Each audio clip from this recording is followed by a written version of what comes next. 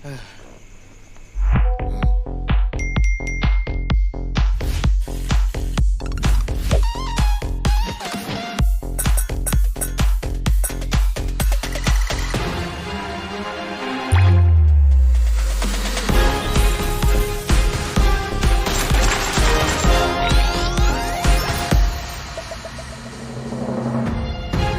skin ready.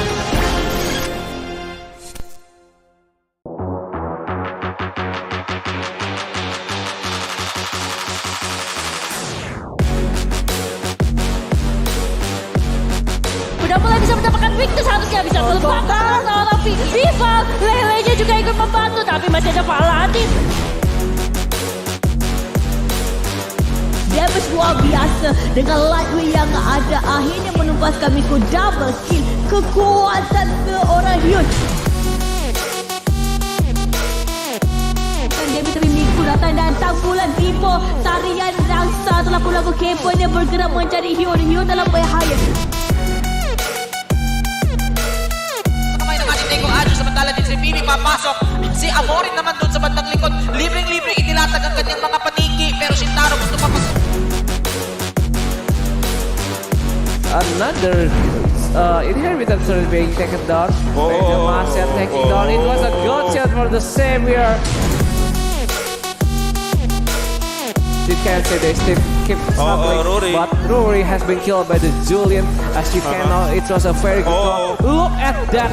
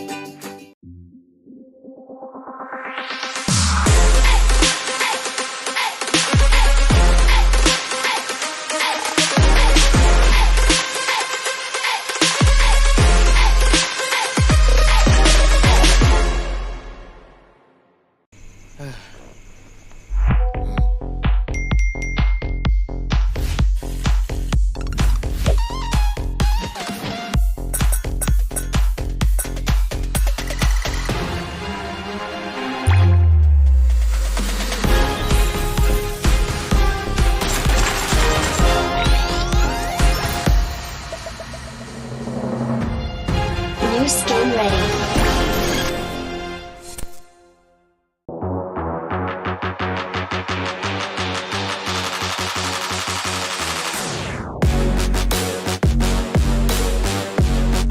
Udah mulai bisa mendapatkan wing tuh seharusnya bisa melepaskan seorang rival. Lele-nya juga ikut membantu tapi masih ada Paladin.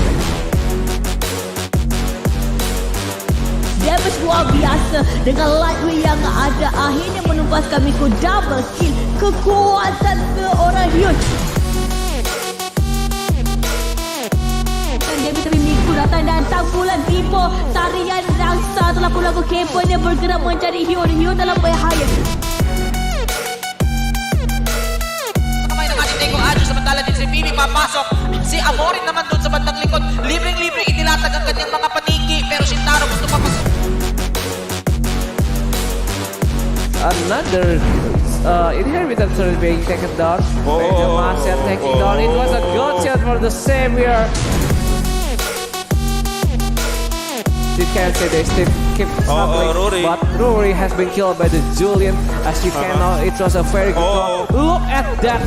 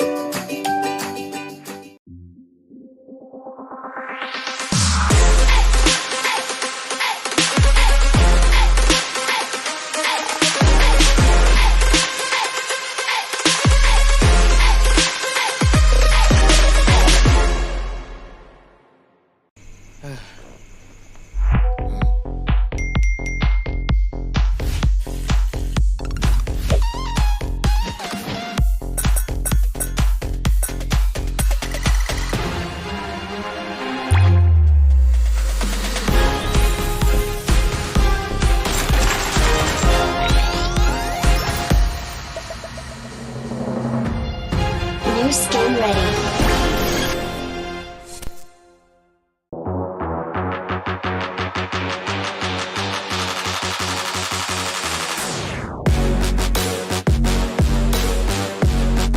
Udah mulai bisa mendapatkan weakness, harusnya bisa terbakar seorang Viva. Lele-nya juga ikut membantu, tapi masih ada Paladin.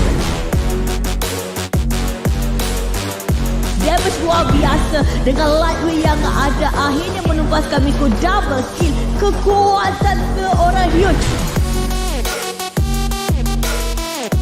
Dan dia bisa mimikku datang dan tanggulan Vivo. Tarian rangsa telah pulang ke keponya bergerak mencari Hio dalam bahaya. Kamay ng ating Tego Adjo, samantala din si Bibi papasok. Si Amorin naman doon sa bandang likod. Libreng-libre inilatag ang kanyang mga paniki. Pero si Taro gusto papasok. Another inheritance turret being taken down. The Master taking down. It was a good shot for the Savior. You can see they still keep struggling, Rory. but Rory has been killed by the Julian. As you can know, it was a very good call. Look at that.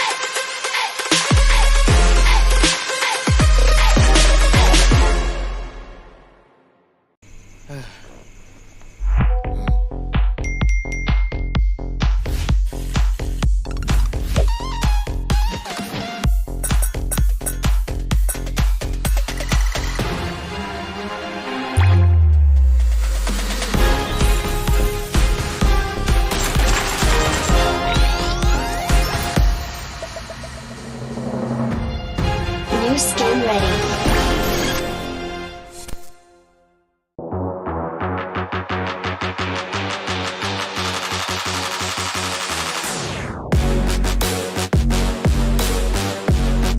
Udah mulai bisa mendapatkan weakness, harusnya bisa terbakar seorang Viva. Lele-nya juga ikut membantu, tapi masih ada Paladin. Damage luar biasa dengan lightweight yang ada akhirnya menumpas kami ku double kill. Kekuatan seorang huge. Dan dia bisa mimikku datang dan tanggulan Vivo. Tarian rangsa telah pulang ke keponya bergerak mencari Hio dalam bahaya. Kamay ng ating Tego Adjo, samantala din si Bibi papasok. Si Amorin naman doon sa bandang likod. Libreng-libre inilatag ang kanyang mga paniki. Pero si Taro gusto papasok. Another inheritance turret being taken down. The Master taking down. It was a good shot for the Savior. You can see they still keep struggling, Rory. but Rory has been killed by the Julian. As you can know, it was a very good call. Look at that.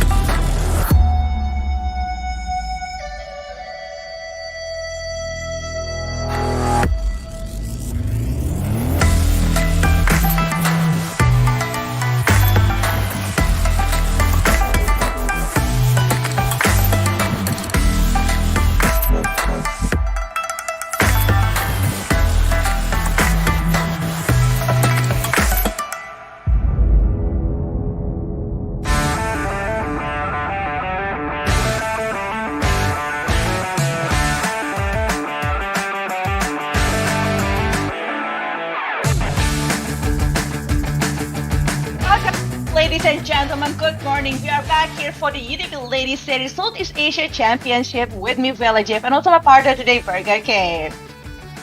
Hey, so nice to be here once again. And Bella, we are already here in the semifinals, the final lower bracket, and the grand finals of UniPin Ladies Series. So it's super, super exciting.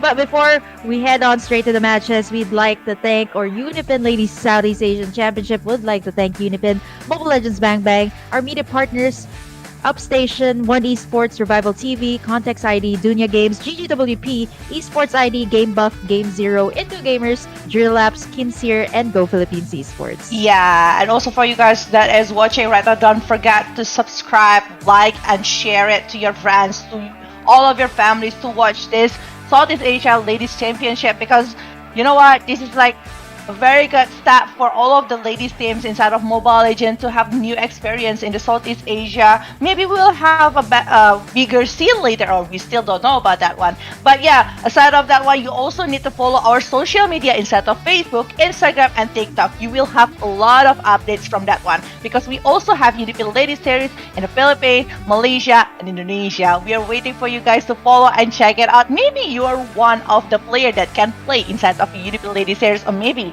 USC later on. But today we will have two matches, just like where Burger King have mentioned. We will have the final lower bracket with best of 5 series. There will be RQ Mika along with Smart Omega Empress that is going to be competing each other for one last slot in the grand final. Man, oh man, these two teams, Bella, they've never gone up against each other here in the UniPin Ladies Southeast Asian Championships just yet, but they both have something similar. And they were both sent down here to the lower brackets by Bigatron, who, by the way, is already waiting in the grand final. So whoever, by the way, will win this series will be facing Bigatron Era, who's already at a very dominant streak, 17 win streak in tournaments according to Mirko. So that's absolutely insane. But for RQ and Smart Omega, this is going to be a very heated match as well.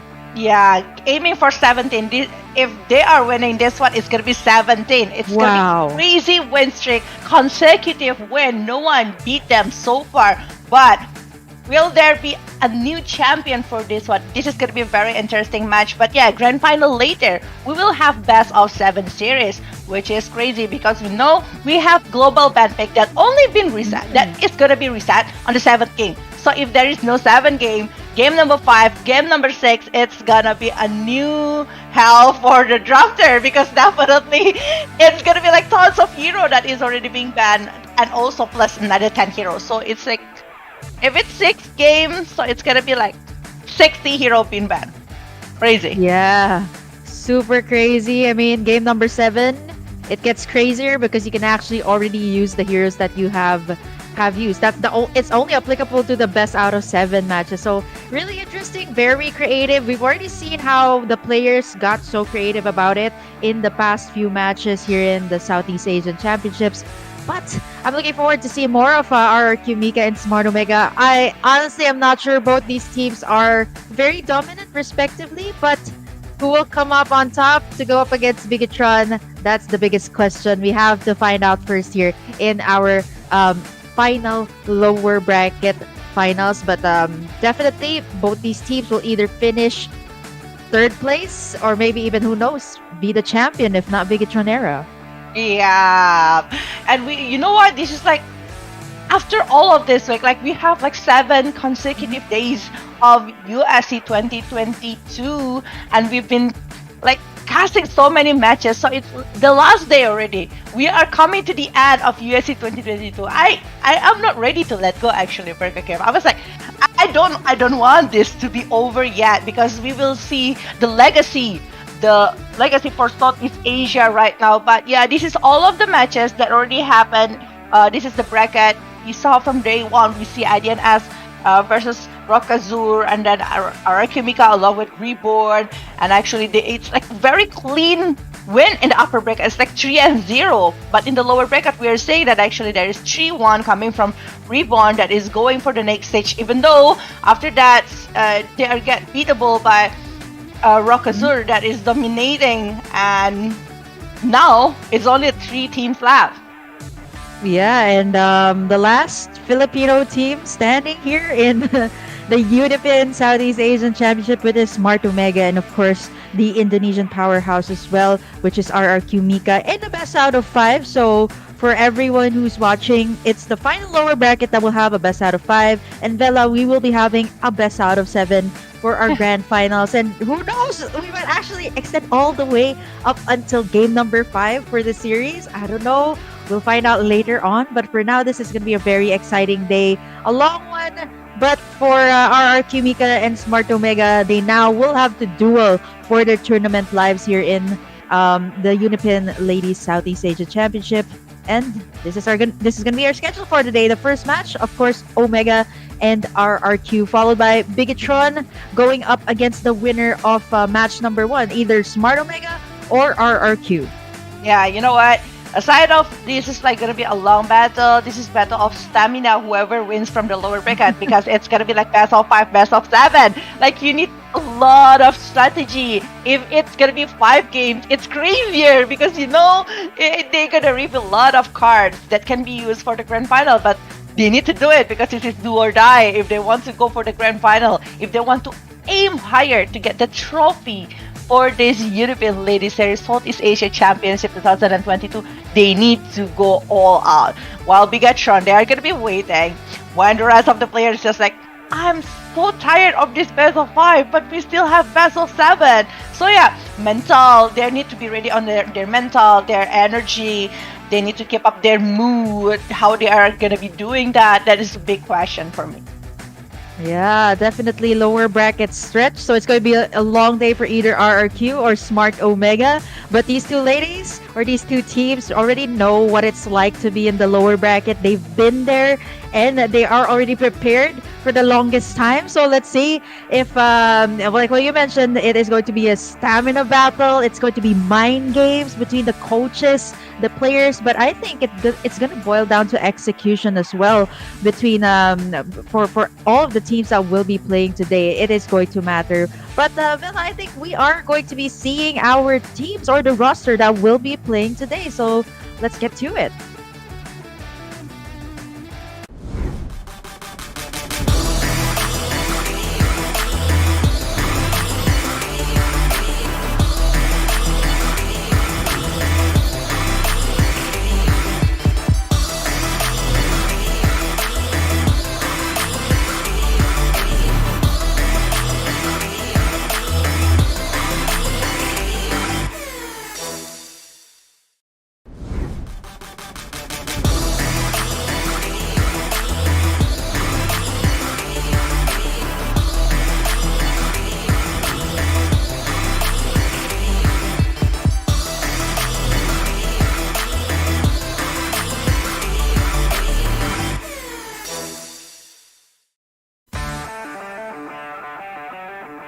The lineup for there's 2 teams, RRQ Mika from Indonesia and also Smart Omega Empress from Philippines that is going to be competing inside of this one. We see from RRQ, they have like extra player BL that haven't been playing inside of the USC 2022, and we are hoping to see like what kind of lineup that they will pick inside of this match, because just like what I've mentioned before, this is a do or die. If they want to go for the grand final, they need to do their best. They need to give an all out. Well, for Smart Omega Empress, I think like what I see yesterday, like they really need to step up on their, like the draft that they're giving. Sometimes it's just like good, but the execution that they're trying to do inside of the line of down is just like sometimes getting caught off guard by the opponent's side. So maybe if they are really been disciplined about their movement, it's gonna be very good. On the side of Amore, Phoebe, Keishi, Mireille, and also Shinoa. And Shinoa is the star player coming from Smart Omega Empress in my opinion, because how she do this positioning, how is her mechanic inside of the laning phase, and how she's able to be one of the like unbeatable one in the laning phase as well. Yeah, exactly. Not just Shinoa. I do want to point out Amor and Mirai as well. These two have been, well, they've been playing for the longest time. And just a little trivia, as far as I know, Mirai and Shinoa are actually classmates. So that's a really big factor when you shot call, right? You're playing with your classmate and you're also playing with them in Mobile Legends in the grandest stage here in Southeast Asia. You're gonna have to definitely step up. But here we have it. RRQ Mika as well. Their lineup for today is no joke. We have Giogoy, we have Ash, Lele Pinkan, Queenie, and NG. You mentioned Shinoa, Vela. I think for RRQ Mika, it is going to matter, especially for Queenie here. She has been the back-to-back MVPs for the games I've casted so far. And honestly, you mentioned positioning as well. That is going to matter for both the gold laners of RRQ and Smart Omega, since they are the ones that carry the tools or the weapons to be able to carry the team to victory, especially in the late phase. And especially winning that laning phase will definitely matter, not just for the gold lane, but for the mid lane matchup. Giogoy as well as NG's rotations will matter for RRQ Mika. Yeah, Angie, if I can be honest, previous day we saw that Angie doesn't perform really well, just like what we always see from Angie. Like Angie's Franco usually is like very barbaric, I can say that, because like the Iron Hook and also the Bloody Heart is just like so crazy towards the opponent side. But yesterday, going against Pikatron, it's just like she's not showing her potential. I don't know why. The rotation is not there. The movement is just like being like a little bit like scared about all of the rotation that is being done by the side of Pikatron. But I think like RRQ needs to do more about this one, and they cannot like focus to get over the hero that can be used only by Ash, but which is Assassin. Like we know Ash have more and bigger hero pools, so they really need to step up on that one. And what is interesting as well, like we don't know who is their coaches, their coach from Araki side, because they are, I don't think they are still with Rave, since Rave is going for MDL, the second tier of the men's competition in Indonesia. So I'm really curious who is their coach, or are they drafting by themselves? That's the question. Oh, interesting that you mentioned that, Vela. Smart Omega Empress has a very similar situation. So for their head coach, it's Coach Miko. So Miko is actually in the current roster of Smart Omega in MPL Philippines. So he actually had a game yesterday, and when Smart Omega had matches for the previous USC, he's actually there to support. But as far as I know, for Smart Omega Empress, if not Miko as their head coach, they actually bring in the head analyst as well for the Smart Omega MPL team, which is Amethyst. He's also a player. He's also playing for the mid in Smart Omega's MPL, but for now he's going to be standing as the analyst. So I'm not so sure if it's going to be Coach Miko and Coach Amethyst that will go hand in hand for today, because there is actually going to be an MPL today. So not so sure if Miko will be playing, but definitely if not, he is going to be here helping the Empress's draft. Wow, that is a very interesting things coming from Hurricane Mika and also Smart Omega Empress. But back again, this is best of 5 and they need to do their best. We are still not sure who is behind their draft for today's match, because this is a very important match. Just like we talk about it so much, like this is do or die if you want to get over the grand final. But with this current situation coming from Smart Omega Empress and also Hurricane Mika, I really wonder what will happen inside of the drafting and also the lineup down later. Sometimes they have a really good draft, but they're unable to execute just like what as they are planning whenever they got the heroes for. So I really want to. Yeah, Vela, I think for RRQ and Smart Omega as well, another thing I have to point out, aside from the gold lane, it's going to be Mirai's heroes or NG. And so far, I mean, NG has been making the plays, but for Smart Omega, Mirai as the roamer can get really aggressive as well. So I think for the mid lane matchup, you definitely have to win the lanes aside from the gold lane, win the matchup, be a little bit more aggressive, because these two teams, both RRQ and Smart Omega, they can play aggressively. So I think maybe that is the name of the game. Either play aggressively, make your draft work, and maybe perhaps make the global ban something in your advantage, right? Like either you can use it to bait out certain heroes from the other team, because that's what we were talking about the other day as well. Either use the global ban to bait out some comfort picks, or either use the global ban to bring in some heroes towards your favor. But I think for RRQ and Smart Omega, there is going to be a contest for the Beatrix, definitely. This hero is so broken, Bella. The Beatrix. I think that will be something that we have to watch out for, the gold lane matchup for RRQ and Smart Omega.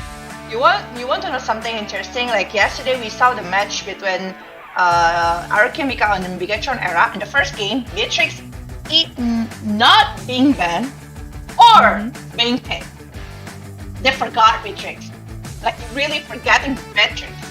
Which is weird because all of the matches that I've been causing is like, oh, Beatrix, go Beatrix, go Beatrix. Yeah, it's it's always like Beatrix. I don't know. Honestly, this hero is so broken. It has so many tools, and when it reaches the late game, you can definitely burst down your opponents. For Beatrix, I think a contest. Also, not just the Beatrix. I think either the Savior or the Eve will be highly contested. This is I know it's a comfort pick for Geo and Amor.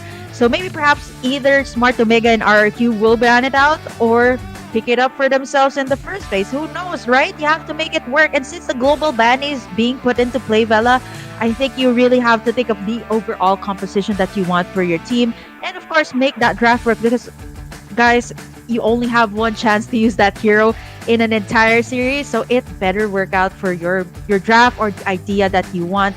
But I'm pretty sure for RRQ and Smart Omega, they're for RRQ, I still don't know, right? We'll find out later on if they do have their coach with them in the drafting phase. But if ever they aren't going to be drafting themselves, I'm pretty sure they have a lot of experience as well. So, this is going to be a difficult match, or a very exciting match for RRQ and Smart Omega. But, Vela, it's going to be a long day for us. Either, I don't know if it's going to clean sweep or 2-1. Let's find out later on in just a little bit. Yeah, because we're directly gonna go for the gaming house here. This is a player from Smart Omega. Kim, may I ask, what is barangay mean? Barangay. When I was casting with Pyra, she asked me the exact same thing. She was like, "What is barangay Omega?" It's actually pronounced as barangay Omega. Okay. So there's a city, right, in every country, and in each city there are like smaller clusters of compounds. So that's what you call like a barangay in the Philippines. So for Smart Omega in particular, they kind of coined that term for themselves. They kind of call their fan base Barangay Omega, because they're always going together and cheering for Smart Omega. They have a very good fan base here in the Philippines. So I think it's very suiting. It's very Filipino to call their fan base Barangay Omega. It gives that Filipino touch to the team. So that's what it means. Barangay Omega. It's not just a name for they put it like there for whatever, but it means it's their fan base, Barangay Omega. That's what they call them. So if you want to address their team, it's like, make some noise, Barangay Omega, which means it's their fans. That is so adorable coming from Smart Omega Empress here towards the fans.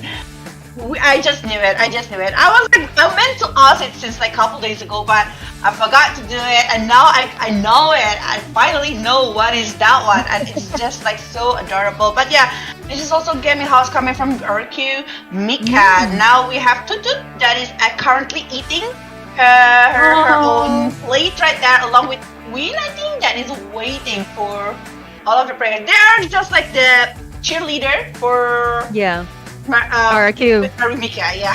But yeah, if we can jump a little bit towards the drafting phase here, we are gonna be back talking about the Savior and also Eve. Like lately, we are seeing a lot of Savior being fake back, but we know that actually Savior is a very late game hero compared to all of the hero that is available inside of the Land of Dawn, such as Eve, maybe Lilia. That actually very weird, because we barely see Lilia. Like Lilia is an option, but it's not like a prioritized option.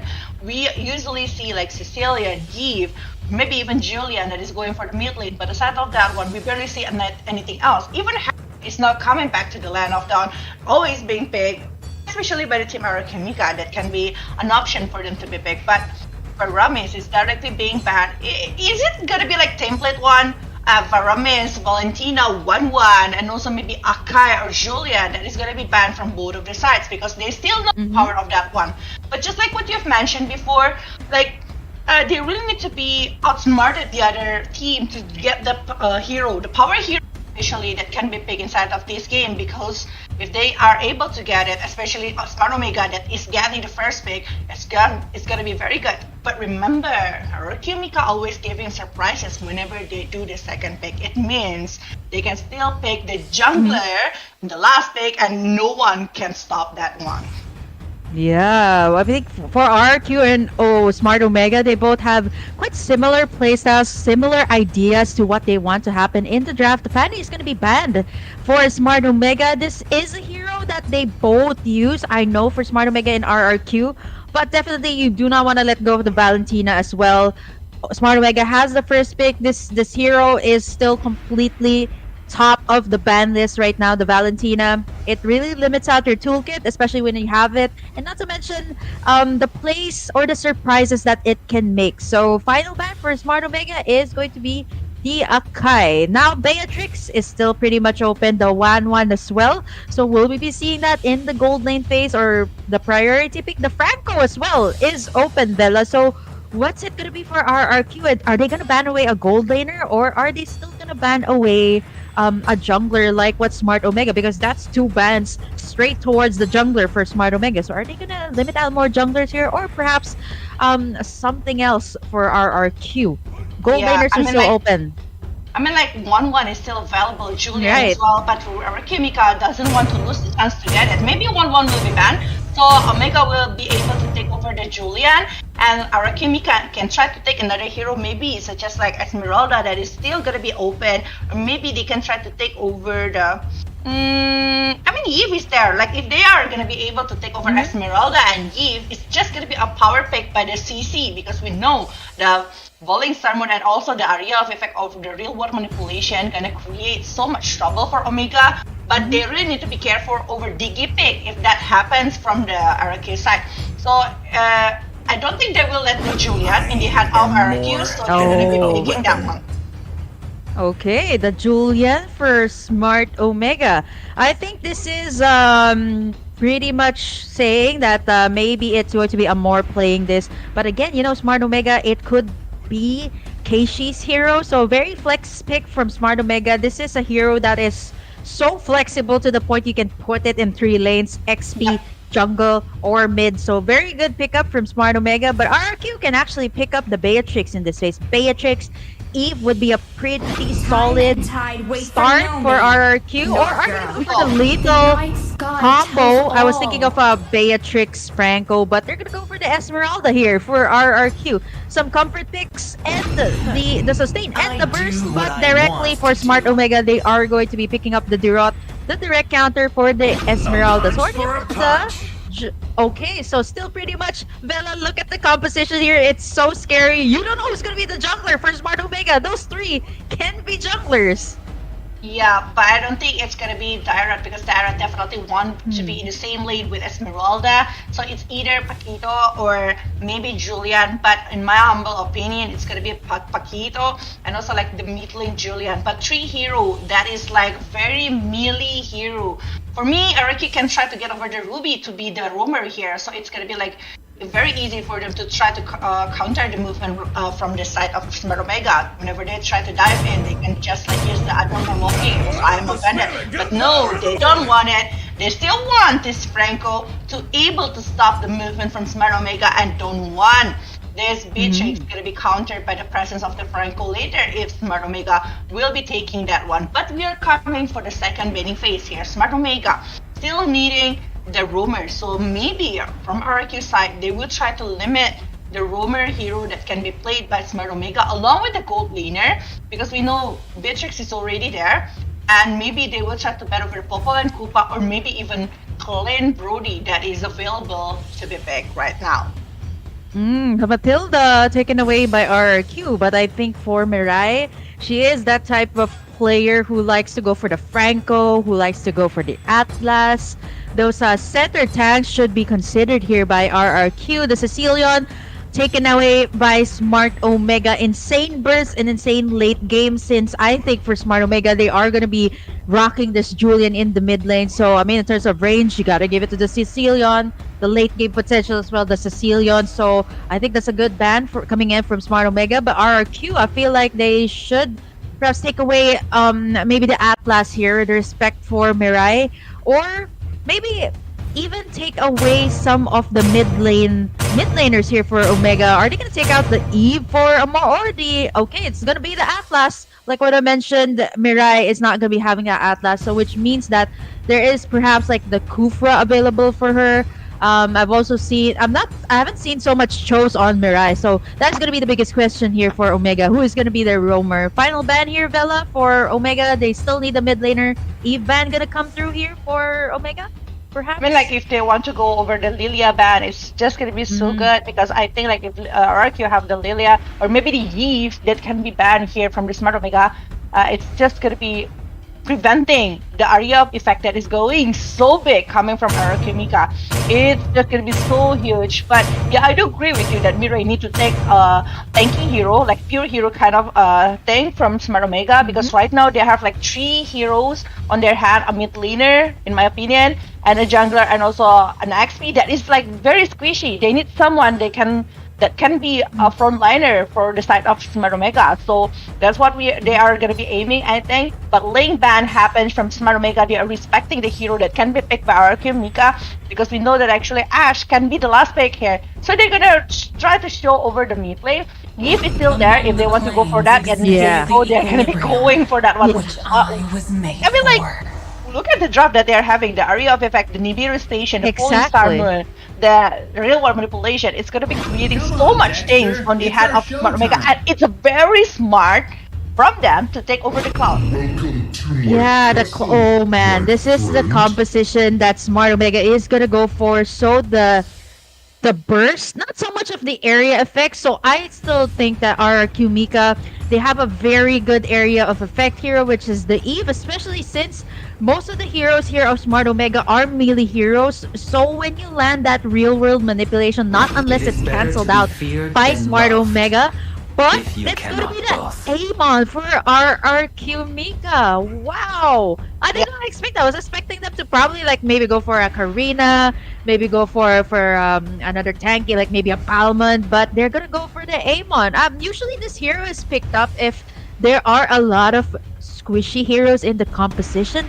But I would say the composition here of Omega Empress, it's going to be difficult to burst them down immediately with the Amon. So maybe it's more of the fast farm for RQ Mika. Maybe the Amon to do the cleanups. But Fella, this is the very first game that we're going to be having in the final lower brackets. Which composition do you like more? I think, in my humble opinion, this Amon gonna be trouble for Smart Omega Empress, because we know the Andrew Shard will directly go for the Paquito, Julian, even Dyrot here. So I'm not really sure what is gonna be happen, because it depends on the execution. But we will just jump to see this is the first game of Best of 5 series final lower bracket here for the USC 2022. Still with me, Bella Jeff, and also my partner Burger King for this first game. But just like what you've mentioned, it depends how they are going to be playing in the early game. Like, if you see the draft coming from RRQ Mika, they really have a very good draft coming from Ahmed and Franco. Like, they are going to be able, whenever the Franco open it up, they were going to be able to try to finish it up by the endless shard coming from Ahmed. But if they are unable to do a proper opening, definitely Smart Omega Empress will try to counter it back by the presence of the Paquito with the jab, and also heavy left punch. And I think that's what Omega need to do. Like, they need to do the counter. They should not open it up towards directly. Why? Because they have hero that need farm, which is Cloud. Cloud needs 2 items. That is at least to have the power spike, which is gonna be like Demon Hunter Sword and Golden Staff, and it takes time for that one. At least like 5 to 6 minutes if she is winning on the laning phase.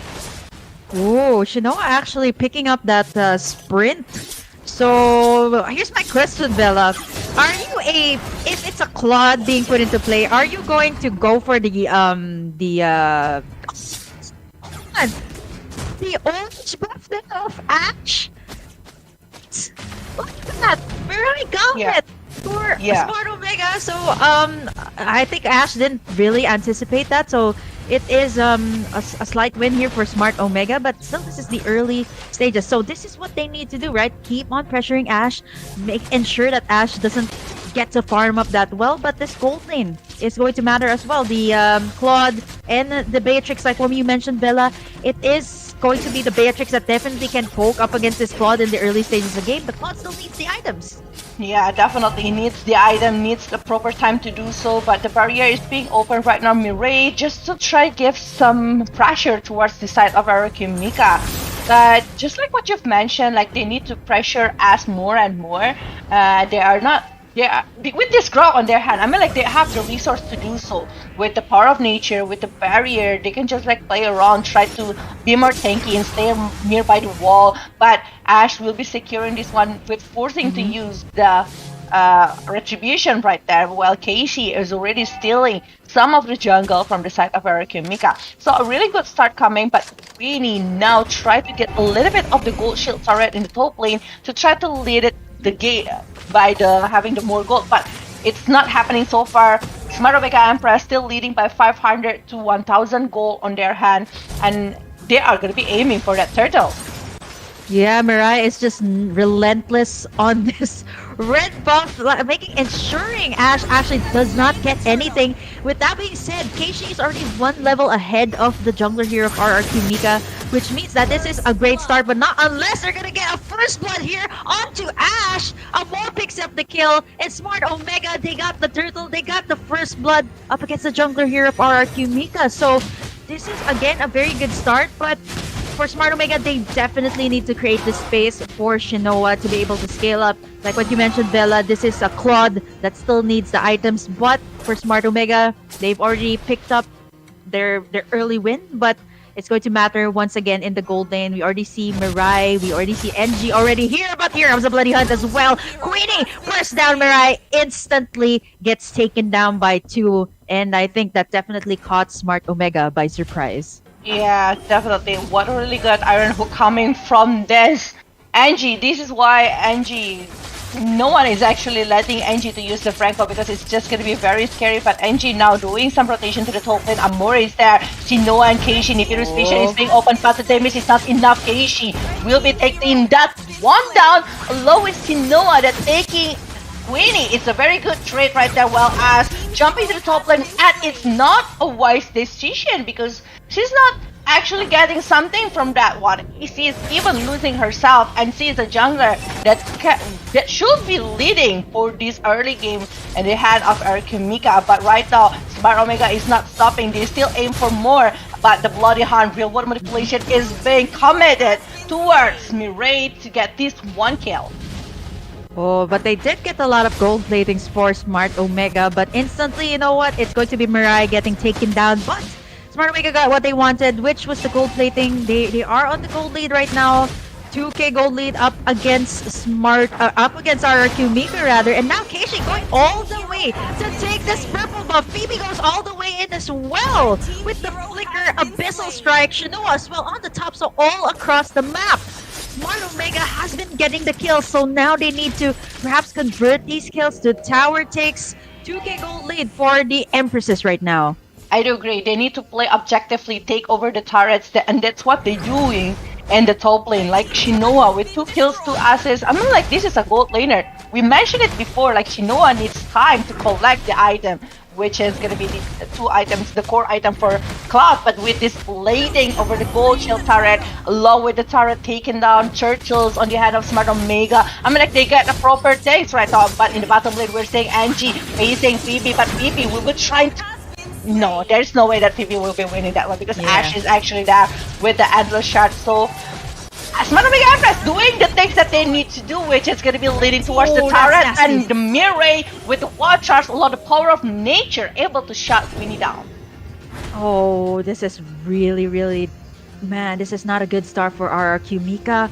But if you know they set up these clashes very well, what Smart Omega is doing is just isolating everyone. And now here on the mid side, Amor will be forced to use the chains to back away from 3 from RRQ Mika. 5 minutes in, and we see Smart Omega 7 to 4K gold lead. But we are also seeing some wins here from RRQ Mika, just like this. Mirai forced to flicker away back to safety. Map control so far for Smart Omega. I'm actually curious, Bella, what items we already have here for the Claude, for the Beatrix. Ooh, actually, it's Demon Hunter Sword on the hand of Shinoa and going for the golden staff. And actually, it's gonna be finished soon. I think like it's less than 1,000 left to get over the golden staff. But on the other hand, we are seeing that actually Queenie finishing the Blade of Despair and might be going for the Malefic Roar Raider to have more penetration towards Smart Omega Empress. While for the Julian, finishing the Genius one means the damage coming from Amore will be huge towards our Kimika. And actually the golden staff is there. So definitely this Cloud might be going for the Dread Out Armor. So whenever he dives in, he won't be easily taken down by the side of Arakimika, or maybe going for Athena Shield. So no one from Arakimika, especially as Wilbur's, are down whenever she dives in. Yeah, Mirai is always the one getting hooked here by NG, so she needs to fish for someone. I think for our Kimika, for NG, she needs to take out like more or less like Shinoa or Keishi here. Very tanky heroes coming in from Smart Omega, and the insane dives that they have been doing. And now again, the turtle will perhaps more or less go to the side of the Smart Omega Empress, and now Ash gets taken out. Queenie super low HP there, blazing the way that it's a killing spree for Shinoa. Are they gonna go still at it? NG is super low, and or Keishi rather joins the party and instantly takes down 3 from the side of RRQ. Mika with the turtle to back everything away, wrap it up and say that, wow, we have a very solid start, 7 minutes in. But for RRQ Mika, they really have to find the plays right now. They have to make it the plays, especially for NG, because Smart Omega, they have the map control right now. Yeah, they do have the map control. I think like Smart Omega Empress really worked in this like past 2 days to just working out about the things that they are having last before, like the discipline that they are doing, the commitment, the communication as well, like how they are like move and marching together to get things that they are aiming for. They are just like very good and very disciplined. So I think like this is what makes Smart Omega able to get like this first 8 minutes with the lead of like 5,000 gold in the hand of Smart Omega Empress, and not stopping there. They're still gonna go for getting more on the side of Arakimika. Maybe they will gonna aim for the jungle, or maybe gonna going for the turret in the top lane. But after that, they should be careful for the late game once again. This is only like matter of momentum, I might say. Like real world manipulation following Star Moon, they should avoid that one. If they are able to avoid that one, maybe the wild shots coming from Brock stopping the real world manipulation, or maybe the falling Star Moon, it's just gonna be huge for Smart Omega Empress. And that's what Mirai do actually in the past 2 wars, I think. She's just like, okay, I'm stopping this Eve, I'm stopping this Esmeralda, so I will be able to get and gain more for the war. And they do stop them, and especially Gilgoy, like taken down for once, and Queenie is the main target for taken down for 4 times in a row. It's just like so crazy for the side of Smart Omega Empress. Oh, NG is here. There's the hook coming through, and it's spot right there. The Rush BB is gonna get taken down real, but is able to escape all of that. Wow, here comes the entire of RQ Mika. They get in the tower. Well, not just yet. They almost get in the tower, getting saved there by Mirai. And now here comes the first Lord of the game. Not yet the Loomis one, but I think Smart Omega, they want to try and attempt to pick off one before they go in for another major objective. But this is, again, Smart Omega, they have to play this wisely. They already got the map control. And for RRQ Mika, we are waiting for that bloody hunt from NG on the key heroes here of Smart Omega. But I think for RRQ, they're gonna be letting go of this first Lord without any contest. They're just gonna exchange it for tower here in the bottom. Yeah, taking a slight gold here on the hand of Arakimika, scrapping gold to try to get over the objective game from the side of Smart Omega Empress, but they are getting the Lord. It means that they will be marching down with the Lord from the bottom lane. Even though that this is the first Lord, so it's gonna be very easy for the side of Archimika, especially with the high ground hero that they have, to stop this Lord's movement. But at least Maromega Empress will try to pressure more towards Archimika. They need to freeze the lane. They should not let Archimika to try to get over the goal that they needed for dragging this game for the late game. Because once again, Esmeralda for the late game is just like huge problem. We can see from the item here, even the Fini is forced to have the assist. Usually it's going to be Hunter Strike, maybe Malefic Roar. But the different in the goal situation right now, force Beatrix to make over that one. While for the rest of the player like Phoebe, it's just like going crazy. But Keishi actually taking Ashe down, even though Keishi will be taken down in the hand of Ashe as well. Oh, it is going to be 1-for-1 exchange. The jungler for a jungler, but towers are slowly going down here for RRQ Mika. Smart Omega, they want to push this further, but now Chains as well go all the way in. Mirai trying to tank in all the damage. There's going to be nothing that RRQ Mika is going to take. Instead, Smart Omega will take that tower on the bot side. Inhibitor down, and again, 11 minutes in, Smart Omega on a 6k gold lead. This is really difficult, especially this is the time we're in the Claude. Shinoa has already scaled up, standing at a 304, by the way, hasn't get picked off yet here by RRQ. So what does RRQ need to do here? Who do they need to hook, especially for NG? Yes, there's the one making the placement. Hold that thought here on the bot side. It is going to be a 3v1 situation. Lelepinkan goes down, but I think for RRQ Mika, they want to look to equalize here on the top. Phoebe, Queenie, and NG. Okay, the hook is going to miss, but Queenie is going to be relentless on pushing this lane. They will be able to take this one, so it's a 1-for-1 trade, but Smart Omega also on the bot side, trying to look in for that push, clearing out the waves, but again, they have to be very, very careful here. The Smart Omega, they are all across the map here. Queenie is going to be able to recall. They're almost getting spotted by Phoebe, but now Ashe is here. Oh, the chase. Amor gets taken, but Ashe is going to be the prize as well. The mid for the jungler, still Smart Omega in control right now. Ashe going for different direction. Wrong way to go home right there. And this is going to be the second Lord inside of the Land of Dawn. And I don't think Archimika will be able to contest this one because they don't have Ashe that will be responding the next 15 seconds. And Smart Omega directly going for that one. They know what they want. They know they need to play objectively. And this Shinoa is a monster right now. The damage that she's giving, look at that.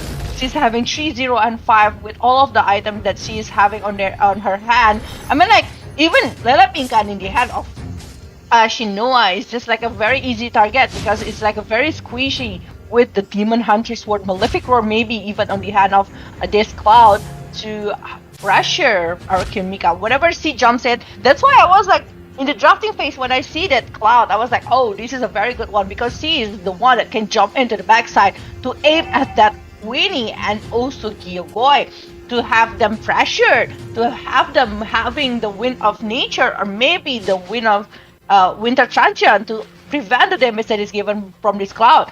And they are not stopping there. They just like have this Mirai with the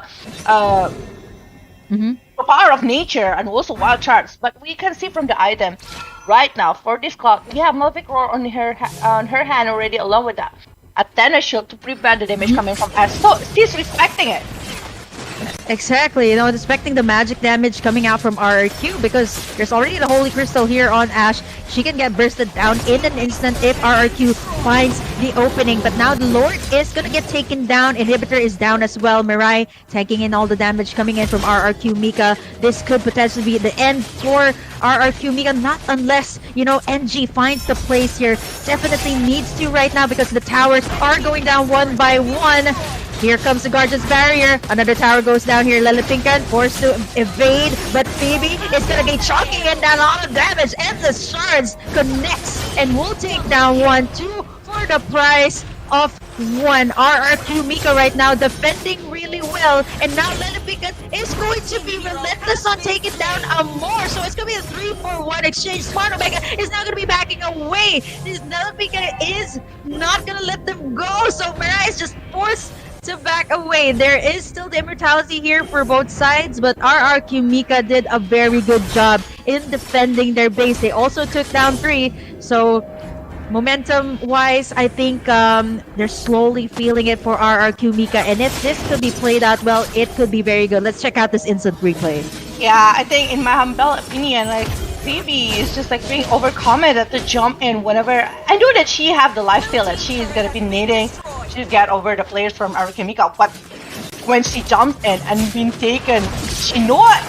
It's supposed to be free, but remember, under shares is there, and it's gonna be creating so much trouble for the side of Team Smart Omega Empress. But we are saying that actually Phoebe is taken down again for the 3rd time right now. Even though they are exchanging it with Ash right now, it's worth it because Ash is down, even though that Phoebe is taken down by the side of the Arukimika. So right now, for the side of Smart Omega Empress, they really need to take over this sword, and I don't think Arukimika will be able to maybe try to steal it, but Lelepinkal definitely will try to stop the movement coming from Smart Omega Empress.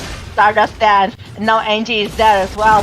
Queenie with the sniper mode right here will be changing to Wesker soon maybe, and the Lord is still there. Look at that one, Gyokoi looking for position, facing where it's being open, looking for further movement right here, but the Falling Sunburn on the other side, and they are still focused. Shinoa goes down. Noah, Angie is down, but look at that one, Queenie is not going away. She's still looking for the position to aim at Smart Omega Empress.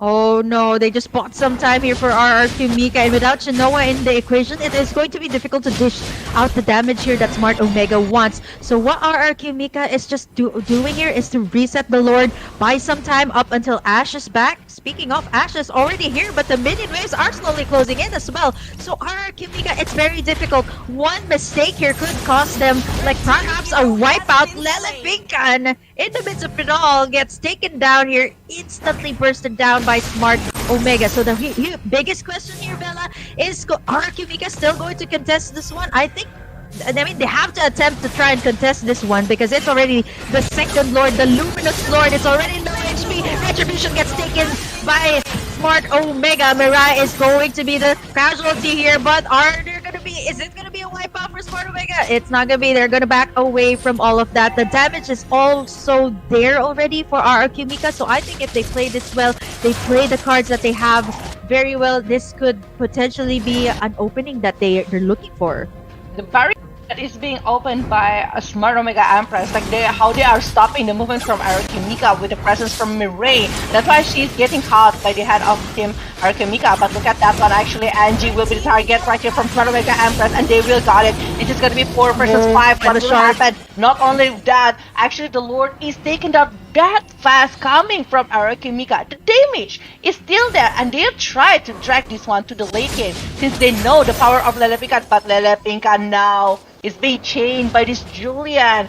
But you know what? This is like getting crazier since this Lelepinkal is now directly maybe going for the Ice Queen one, so she can slow down the movement coming from Smart Omega Empress since everyone have a real world manipulation now being opened by this heave. But Kyogoi is being cancelled by the presence coming from Keishi, even though that Lelepinkal will be down, but the Winter Pancheon is being opened by Ash, and Ash is down. It's a killing spree coming from Smart Omega Empress, but killing spree for Queenie as well. But look at that one, the jumping, the flicker that is being opened, but the blocking Han focusing over the player from Smart Omega Empress, but they will be able to run away from this one since there's no damage left coming from Arukimika, and they need to defend their base, and it's gonna be another Lord maybe from this game.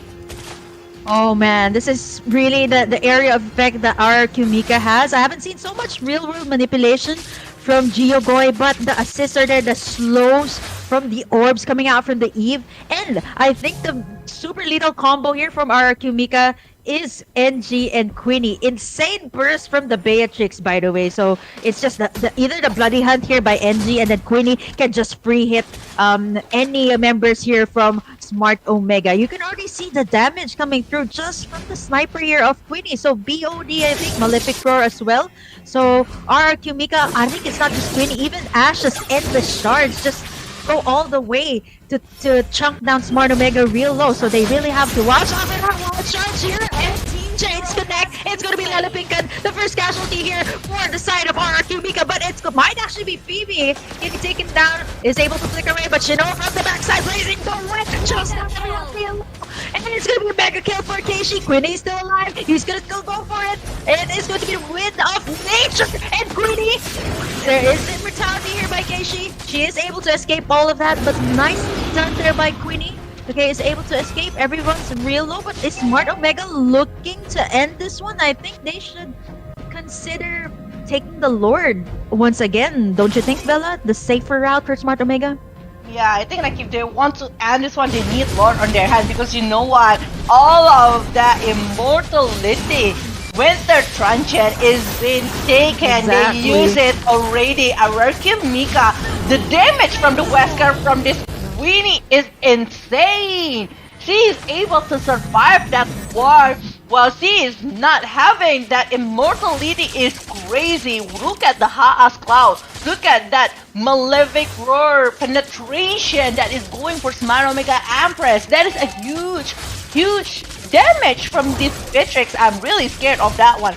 And for this movement, I see that actually Gyoko is changing her items. She was having Twilight Armor before to try to prevent the damage coming from Cloud, but she's changing it. I think that she's having the glowing one because he needs the percentage HP burn towards the Smart Omega Empress, especially for Mirai that is annoyingly growing painfully towards the Arkimika. She's just like creating so much things. And to be handled by Arkimika side, but the Lord is there. No one coming from Smart Omega Empress. They don't have enough movement here, but the chain is connected. They want to get the player from Smart Omega Empress, but the reinforcement is being cancelled by the presence of the world of nature right there. But Keishi will be taken maybe, will be commit by Winnie, but it's not. The Lord is gonna be the focus here from Arkimika's side. This is what you have when you're Arkimika. You got a lot of area of effect. So for Smart Omega, they have this dive-in composition, right? And they're heavily relying on this Claude to make in the place to burst down the heroes from the backlines. But the very difficult thing here for Smart Omega is that Lele Pinkan is actually zoning away the backside damage. You see the way she danced up against Amor to the point that she couldn't even move away from the Esmeralda. So now you are already seeing kind of like RRQ Mika really feeling that power spike. But for Smart Omega, again, they have to make this work out well for them because late game Beatrix burst is insane. Look at that. Shinoa jumped down to really low, forced to back away to the base. I think this could be another Lord, but this time I think RRQ Mika will be able to actually contest this one. I was about to say they're able to contest it. Now they are, because Keishi is taking down. The death timers are there, 23 minutes in, and it's gonna be RRQ Mika playing this out real slow. And now Mirai, okay, forced to use that wild charge to back away. The damage from the Endless Shards is just there, and it gets taken down once again by RRQ Mika. No inhibitors left, but RRQ Mika still in this game, 28 minutes, 28 seconds rather, before the next Lord is up. But RRQ Mika, I think their plan, they have a different one, is to take down the inhibitors of Smart Omega Empress. So they are feeling the momentum here, Bella and RRQ Mika. They are looking really good right now. 5v4, 5v3 situation actually. Yeah, with Mirai and Keishi that is still not there yet, forcing a war to be happen, but the Lord is there. This is their chance. It's like 5 seconds before Keishi coming to let off on 60,000 of HP of the Lord. They will try to burst it as soon as possible before Keishi reaches to that area, and I think our Mika will take that, and they need to disengage from the war. They should not force the war to happen right now. They can try to wait over the Lord and try to have a really good management of the wave here by having the top lane and also mid lane to come together with the bottom lane. So if they are able to do that and give the pressure towards Smart Omega Empress with no high ground hero here, only depending on the Cloud, it's gonna be a huge problem if they are unable to stop the movement coming from Gyogoi and maybe Queenie, because Angie, Lele Pinkan and Ash, they're just like, okay, I'm gonna open Endless Shard, no matter who it is, at least I burst it, and you guys need to finish him off. Oh, the damage! It's crazy. RRQ Mika is already getting that burst. Insane from that Matrix. It was a very slow start from Quinny, but now Smart Omega Empress, they have to take care of this Lord first, but Baby goes down! The shards connect, but here comes the chase from Amor and blazing the whip as well from the side. Unstoppable Queenie. Remember, standing take on Mika. Take this with a reverse or an epic comeback up against Smart Omega. Yeah, I'm like based on the hero that they are having high ground hero that can prevent the movement coming from Smart Omega Empress, even though that they tried so hard. With the dive in, they are just like went too far to the side of Araki, and they are like forcing the base war. And like, I think like it started when Phoebe tried to dive in towards the side of Araki and Mika, and they are getting the shutdown not only to the Dairat but also to the side of this Akito. So swing of the goal that can make Araki and Mika try to catch back all of the differences that they are having. They are having the momentum after that. Then Mika is just chasing everyone from the side of Omega, and Smart Omega Empress I think like overwhelmed with all of the kind of the situation that they are doing. And after that, Keishi being shut down for like 1 minute, 1 minute respawn time. Like Araki just like, okay, let's do this. We cannot do the wave management. I don't care. We just go for the bottom lane. We go for it. We wait for the wave to come to us because we know that we are having the Lord minions, which is going to be tankier, which is going to be more painful rather than before. And whenever they are aiming for that one, they got it. They got it really, really well. This is an epic comeback, just like what you have mentioned. I don't think that it's actually a discipline coming from Araki and Mika, because I don't think that's the key. Even the one that is playing very disciplined in this game is actually Smart Omega Empress, in my humble opinion. But the way that they are very patient over the move, and they are very patient about the high ground, the one that make them win for this game. Yeah, I think I do agree with you there, Bella. There was that early game lead that Smart Omega had, but it all went down the drain after, I think the biggest opening that RRQ Mika was looking for was the key pick off on Keishi right before the Lord, and they really played it out up until the late game. The patience was there by RRQ Mika. Unfortunately for Queenie, she didn't really have a very good game in the start, just like this. I mean, you're going up against a quad and you get insanely pressured here by Smart Omega, so it was a great start. But I think for Queenie, she was able to, make it for RRQ Mika in the latter stages of the game with her positioning, and I think also NG as well. So you see, most of the time it's always NG and Queenie beside each other, like one bloody hunt against anyone from Smart Omega Empress. It was just super lethal for them. Bloody hunt to suppress the members of Smart Omega, and just Queenie to free hit everyone. So crazy. And I think this is the moment, like I see like Phoebe is getting caught. This is like the start of the opening coming from Araki Mika, because Hinoa is also being taken down on the hand of Araki Mika. So it's like a huge goal swing from the side of Araki, and after that they are just like, okay, we still can do it. We still need to have like a proper symphony for the skills that we are having.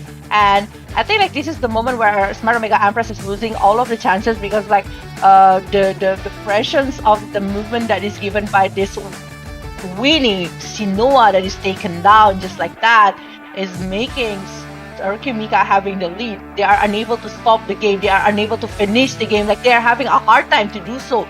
Like the clearing of the minions that is given by Araki Mika is just like huge. Even though back again, is getting caught. Definitely. But Winnie is the one that giving the damage, despite all of the struggle that she's having to have a Smart Omega Empress that always pressuring Araki Mika. But this is also like one of the things, like Winnie with the Wesker, with the husk, able to survive even though the chain is already connected to that Winnie, and they are like going to the fountain, try to defend base one more time, and forcing Smart Omega Empress to go for the Lord. And when they go for the Lord, they are unable to get one. And even Araki Mika is the one that get it, and they are ending the game after that.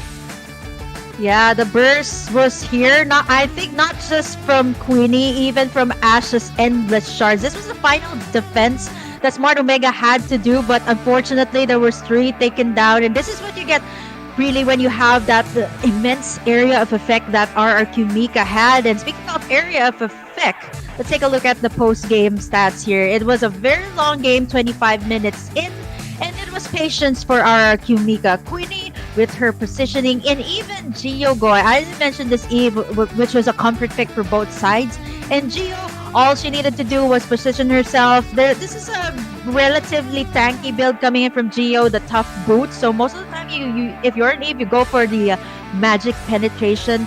But we haven't seen so much real world manipulations. It's more of Geo using the 1 and 2 skills of the Eve just to slow down the members of Smart Omega. I think it was such a wise choice to pick up this Eve since, again, the composition of Smart Omega here is built to dive, is built to burst down the frontline damage dealers. And for RRQ Mika, it was the late game, it was the patience game for them, and the isolated pickoffs that they got for Smart Omega that was able to win them this game. Yeah. Another Pinkan. I'm very curious. Can we see the data about like the damage that is given and also who is going to be the sandbag before we're going and jumping to the MVP here? Because definitely this little Pinkan is just like being aimed by the rest of the player coming from Smart Omega Empress. We see that actually 38% with 179,318 damage received. Even though Mirai is actually having more than that one. It's 210,000 on the head of Mirai itself. But yeah, working to have this turret by the head of Winnie and Shinoa. They play objectively. They are able to get that. And this is our MVP of the game here. For the first game, it's going to be Gyogo with the Eve here. 3, 1, and 10. The positioning from this Gyogo is just like massive. Even though there is Cloud that can aim at her from the backline using the Blazing Duet along with the Battle Mirror image, but she is having like exchange in items to prevent all of the damage that is taken by her by having the Twilight Armor at first, but into the late game she's having a glowing one to pursue to get anything and bigger damage from the side of Smart Omega Empress. That's true, though. I think for Vela, I think for Smart Omega, this is something that they've been struggling for quite some time, is how to close out the game. Sometimes they do get the early lead, like what you saw in game number 1, but I've seen a lot of their games wherein either they don't really have much of the high ground to cover for them, or either they have a struggle in closing out the game in the late game. So they despite the fact that they got 3 Lords for this game number 1, for RRQ Mika, I think the key here was just a very lethal combo of a Beatrix and Franco. We've seen it on NG and Queenie in this particular game. So, we didn't see much of Geo. It's more of Geo assisting everyone in the clashes, positioning herself very well. But I think what really mattered here was to be able to get Queenie that opening to burst down the damage dealers here of Smart Omega. And I think when it reached the late game, it was just RRQ Mika playing out their cards really well, playing it in a slow pace, but playing it out very well. So execution-wise, Vela, I think RRQ Mika did very well in this first game. Yeah. Even though that I don't think like it's the best performance coming from RRQ Mika, like I saw a very good starting coming from Smart Omega Empress, and I hope they can try to do the same thing for the second game or maybe in later to try to come back and maybe try to steal the point coming from RRQ Mika. Because so far, I feel like they have a really good hero. How they are executing it in the first early game, like how they are able to steal off the objective game player picking them off, but maybe the composition of the hero that is gonna be really matter coming from the Smart Omega Empress. I know that they have very good first hero with the coming of the Julian, and also the CC that is coming from Julian is just like so huge for Daira to jump in and try to burst it down along with the Paquito. But there is no one that actually can try to control all of the movement that is given for the RRQ to the late game.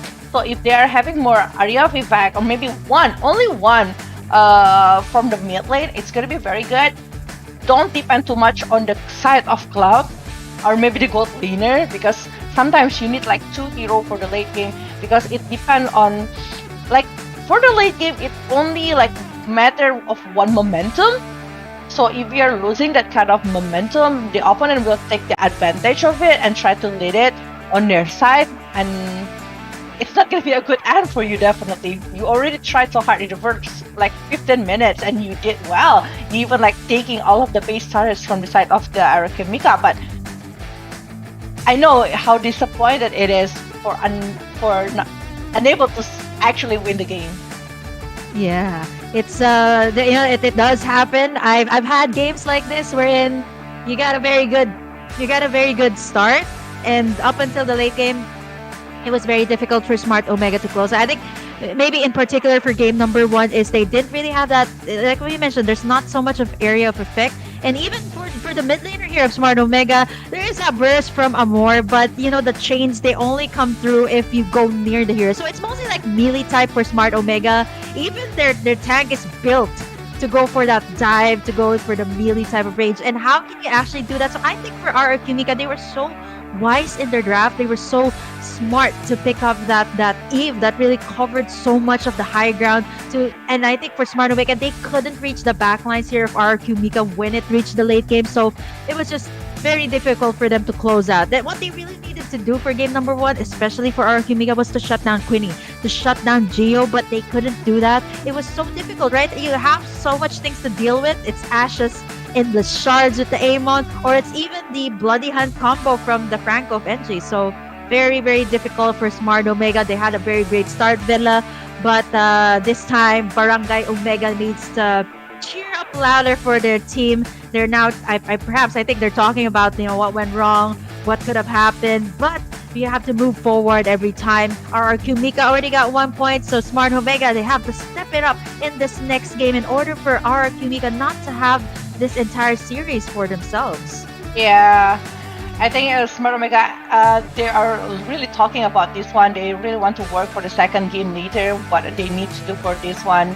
And I think they need to reset it. They really need to reset their movement. I mean, like, they start really good, and they just need to do what they are doing in the first game, but better. I mean, like, if they are able to stop the movement and maybe end it up in the first like 15 minutes, RRQ Mika will not be able to try to come back.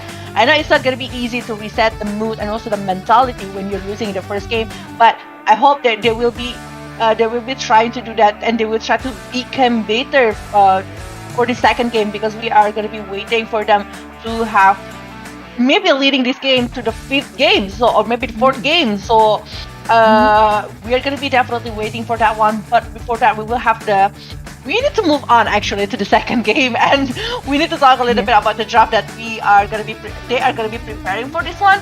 And I think like the Julian here, it's going to be determining a lot for RRQ side. We know that actually Gyoko is also like love to do and pick over the Julian, so it might not being left open towards the RRQ side, because right now RRQ will be having the first pick. But remember, there are plenty of heroes that need to be focused on, such as Paramis, maybe Vanny, Masha, Valentina, Wenwan, and also Akai. They really need to be secured about that one.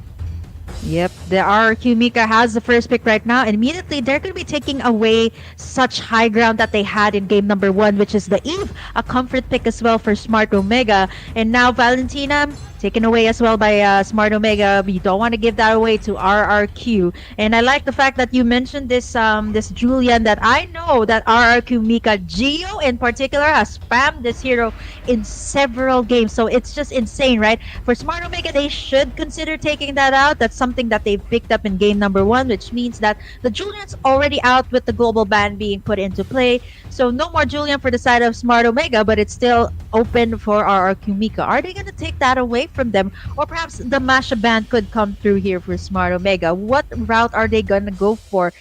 Masha is going to be the second ban here for Smart Omega. I think if not Smart Omega, they don't want to let this hero go. It's a pick or ban for the side of Smart Omega. RRQ now, final ban that they have here. Beatrix, are they going to let that go for Smart Omega? It's another comfort pick for them. Or maybe perhaps the Franco of Mirai, a little combo that Smart Omega could set up here. So Firefox is still open, by the way, Vela, for both RRQ and Omega.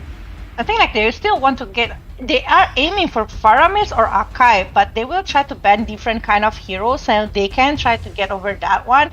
And from the side of Omega, they need to choose between Julian, Faramis, or Akai later on. But no, actually it's Akai that is going to be banned from the side of RRQ. So Omega, they need to choose, okay, what kind of hero that you want to let go towards this RRQ. Because Julian is definitely not going to be able to be picked by the side of Omega. But yeah, they just like ban over the Veramis, and maybe they will try to steal over the hero that is available right now. Before it was Beatrix that being used by RRQ, so Omega later will be able to take over the Beatrix. But I think Julian, or maybe even more. No, I think Julian still all the way. Yeah. Yeah, I mean, Gio has been spamming this hero like crazy. In several games, I've seen several VODs that Gio has picked up this Julian, and it has a pretty good win rate for RRQ Mika, but this Beatrix as well. So it's a Beatrix Franco. I was thinking it's a very little combo that RRQ Mika had, but you know what? Oh, Omega just says here, you know what? We're not gonna go for that. We're gonna go for that crazy play. We're gonna go for that insane damage immediately. And that early game that they had, once again in game number 1, the Fanny pick comes through. And for RQ Mika, I think Smart Omega is kind of baiting out the Kufra here, which RQ Mika can still pick up in this first phase, but they're gonna go for the burst, the range as well with the Brody to go up against the Beatrix. This is something I love seeing, Bella. A Brody, it's super underrated because most of the time in the gold lane you always see like a Beatrix. Never more or less 100%. You always see a Beatrix in the gold lane, but this Brody pickup for RRQ Mika provides them with so much ground as well. And the Uranus for the sustain here for RRQ. So now will it be the Franco Beatrix that RRQ Mika had in the first game, Bella? I think it's a very little combo from the side of Smart Omega, and they can definitely take it this time. Or will it be Phoebe's heroes here to go up against the Uranus? The Esmeralda is still open for Smart Omega, but it's going to be the Franco, like what I mentioned, that little combo that RRQ had in game number 1, and we're going to be seeing it. These are comfort picks for the side of Smart Omega, so this is really scary. It's difficult if you have comfort picks in your own hands, but RRQ Mika, they have some pretty good pickups as well. Yeah. No, Atlas is being banned in the side of Omega. I do like the Araki picking over Brody after seeing the Vanny that is being picked by Smart Omega. But the corrosive strike coming from Brody is just like gonna creating so much trouble whenever Vanny's diving in using the steel cable and also like bursting it out by the torn apart memory as long as it's connected. The stack is connected, Vanny will be in a huge problem. But I think like having the Uranus is just like very smart as well coming from Araki Mika. They want to play along with the Ionic Age, Transcendent Ward, along with the Consecration to just like have this Vanny being confused of like, I cannot target this Uranus, but on the other side, if I go for chasing this Brody, I will get stunned. And also the chain coming from Julian. So like 3 heroes that is coming from Araki Mika will be a huge problem coming from Vanny, but they're only focusing on Vanny.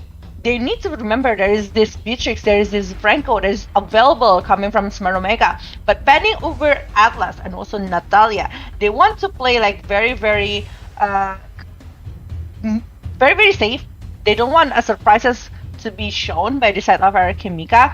And Esmeralda that is being banned, they just don't want somebody to have the as tanky as Uranus to be played inside of the Land of Dawn, especially by the side of Omega. They are unable to pick over the Dyrot. One out of the hero that is going to be very good to go against the Uranus or maybe over the Esmeralda, but they are going to be panning over the Lunox. That's what I want to mention because from Smart Omega, they don't have the mage yet, so Lunox will be a very good option. It's like the direct counter for the Uranus. So without the Lunox, they really need to consider over the burst damage that can be given by the side of Omega, because if not, this Uranus will be just dancing inside of the Land of Dawn without anyone stopping him. So I was thinking about Kagura, but no, Savior, quite a late game hero here by the side of Omega.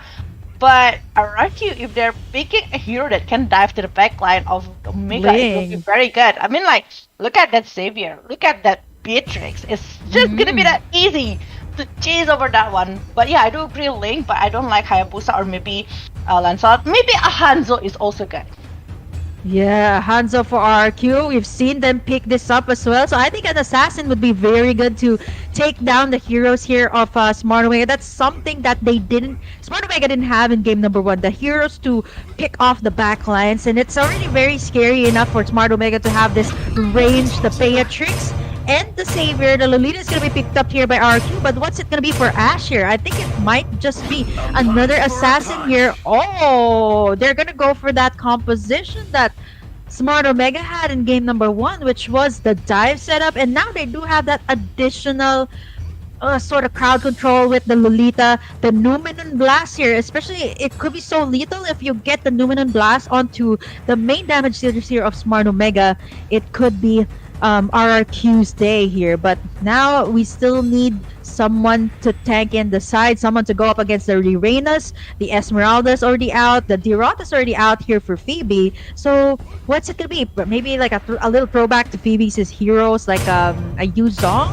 Or will it be just another sustain here? It's mostly like the Esmeralda, Dirot's already out, so I'm thinking maybe Masha's already out here, so I'm not so sure. Begin. Oh, a very good pickup here. Something I definitely going to the side. So I like this. This is a little throwback to what the Ruby is. Because most of the time we're seeing a utility Ruby, but XP lane Ruby for Smart Omega. It will work very well with the melee heroes that that RRQ has here. But again, it all boils down to the composition. And Smart Omega, they're looking a little bit better than they had in game number 1. A little bit more range here in this game number 2.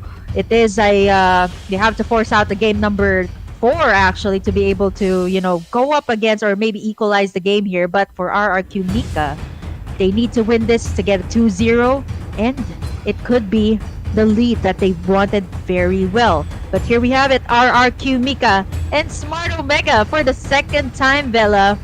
Yeah. Which lineup are you leaning towards more?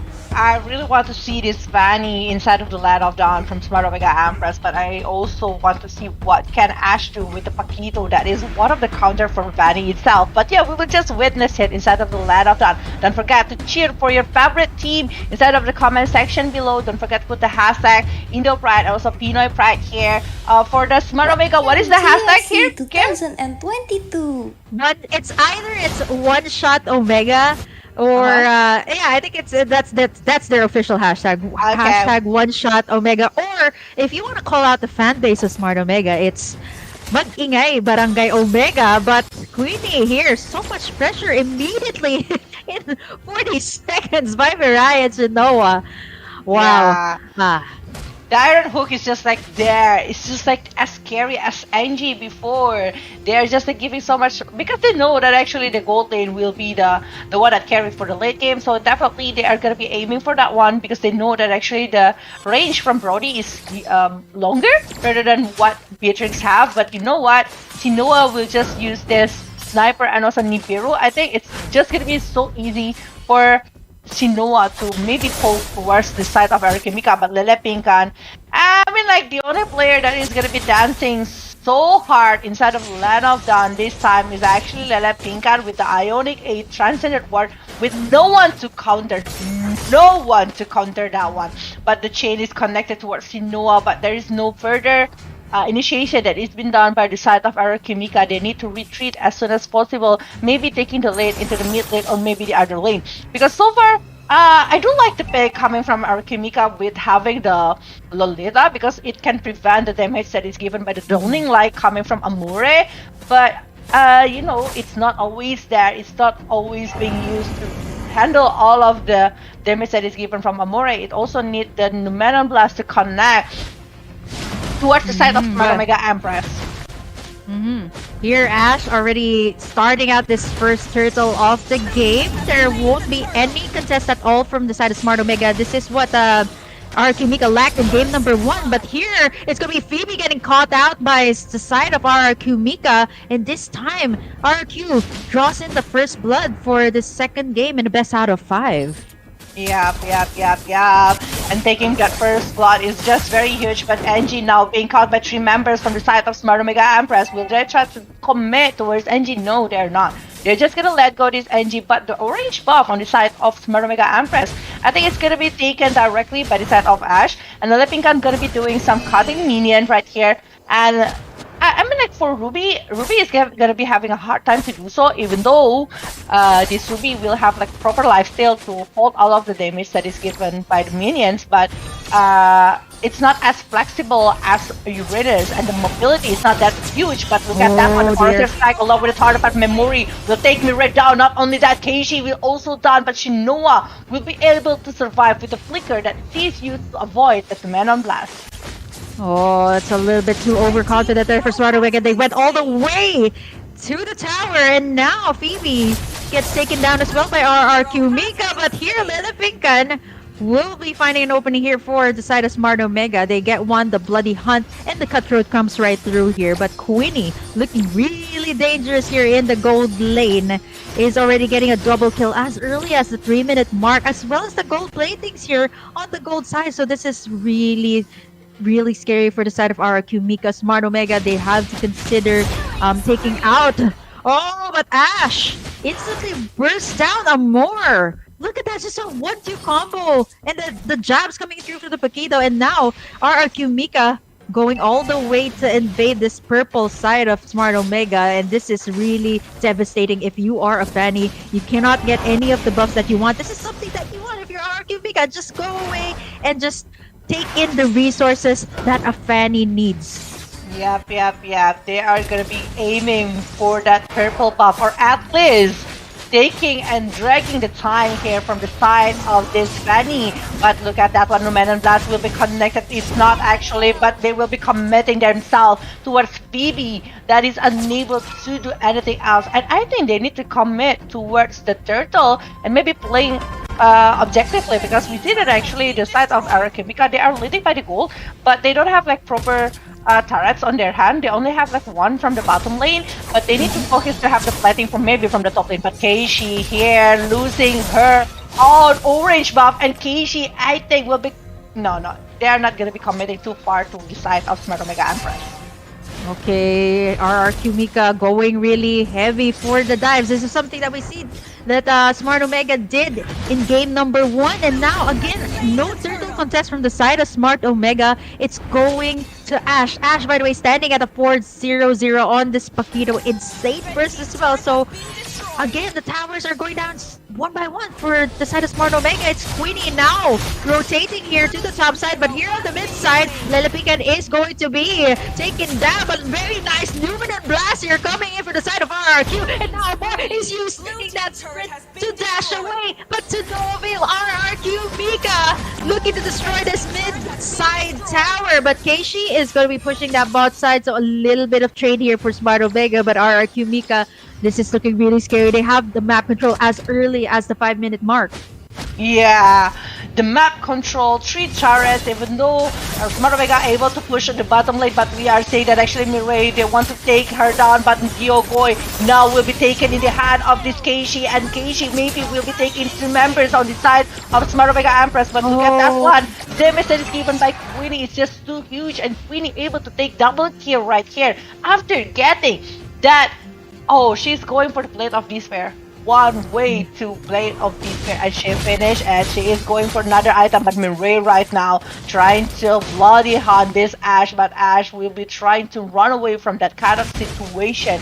She doesn't want to get caught by the side of Smart Omega Empress, because right now she is having a mega kill on her hands. So if she's getting caught, it will be like sweep over like 240 gold to the 360 gold. It's gonna be a huge difference, and maybe it will make Keishi or maybe whoever got the kill to lead back the game again. Oh, this is really annoying. Lele Pinkan just tanking in all the damage while Queenie is just free hitting everyone. And now nice Numenon Blast there from G. Goes real the chains connect, and Gio takes her down. Shinoa as well, but now Keishi looking to equalize here. Gio is going to be the casualty here, but the tower is going to be getting taken here by the side of RRQ Mika. Dawning Light from the backside, and they still don't have anyone here. But what's really difficult here for Smart Omega is the Numenon Blast from NG, and even just Queenie. Nobody can take down Queenie here. I mean, there's a Fanny in play, and all the turtles so far have been going to RRQ Mika.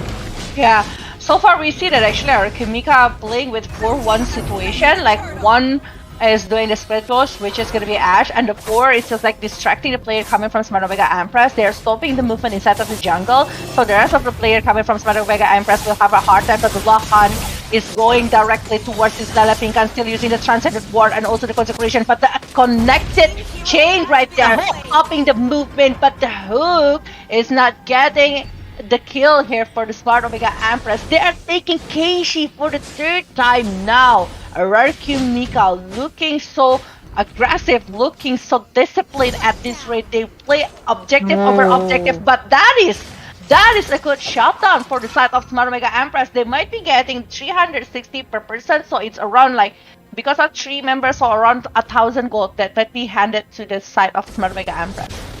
Oh, that's something that they really needed to do right now because Queenie has been, ravaging up against some members here of Smart Omega and to no avail. So this is a great opening for Smart Omega, but they need to do more than that, right? Aside from shutting down Queenie, they need to also take control here of Ash, which is she's standing at a 5-0-1, and Mirai now looking for an opening, and Gio takes her down instantly with the chains. So again, RRQ Mika, they've been finding kills all across the map here, Bella. So this is really difficult. They have a setter tank here for RRQ, and now NG is gonna go for the concealed play. There is that movement of loss.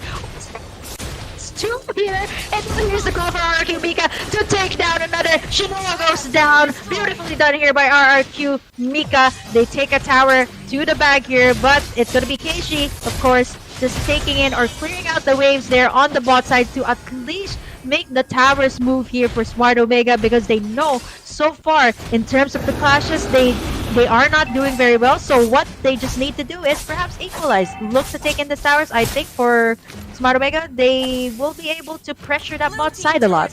Yeah, they just need to go back, but will they be able to go back this time? Ash is not checking over the ambush, so I think it's a good goal for Keishi right there, but the Lord is now coming to the land of Dawn. I feel like the rest of the player coming from Smart Omega Empress is like very confused over the movement that they need to do. I was like thinking if they are gonna be able to do the split push, but over the hero that they are having, they just need to focus on Amor, I think, to try to drag this game to the late game, because after she finishes that Lightning Truncheon, she will be going, I think if she will be going for the Divine Glaive, it's just going to be very good and not diving too far to the side of our Kimika, because so far we see that Angie using the Numenon Blast is only to focus to get over the player coming from Smart Omega Empress. If they're committing to use the Spirit or maybe the Flicker to run away from that one, it's not going to be, they won't have a very good opening from the side of Smart Omega Empress. As from the Arakimika side, I mean towards the Smart Omega. And if they are unable to have an opening, Smart Omega Empress will be good to go to maybe try to initiate towards the Arakimika. At least waste the skill and resource coming from Arakimika.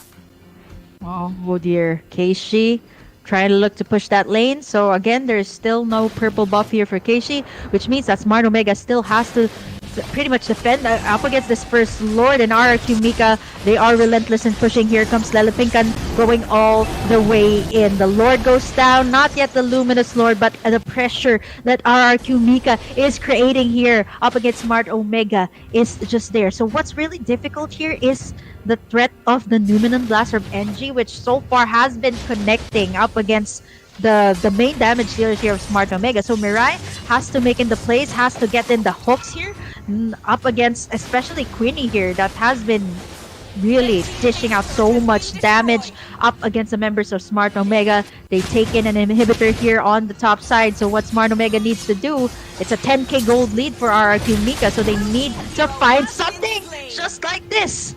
The hook connects the Bloody Hunt, and Lelapinkan instantly gets taken down. Yeah, instantly taken down easily. And I think like Keishi need to mix over the Rose Gold Meteor to prevent the damage and also the burst that can be given by the side of Arakimika. At least if she have that one, she have more shield. Because so far Keishi is one of the target that is being aimed by Arakimika. They really want to stop this Vanny to move around because they know the power of Vanny itself. But not a good opening here for Angie, because he is actually seeing several members from Smart Omega Empress. Thank God they are not focusing over that one. But Keishi, will she be able to survive this one? Because actually Ash will be coming with the jab and able to finish her off. Yeah, there's still no tanky items here from the side Keishi, and now Phoebe is not gonna be able to tank in the damage coming from Gio as well. Chains connect, Shinoa as well goes down, and this is gonna force Smart Omega to back away. This is insane plays coming in from RQ Mika all across the map. 5v2 situations, just Amor and Mirai left to defend here. The timers are just up. Mirai looking for a hook onto House, and it's gonna be a shutdown here for the side of RRQ Mika, but it's not gonna matter anymore because Smart Omega will not be able to defend the tower. Yep. RRQ Mika with a really strong early game. They are not stopping aggressive movement, aggressive gameplay. They are stopping the growth of this Vanny. They know if they are able to steal over the orange buff, purple buff, they are going to be slowing the growth of the EXP and also the gold of the Vanny, and they are not stopping there. After they're taking it down, they are also like focusing to get over the objective, the turtle, the turrets. They are just like getting everything instead of the let of that and giving a pressure towards Smart Omega Empress to farm.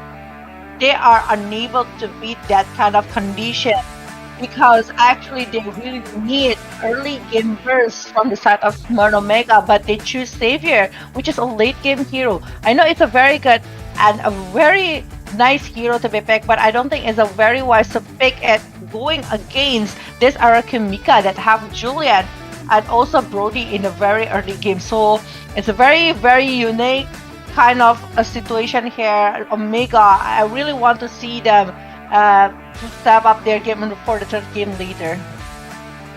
Yeah, it was a really difficult game for Smart Omega, right? The Keishi being denied that purple buff several times, and not to mention the lead that Ash gave for the side of RRQ Mika was just massive, right?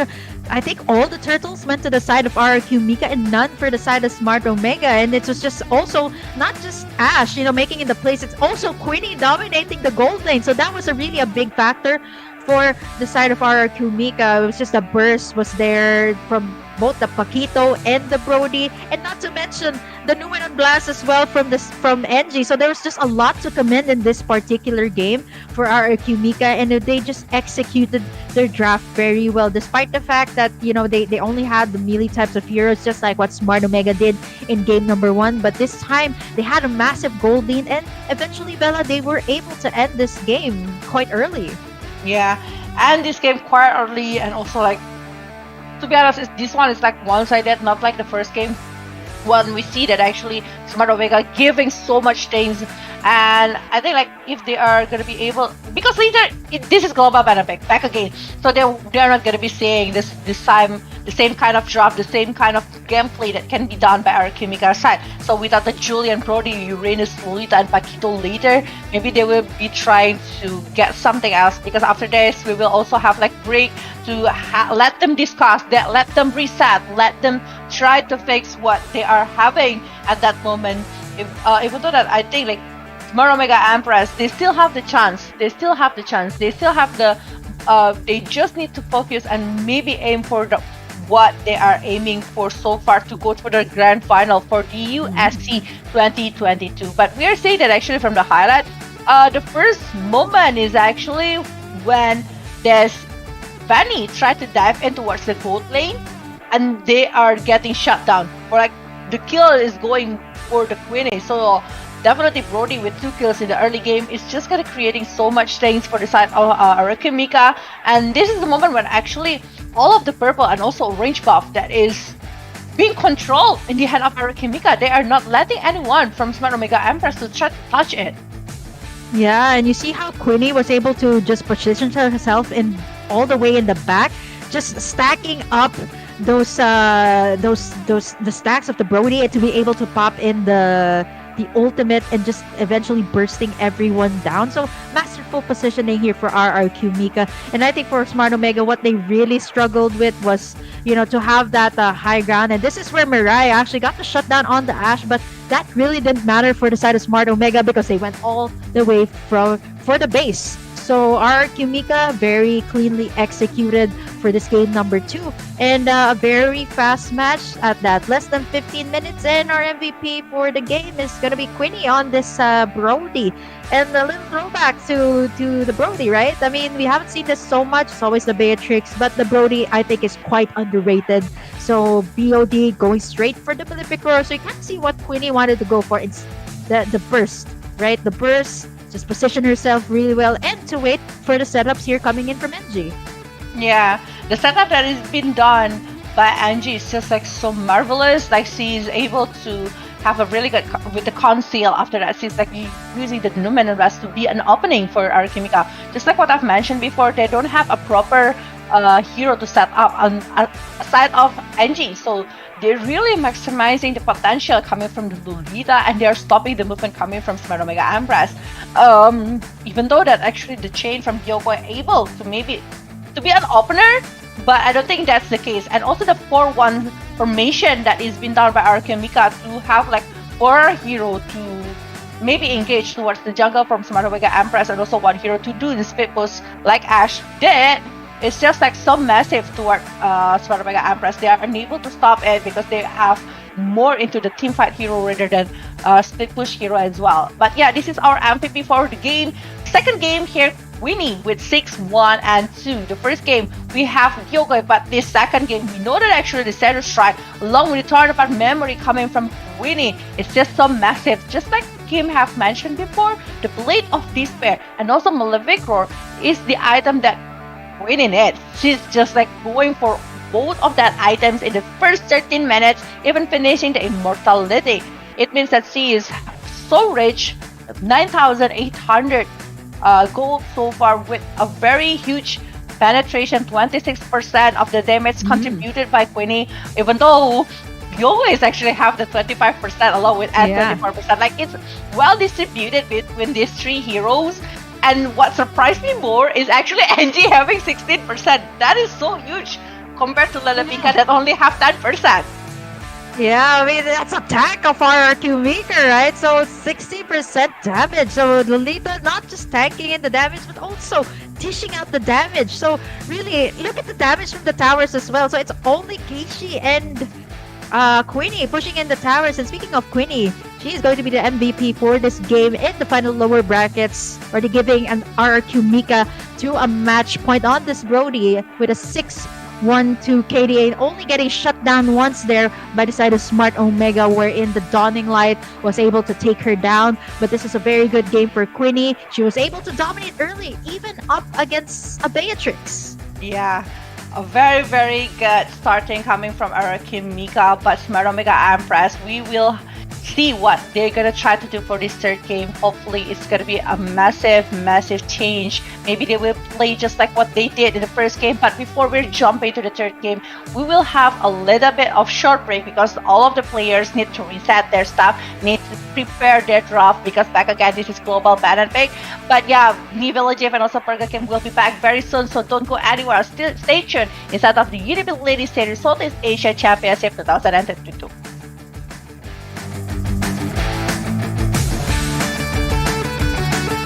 Mulai bisa mendapatkan week ke satunya, bisa melebakkan tapi Viva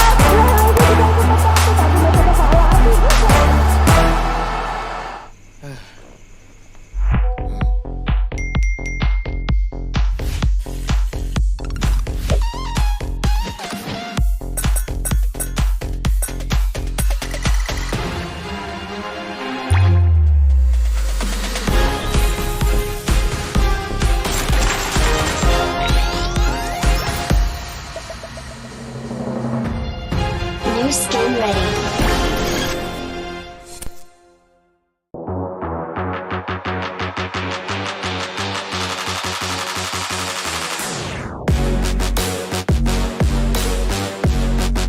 udah mulai bisa mendapatkan week ke seharusnya bisa melebakkan tapi Viva Lele-nya juga ikut membantu, tapi masih ada Paladin. Damage luar biasa dengan lightweight yang ada, akhirnya menumpaskan Miko double kill. Kekuatan seorang Hyun.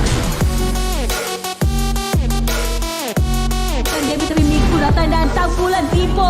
Tarian rangsa telah lagu kepo yang bergerak mencari Hyun dalam bahaya. Kamay ng ating Tego Adjo, samantala din si Bibi papasok.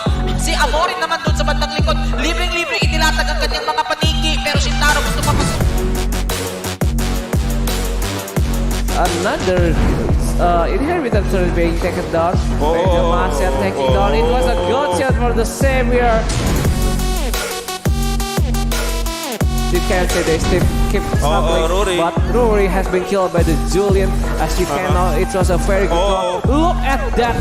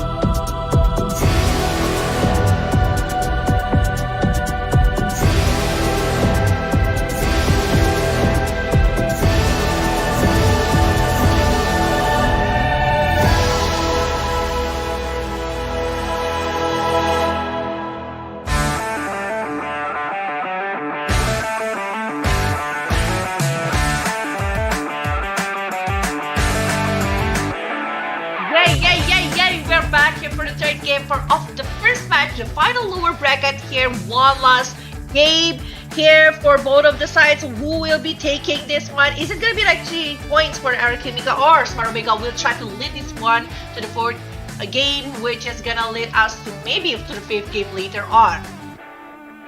Yeah, it's going to be very exciting if ever this is going to be a game number 4 or perhaps like a game number 5 for Smart Omega. So Arakimika already at a match point right now, so they've done very well in terms of the execution and the drafts. You mentioned that earlier, Bella, that Arakimika sometimes that they have a very good draft, but in terms of execution, they haven't done so well. And I think for this particular series, they've done very well up against Smart Omega. Omega as well. They've had a very good game number 1. They got a very good start, but unfortunately enough, they weren't able to close out. And for game number 2, I think it was just a landslide snowball for the side of RRQ Mika. So what type of draft are we going to be seeing from Omega this time? So a lot of their comfort picks have already been picked up in game number 2. So perhaps maybe is it like contemporary picks that will work up against RRQ Mika? Because I've seen that in other games. So perhaps that could be the key. But again, this is already the match point. So perhaps maybe again still bring out the comfort picks for Smart Omega this time. So what's it gonna be this time, Bella, for Smart Omega? Is it a better draft? Is it better execution? What do you think they should do for this game number 3?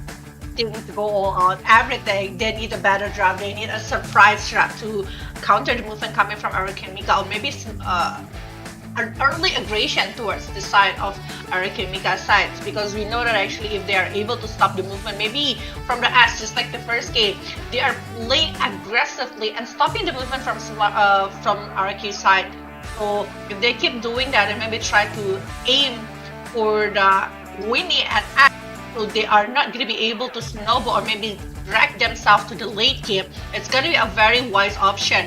And I think like if they keep doing, and they just need to implement the first game, but are able to they're able to close the game properly.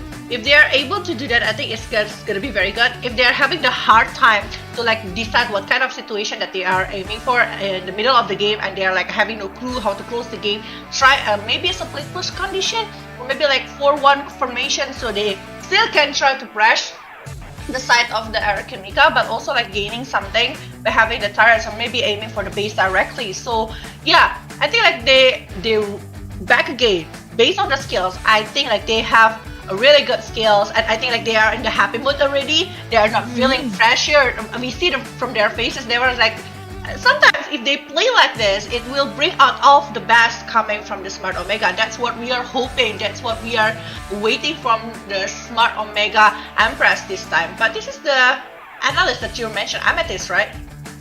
Yeah, Amethyst is the actually the analyst for Smart Omega. So he is actually helping the Empress's draft very well for all of the games so far. I mean, they have a very good concept that they have in mind, but unfortunately for Smart Omega, either it's a snowball for RRQ, so that's something that they should consider as well, not give RRQ the snowball lead. And I think that's something that they've done very well in game number 1. If they could recreate that and perhaps close the game as early as possible, I think it's very much possible for Omega, for the barangay, to actually open up a game number 4. And this time, Smart Omega, they have the priority pick here. They have the first pick here. So RQ, again, it could be a Valentina ban coming through. I mean, something you definitely don't want to give Omega. A lot of containment in the draft will be made if you ever have the Valentina in the hands of Smart Omega.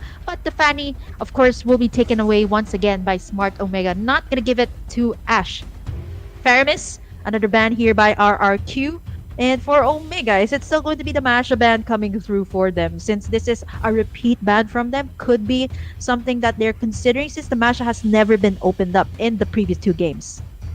We are talking about Indonesians, and to be honest, we barely see Vanny prioritized in the very early stage. So maybe later on, if they are going to be able to drag this game to the 4th game, I think like if they are banning in the like second phase, it's better rather than the first phase, because you can try to ban a hero that is a possibility to be picked by the other side. Because in Indonesia, I think like the only team that actually played that aggressively with Vanny is only coming from the Bigatron era. But right now, Valentina is the one that getting back from the Smart Omega side, even though that they are having the first pick here. It's very, very unique because usually whenever we are seeing Valentina, it's on the ban list from the second side. But yeah, Marsha is also being banned. They don't want to let go this hero that can play aggressively with the thunderclap and everything. I think like they are gonna be prioritizing very early hero because they realize how powerful it is for Smart Omega to play that early game.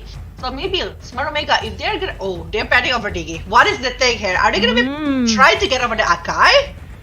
I think that they might actually be kind of telling RRQ that they want to pick up this Atlas. Or probably perhaps more or less the Center Dice. And the Akai, like what you mentioned, is going to be banned away by RRQ since the Diggy is being put into play here. Could be an Atlas pick coming through for Smart Omega. Now, Omega has the priority pick here. Still, the Valentina is not open. Paramis is not open. So, to give Omega the safer choice, they are going to be picking up the Wanwan this time, which has been banned for 2 consecutive games. This is a great start for Omega, but for RRQ, they need to find a good gold laner to lane up against this Wanwan. The Claude has never been picked up here by RRQ, so perhaps that could be something that they should consider.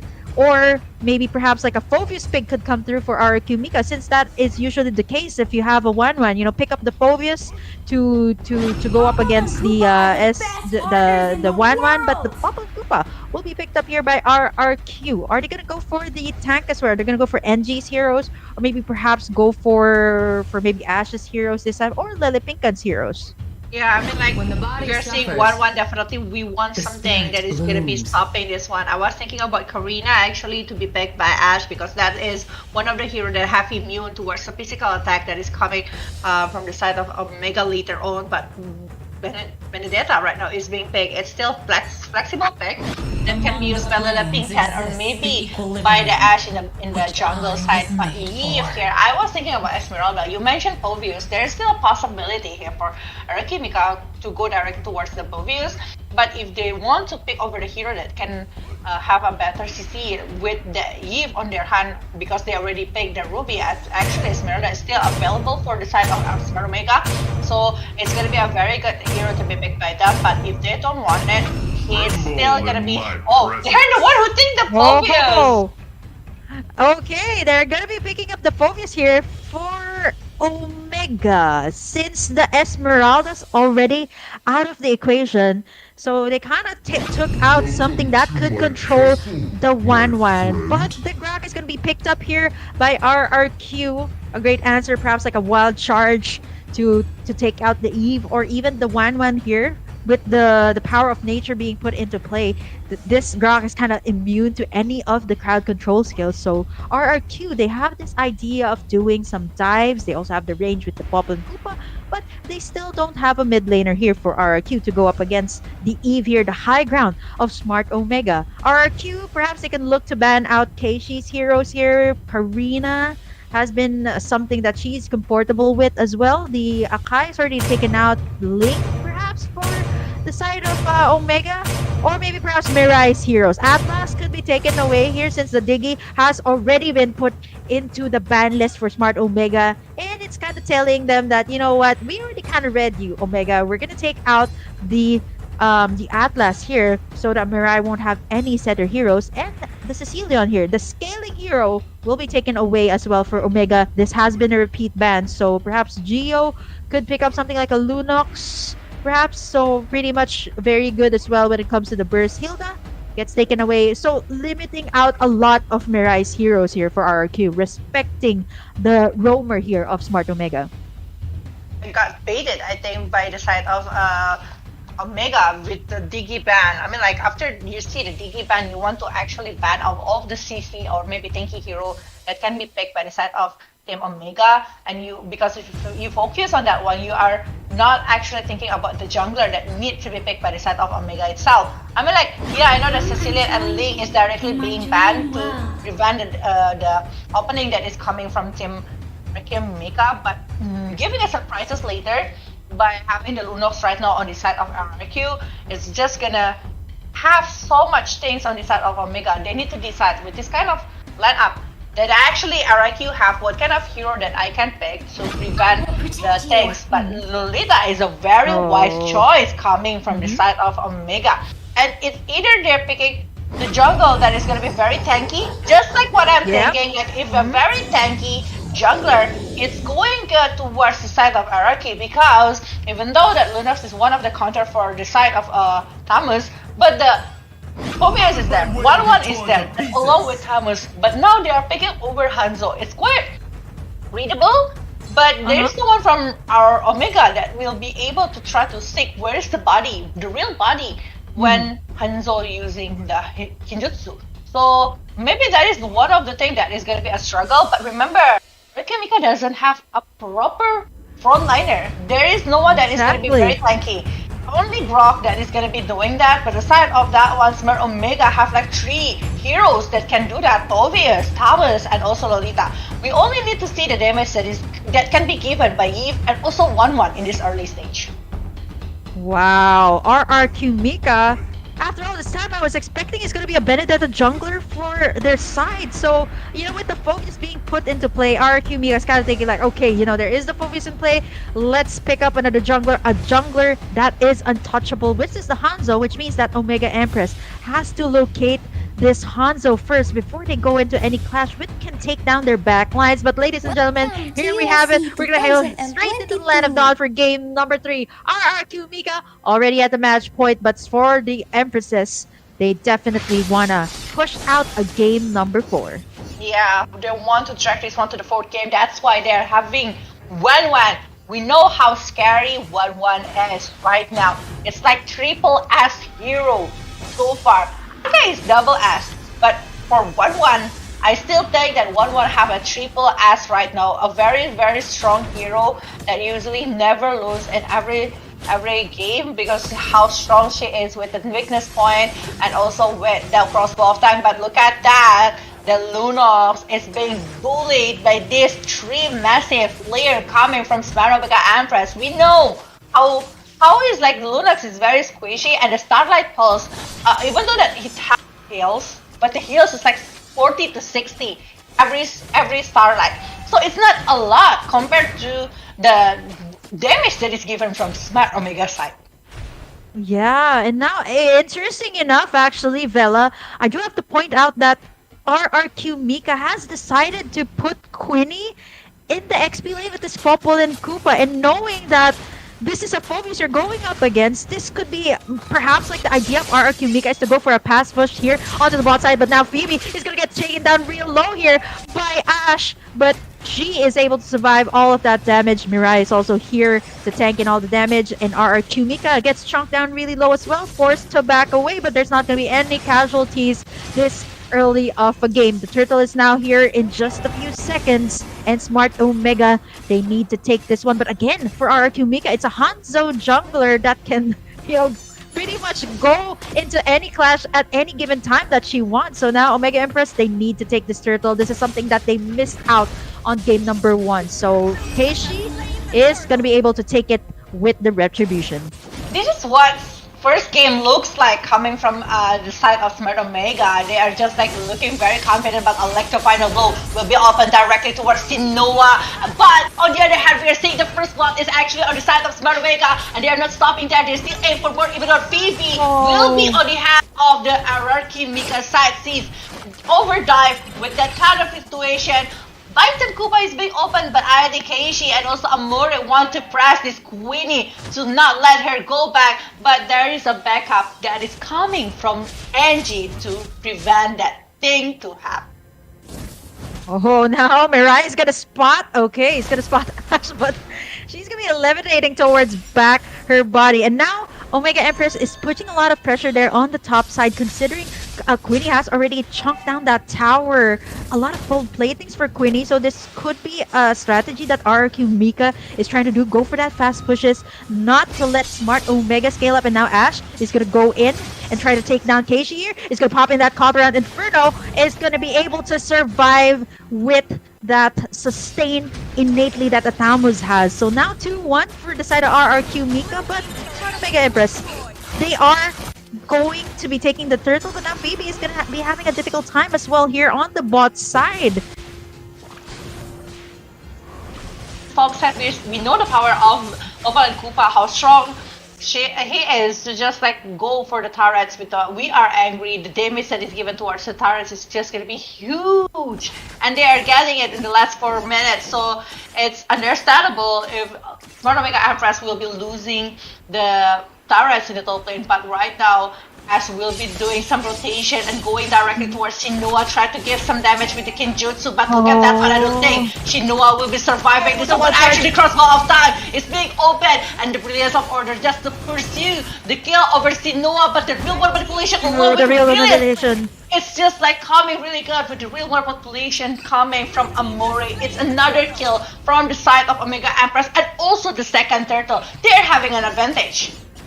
Oh, Smart Omega Empress got in the turtles so far. Beautiful sidestep there by Shinoa. Was able to pop in that crossbow tank, and now Ash will not get taken down there. It's just the projectile of what Ash is. But now, Omega Empress, they are sort of having that advantage already. What they need to do is, how to take the towers here, because there is the constant threat here of the Hanzo, as well as Queenie already rotating here on the bot side. But now Shinoa is able to pop in that crossover tank. NG is going to go down, but Queenie, not just yet. The damage is not there yet for Shinoa, but this is a great start for Omega. Already 3 kills under the scoreboard, but now Ash looking for a kill here. Vela not gonna be able to spot Shinoa. They want to take this tower on the bot side, but is this something good for RRQ Mika? Having this Hanzo dish out just so much damage from the back line. Yeah, I mean, like right now, Shinoa getting the kills that she deserved, that she wanted, and it's a really good start coming from Smart Omega Empress, because you know how powerful 1-1 is, and if this 1-1 getting the item that she needs, she will be slaying everyone from the RRQ Mika side. So they're just gonna be waiting for that moment. The flag shot is connected, but it doesn't get anyone from the side of RRQ Mika, but they're losing another turret. Again, it's understandable because they are facing Popol and Koopa, but look at that one coming, jumping in with the side here. But I don't think Asia will be aiming for that one. They will be going for the turrets, but we can see the item here that actually this towers will be going for the Coruscant side, and Shinoa already finished that one, even though that actually this Povius will be kidnapped and picked off by the head of Ash. Oh, difficult to have that Hanzo threat, right? You don't know where it is, and it can just pop that Kinjitsu there at any time to just clean up what RRQ Mika has already started. Omega Empress, they're looking really good with this draft, but the problem here is the map control is slowly going towards RRQ Mika. They've been pushing the towers on the top end bot side, and here comes the Kinjitsu once again. Shinoa gets taken down by Ash, standing at a 2-0-1, and this could be the call for RRQ Mika this time to take in this third turtle of the game. Yeah. No, the third turtle is now directed to the side of RRQ Mika. With the Demon Slayer, I think like Keisha is just like very wise to have like a higher level rather than the one RRQ Mika have. But look at that, Numen and Blast is being opened without anyone that is connected towards Smart Omega. Smart Omega, will they try to disengage at this way, because actually Kilgore destroyed one turret in the mid lane. They are losing 3, but Casey exchanging that one. They are doing the 4-1 formation, the one that RRQ tried to do in the second game, and pulsing back towards RRQ Mika. It's still a very good and wise decision to be brought by Smart Omega Empress. They know they cannot like try to fight right now, because this Hanzo is just like gonna be everywhere with the Kinjutsu, with the presence like to control the movement coming from Smart Omega Empress. Yep, you see the way RRQ Mika is playing this out, okay? You know, they got the Phobius. They don't want to go in for the clashes, right? Let's not go in for the clashes. Let's just go in for the objectives, which is taking down the towers. And that's a lot that RRQ Mika already took down in just the 8 minutes. The top, the mid, and even the bot side, giving them so much control all across the map. And now, here, Smart Omega, they are going to be able to sustain the damage, but Queenie really so relentless on this Popol and Koopa with the Weapons Master emblem. So easy to push. Here comes the real world manipulation. There is not going to be anything, but it's going to be one charge from VP. Oh man, Keishi gets taken one down, and now Queenie forced to back away from that demonic force. Yeah, I think like the rest of the player coming from RRQ Mika will be able to control that one, but yeah. I think like it's kind of sad that actually Mirai in the tight spot to to stop the movement from Arakimika. The Numeran Blast unable to hit to the side of Arakimika, but back again, this kind of current movement that is being done by Smart Omega, they still have the chance to try to turn back the table.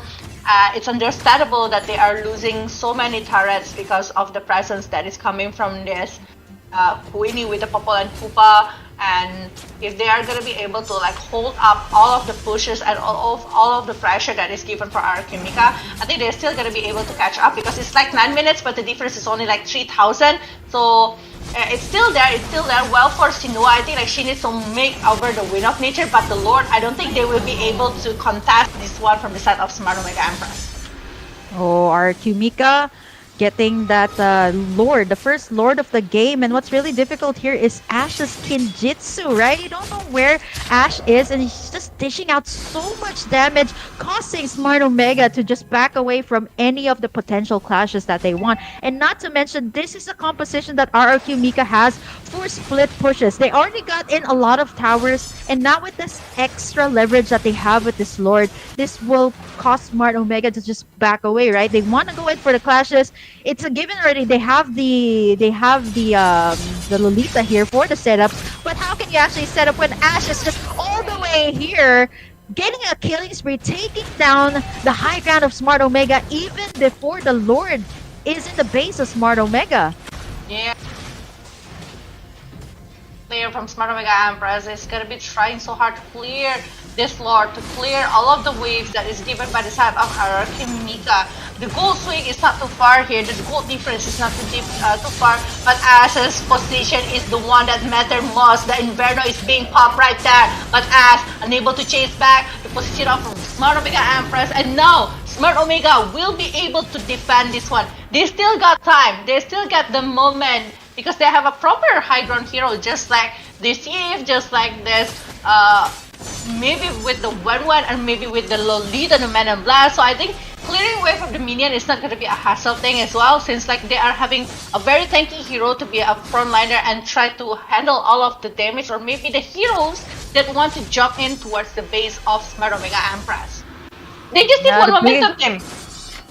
Yep, I think the biggest problem here for the side of Omega Empress is Ash. They have to locate where Ash is. Nicely done with the Newman and Blast, but there's not going to be anything just yet. Here comes Phoebe with the Demonic Force. He's going to get chunked down real low here by RRQ, but the Demonic Force is still ongoing. She's going to be able to find two, but Mirai is going to get taken down there by Lelepika, and everyone is at low HP. But here comes Ash with the Kinjitsu. Smart Omega Empress, they have to back away. Oh, Phoebe almost gets taken down there, but Smart Omega is still able to defend what they got.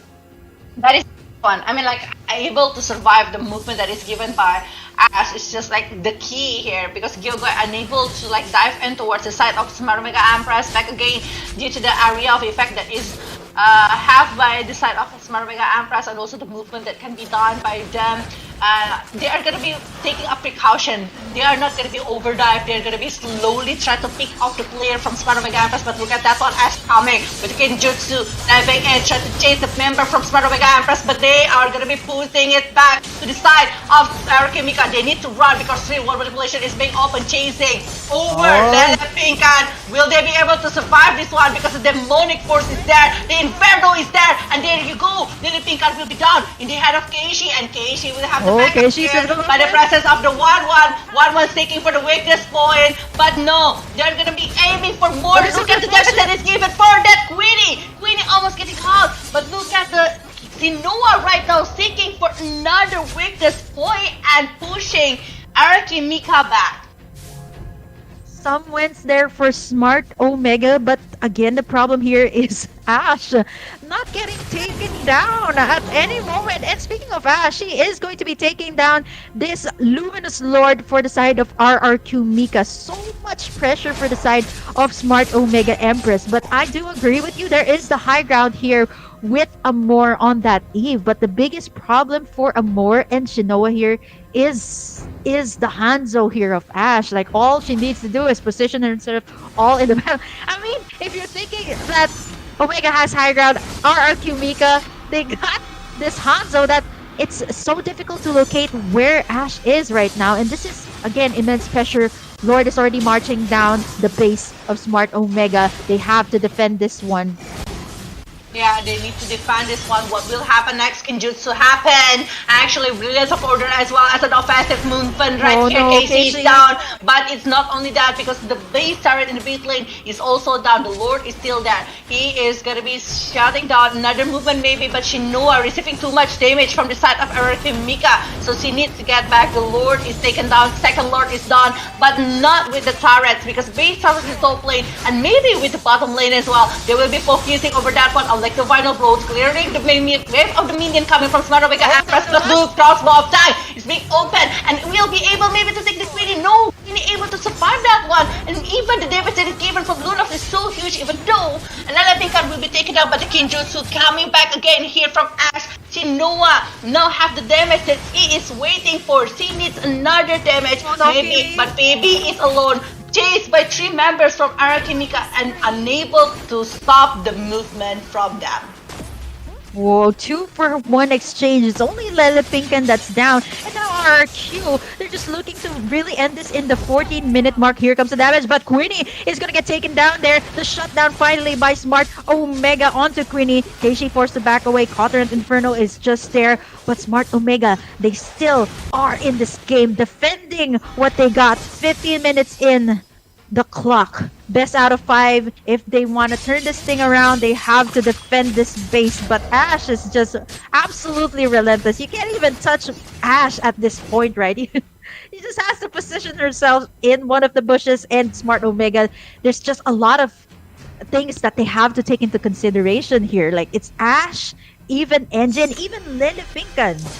Yeah, I mean, like, we see that actually that Ash, not only like she is staying in the ambush, but she also have the backup that is happened to be there by Angie. So like, I mean, like, Smart Omega Empress needs to try to open up a lot of bushes, but also need more damage. That's why Keishi making over the Cursed Helmet, because I think like, despite all the damage from 1-1 and also Amore is very huge, but they also need to burst Ash down. That's why they're having a hard time to do it. They're even having a hard time to try to shut down one member from Arakimika just because they are very tanky. I've mentioned it before that three of them are just like massively the Angie is like very tanky, but the rest of them are supposed to be easy to be taken by Shinua, but maybe another penetration such as Counter Strike, or maybe going for Malefic Roar, maybe Demon Hunter Sword, that's supposed to be done by Shinua, is gonna be the key there for Smart Omega Empress. Yeah, here comes the second Lord of the game, but there are no towers left here for the side of Smart Omega. They have to take that into consideration as well before trying to contest for this Lord, because one mistake here could actually cost them their lives. And as we are saying that, RRQ Mika, in an instant, takes that Lord, the second Luminous Lord of the game. This is so much pressure for Smart Omega. They don't have any towers just yet. And you mentioned, Vela, that there is a lot of tanky heroes here for RRQ Mika. Even Lilipinkan has built this Benedetta to be very tanky. So it's not going to be easy to burst down Lilipinkan just that much, right? You just want Electro Final Blow to clear out the waves. There's just so much things that Smart Omega has to consider right now, and the Lord is one of them. Here comes the Anticuras for a more respecting the damage from that Hanzo. But wow, second Luminous Lord for RRQ Mika. Smart Omega has to defend this one. Yeah. This third Lord will be like massively powerful to try to chase over the base from the side of Smart Omega Empress. Will they be able to defend this one? Because you know that actually our Kimika will be jumping in with the Kinjutsu right now, aiming for the player from Smart Omega Empress, but the Man of Dash hits along with the real manipulation. But will they be able to move in? Well, trust open, but the base is exposed, and look at Queenie! Queenie will be aiming at the base without any consideration, and they are taking this third game without giving any chance for Omega to turn back the table. It's 3-0. 3-0 for RRQ. Nicely done for them in that last game. And I think the biggest problem there was the fast pushes for RRQ Mika, and just for for Ash to do the assassinations from the back line, causing Smart Omega, even though they have the high ground, they have the damage, it was just really difficult to set up those team fights that they wanted to, right? Their composition is built on that. The Lolita with the Numenon Blast, the Eve with the real world manipulation, but that's not what RRQ had in mind. They had something else planned out, and it was just done very methodically. And in that last clash, Vela, when everyone was just trying to clear out the waves, it was just Queenie locking in the base, and it was game over, or RRQ Mika just sealed the deal with a clean sweep with a 3-0 up against Smart Omega. Yeah, even though that I thought they will be able to handle it, but Queenie directly using the flicker, going to that area, it's just like focusing to get over the base is the key for Arkimika to add up the game, because they know actually if this 1-1 able to use the crossbow attack and aiming at them, it's just going to be a huge problem, because we know that actually the power of 1-1 itself. But aside of that one, I think like the rest of the player coming from Smart Omega do their best already. Like Povius, how like Phoebe able to like chase back the players coming from Kimika, along with Tamus. Keishi plays really well, and it's like she knows who she needs to aim. Even the Lunox having a hard time to farm to catch up, because he's like been shot for what, 4 times, 5 times, I don't even remember. And Eve, Lolita, I mean like every single player from Smart Omega Empress showing their best already, trying their best to try to aim for that one. But this might be not waiting for them, but this is a time for them to try to learn again, try to come back again. This is a new experience that they will try to use later on for the future. Indeed, Vela, for Smart Omega, they are one of the top teams here in the Philippines, and I'm very, well, I would have to say this, it was a very fantastic run in the UniPin Ladies Series, and honestly, I'm so proud of these ladies, how far they've gone and how much of a fight they've put up against the powerhouses. But again, RRQ Mika proved to be the better team this time, executing different types of drafts in all 3 games, so it was just nicely done. And for RRQ Mika, congratulations, you guys will be heading towards the grand finals, going up against the undefeated ladies team in Indonesia as well, Bigatron era. So it's gonna be a feat for these ladies to be in the grand final stage. And let's take a look at the highlights here, brought to you by the UniPin Ladies Southeast Asian Championships. So here we have it, Queenie. I was actually, I was asking you, Bella, like, okay, Queenie in the XP lane, what do they have planned out here? Apparently, it's to win the lanes, to have those fast pushes, and despite the fact that Shinoa was able to scale up, was able to pop in that crossbow tag as early as possible, the difficult thing here, while all of that was happening, Ash was just there to clean up the work. This was a nice sidestep by Smart Omega Empress. They have a lot of tools to put up the fights, but unfortunately for RQ Mika, that's not what they had in mind. Our Smart Omega Empress, they can set up the fights all that they want, but if you notice, right, RRQ Mika, they always back away from the fight. Whenever the demonic force is up, they just back away and just go take this round very methodically by just taking in the towers.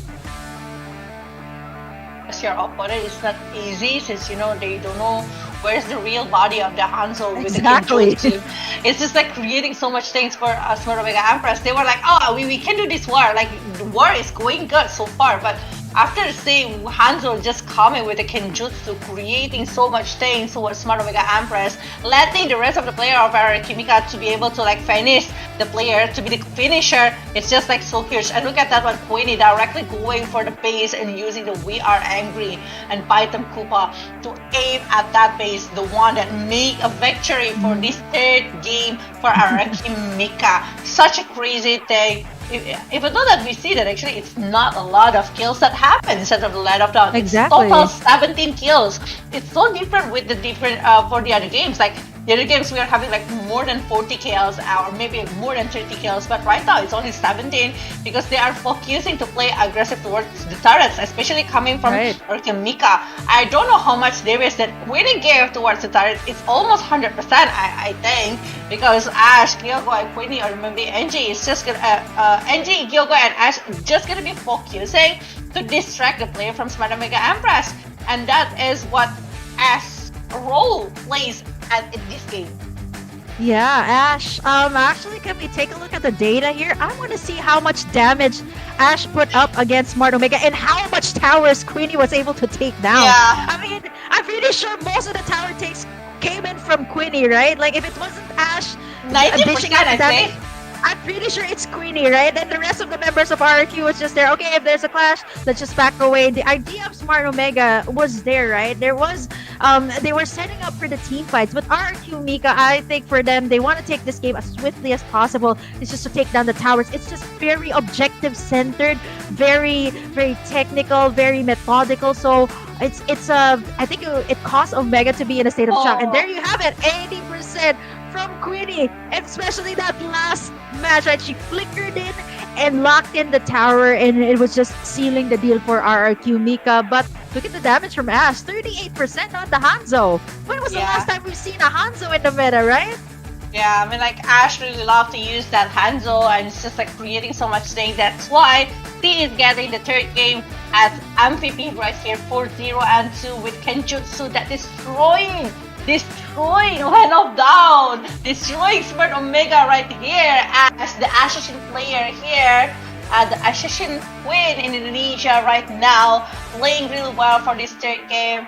But yeah, that is the third game that is gonna lead us to the grand final. So we are having two Indonesian team here inside of the grand final and a best of 7 series even. And it's gonna be global bad and pick, which is gonna be crazy, and I cannot wait for that one. Should we just jump in to the grand final right now? Oh, I want to jump into the grand finals, but you know what, Bella? I love it. Best out of 7. You guys will be seeing that in just a little bit. So RQ Mika and Bigatron era in the grand finals. But you know what, guys? These two teams have already gone up against each other several times in several tournaments. So I'm pretty sure there are going to be respect bands coming through here, Bella, for our grand finals. Indo versus Indo. And what a way to close out the UniPin Ladies C Championships. But we're not just there yet in the grand finals. Let's give our ladies some break, some time off first for RQ Mika before they get to the grand finals.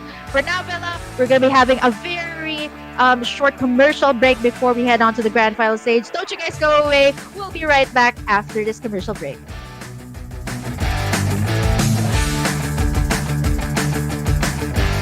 Udah mulai bisa mendapatkan weakness, harusnya bisa melupakan orang Viva.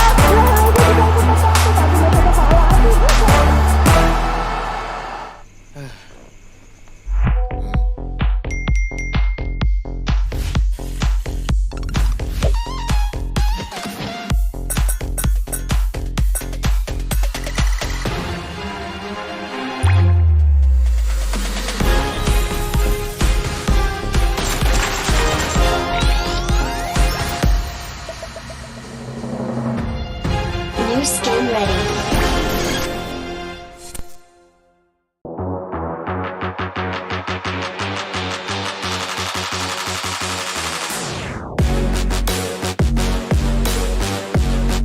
Udah mulai bisa mendapatkan weakness, harusnya bisa melupakan orang Viva. Lelenya juga ikut membantu, tapi masih ada Paladin.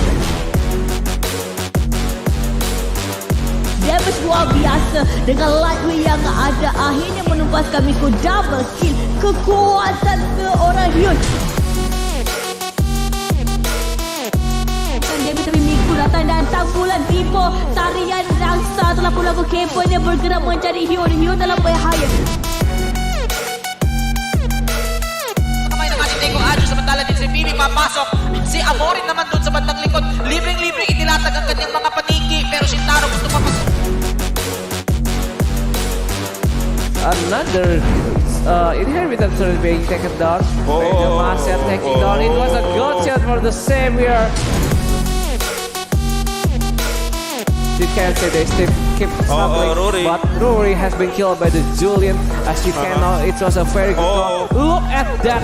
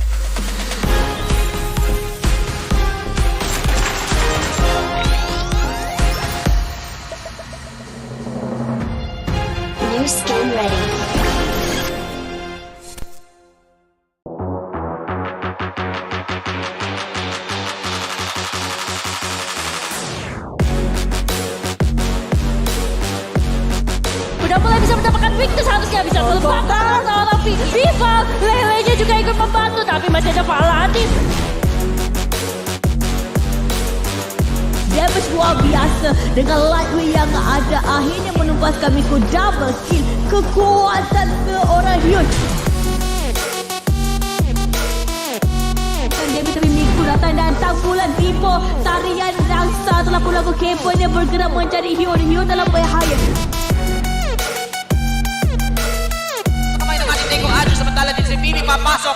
Si Amorin naman doon sa bandang likod. Libreng-libre inilatag ang kanyang mga paniki. Pero si Taro gusto papasok. Another inheritance turret being taken down. The Master taking down. It was a good shot for the Savior.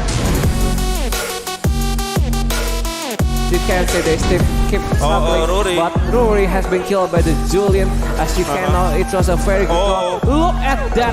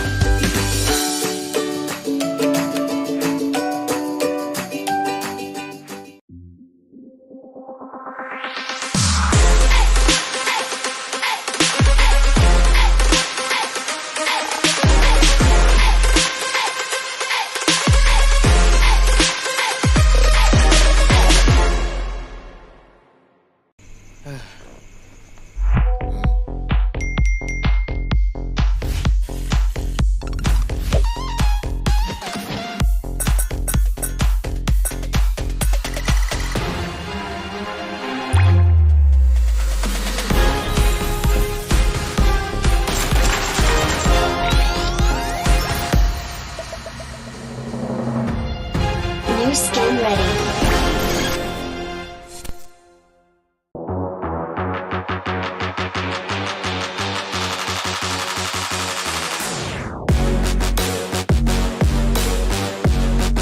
Udah mulai bisa mendapatkan weakness, harusnya bisa kelepatan seorang Vival. Lele-nya juga ikut membantu, tapi masih ada Paladin.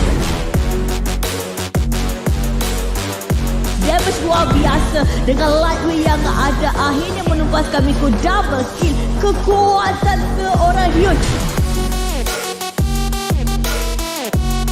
Damage tapi Miko datang dan tanggulan Vivo. Tarian rangsa telah pula keponya bergerak mencari Hyun. Hyun dalam bahaya.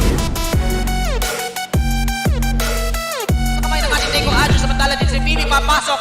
Si Amorin naman doon sa bandang likod. Libreng-libre inilatag ang kanyang mga paniki. Pero si Taro gusto papasok.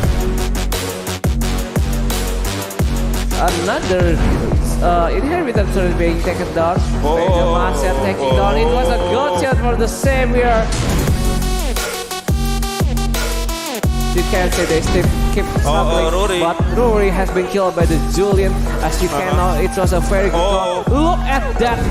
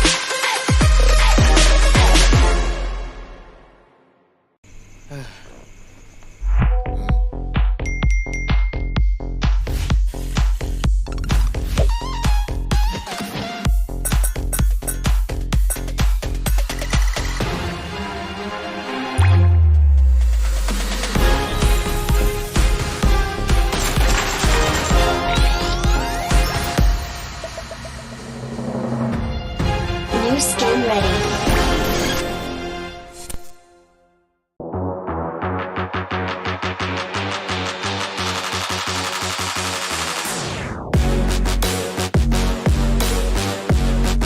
Udah mulai bisa mendapatkan weakness, harusnya bisa terbakar seorang Viva. Lele-nya juga ikut membantu, tapi masih ada Paladin. Damage luar biasa dengan lightweight yang ada akhirnya menumpaskan Miko double kill. Kekuatan seorang Hyun.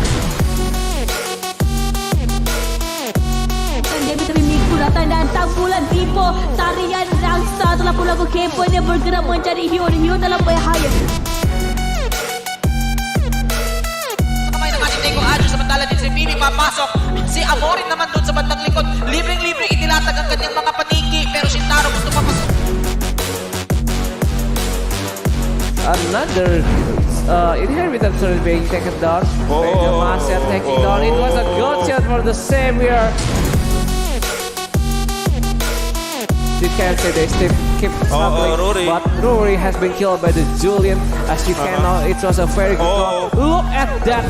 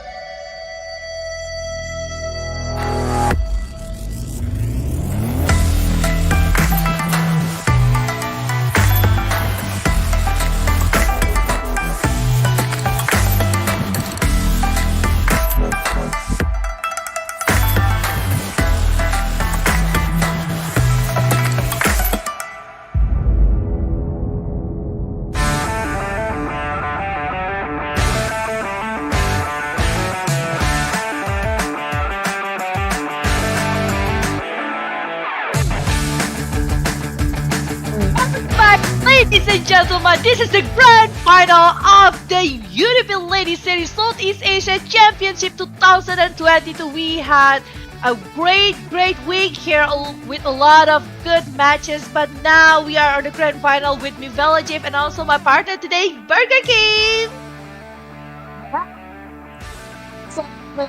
It has been for us, Vela. I think earlier on, we saw RRQ and Smart Omega Empress, and again, RRQ and Bigatron Era will be facing each other again here in the grand final stage. They did it already in the final upper bracket, and now this is the second chance. Bigatron Era already at a 16 win streak in tournaments, am I right? Yeah, it's 16 consecutive wins here for Bigatron Era. They are aiming for the 17. Will they be able to get it? Because this is going to be best of 7 for the grand final global ban and paying, and it's only been reset if it's reached game number 7, which is a long way here. And we mentioned it before in the final lower bracket that it's going to be battle of stamina and also mentality as well, because Kimika just finished their game for 3 games in a row against Smart Omega, and it's not a fast game. We see that actually it's more than 15 minutes game, so it's quite a late game kind of situation for all of them. So they actually open up a lot of cards, like what is the strategy, that kind of stuff. And I also watched the interview in Indonesian broadcast, and they were like, we have plenty of things to be shown later against Bigatron Era, and hopefully Bigatron Era are gonna be ready for that one. Definitely, RRQ Mika has had a long day crawling from the lower brackets once again to find their way up against Bigatron Era. And so far, you know what? Looking back at the UniPin Indonesian qualifiers, surprisingly, RRQ Mika was on top of the leaderboards, followed by Bigatron Era. But in the playoffs, it's totally a different story. Bigatron Era has been very dominant. It has already been a given. But in terms of playstyle, RRQ Mika, definitely, you also mentioned that they are one of the most improved teams. Am I right, Bella? I saw your prediction. You mentioned, of course, the respect for Bigatron Era, and then the most improved team, RRQ Mika. And why did you say that was so? Yeah, actually, with the NG inside of the lineup of RRQ Mika, I see a potential for them to growing up with the roster that they have. They have plenty of strategies that they can be shown. NG, it's giving so much color inside of the RRQ Mika itself. I see that NG is just being part. It's very new to be part inside of RRQ Mika. It's less than 2 months, but they are growing pretty fast. The bonding, how they are working and trying to figure out what is the best decision inside of the land of down, even though that it's not as perfect as Bigatron Era, who already been together for quite a long time. Only Vumi, the XP laner, just joined them for several months ago. But aside of that one, they're just always been together, sticking together. So the different kind of bond happened between both of them, and NG is coming from an experience. It's not much experience Lumi that already shine before NG. So yeah, it's quite a different kind of things that happen between Bigatron and also Mika. But I feel they have so much potential to improve more and more from the set of Mika, so that the things right now I think it's still in the favor of Bigatron right now. Definitely. You know what? RRQ Mika, I've also seen their games, right? In the qualifiers, and they actually have the same story as Rock Azur from the Philippines, right? Usually when you talk about the grand finals, you talk about the finals of MLBB ladies scene, in particularly Indonesia, you always hear 2 names, right? You always hear Bigatron Era going up against GPX, but you know what? RRQ Mika gave them a run for the money, and you know what? We're GPX, that's not gonna happen. We're gonna have a new kid in the block. We're gonna have a new contender. It's gonna be RRQ Mika and Bigatron, and here we have it, Bella. RRQ Mika looking really good right now with their jerseys. Yeah, now I think they're gonna be singing the Indonesian song, perhaps, to have the national anthem for Indonesia, since both of them are Indonesian, that is going to be inside of the Ladies Series Asia Championship. 2022. So here we go. We will be listening to the national anthem of Indonesia.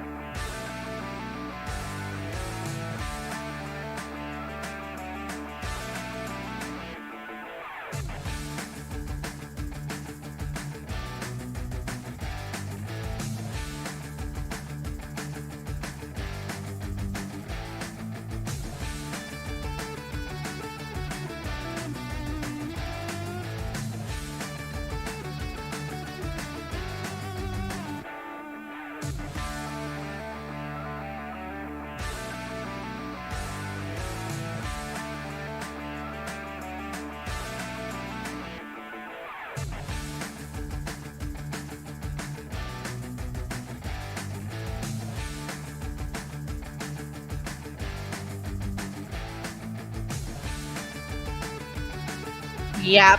So yeah, that is both of the teams that already singing the national anthem of Indonesia, since like both of them are going to be playing instead of the grand final. But before we're starting this match, Burger King, we have like plenty of sports that showing inside of this USC 2022. We have this USC 2022 presented by UniPin, supported by Mobile Legends Bang Bang. Thank you for always supporting this ladies scene in the Southeast Asia. We hope that the growth of in the ladies competition will be higher and higher, and hopefully we will see MPL in every single country. Hopefully, MPL ladies. Yeah. Hopefully, Hopefully. right? That would be so nice to have. And there are already a lot of news going around, Villa, that there is a possibility as well that there will be a female scene in bigger tournaments in the future. So that's something that you guys have to watch out for. There's just talks about it. It's not yet confirmed, but this is really, really exciting news. And Bella, this is already a stepping stone for all of our ladies here, RRQ, Mika, and Bigatron era. I'm honestly looking forward to see. It's gonna be an Indonesia versus Indonesia in the grand finals. And mind you, these two teams have already gone up against each other, upper bracket, the final upper bracket finals, and as well as the grand finals in both the qualifiers and here as well in the C championships. But let us know in the comment section, who are you guys rooting for? Is it Bigatron era or is it RRQ Mika? Hashtag BTR win or hashtag Viva RRQ. Do let us know in the comment section and let us know who you are supporting. But you know what, Bella? I think you guys will have it. You will have fun either way. You know what? It's still going to be Indonesia. It's this fun no matter what, right? Yeah, both of Indonesia, but I'm to be honest, I'm very excited about this grand final because I want to know what is actually gonna happen, how Araki gonna be overcoming the like. Sometimes the ladies team that I ever ask, like whenever I ask, they are always like having this, like they are very scared about Bigatron era because of the their present or maybe their movement, the ability to play aggressively, or maybe they are able to play consistent movement. Like they are just like not having the confidence to fight against Bigatron era. And I hope for our Kimika's side, they will overcome that kind of situation to just like improve themselves inside of the land of dawn. Because if you think for the positive, the outcome will definitely going to be positive, even though that it's not going to be an easy task to do. But yeah, that's what I'm hoping for coming from the side of our Kimika towards Bigatron era. But Bigatron era, I think with the possibility of having their heroes that it's like so huge, full of heroes coming from the Bigatron era, it's very hard to predict what kind of draft that they are aiming or maybe what kind of situation that will be happening inside of the lineup now. But yeah, Bigatron era and RRQ Mika going head to head this time. That's right. But before we are going to the match, we will see the team introduction here for both of the players that is going to be playing inside of this game. Is it going to be an easy way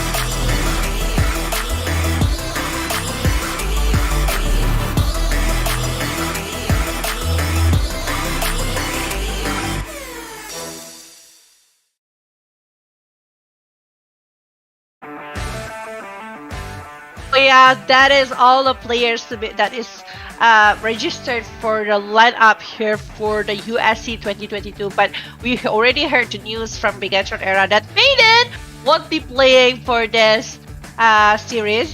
They won't be playing for this tournament. So yeah, we won't see any different kind of lineup coming from the side of Bigatron Era. But from the side of Araki, there is still a possibility for Bill to come up as the lineup from the Arakimika side.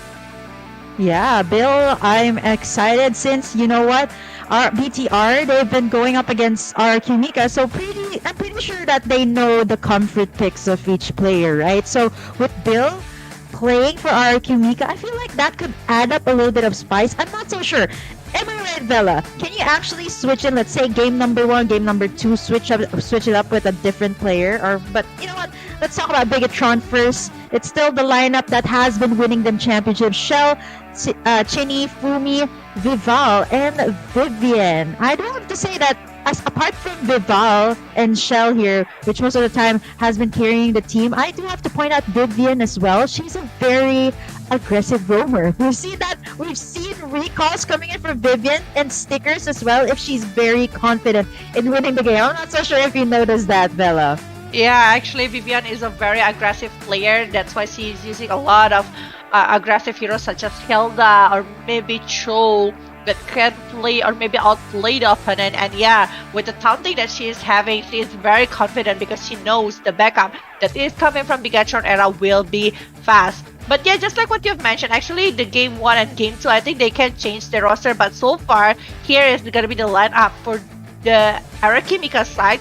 Gilgoy, Ash, Lalapikan, Queenie, and Angie. They are not changing the players yet. So Bill is still on the bench here, waiting for her moment if ever Arakimika needs the backup coming from Bill itself. But yeah, coming from Arakimika, there's like one fun fact here that actually Fumi and also Lalapikan used to be in the same teams together, but they are no longer because they are being apart, and Lalapikan was having the same role with Fumi. So they were in the alter ego before and they play really well. Even though Lalapikan plays several mage as well.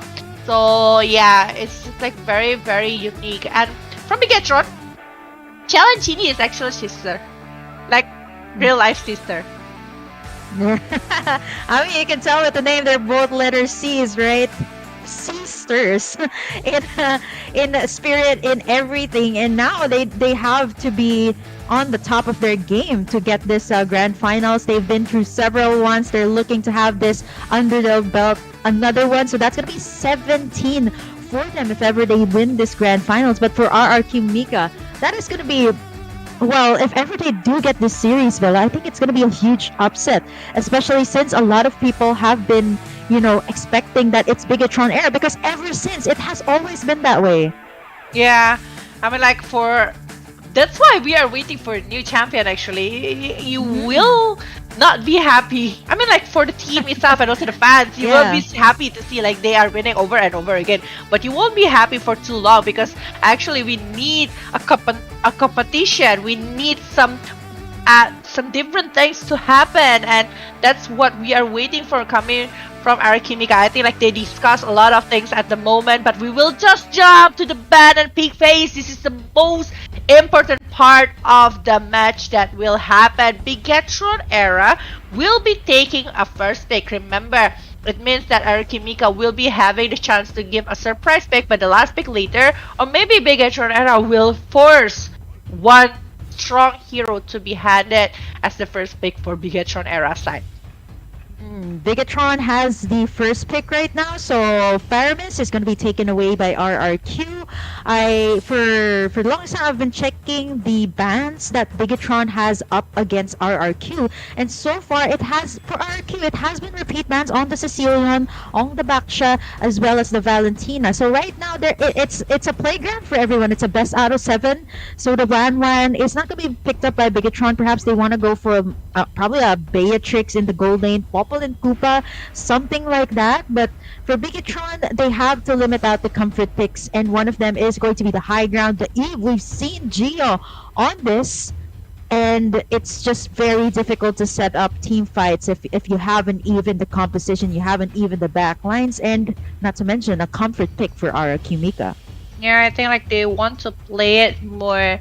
Like they want to have a hero that they want to have in the first pick. That's why they try to bet over the Eve as well here. So they might open up a new hero, a possibility here for Bigatron Era to try to lock it out. But Valentina is now gonna be banned here, not allowing. Even though like yesterday we saw a Valentina being used, and it's on the head of Bigatron Era, if I'm not mistaken.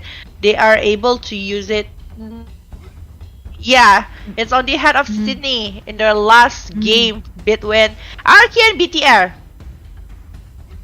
But Masha right now is being banned again from the side of Bigatron, so Akai is still Akai is available. open. Yeah. Yeah, Akai. I haven't seen so much Akai on Vival. That was a strategy before, you know. Speaking of Vival, there was a time that all of the bans, all the 5 bans were centered up against Vival, and like what you mentioned, Bella, it's going to be the Akai first pick here for Bigatron. I think it's a very solid pickup. You don't really know where this hero is going to go. Very flexible, which is why you want to prioritize it. But our Kimika is going to be locking in that Esmeralda and Diggy is my name. immediately to counter out the Akai here of Bigatron Era. So wow, the answers immediately from RRQ Mika is already there. So now Bigatron, are they going to pick up the Beatrix here? Beatrix is a very solid gold laner. So now this is gonna limit out so much of Bigatron's heroes. They cannot do for the dives, they cannot do for the setups that Vivian wants. So it's a very good pickup from RRQ Mika. What are they gonna pick up next? Gold lane?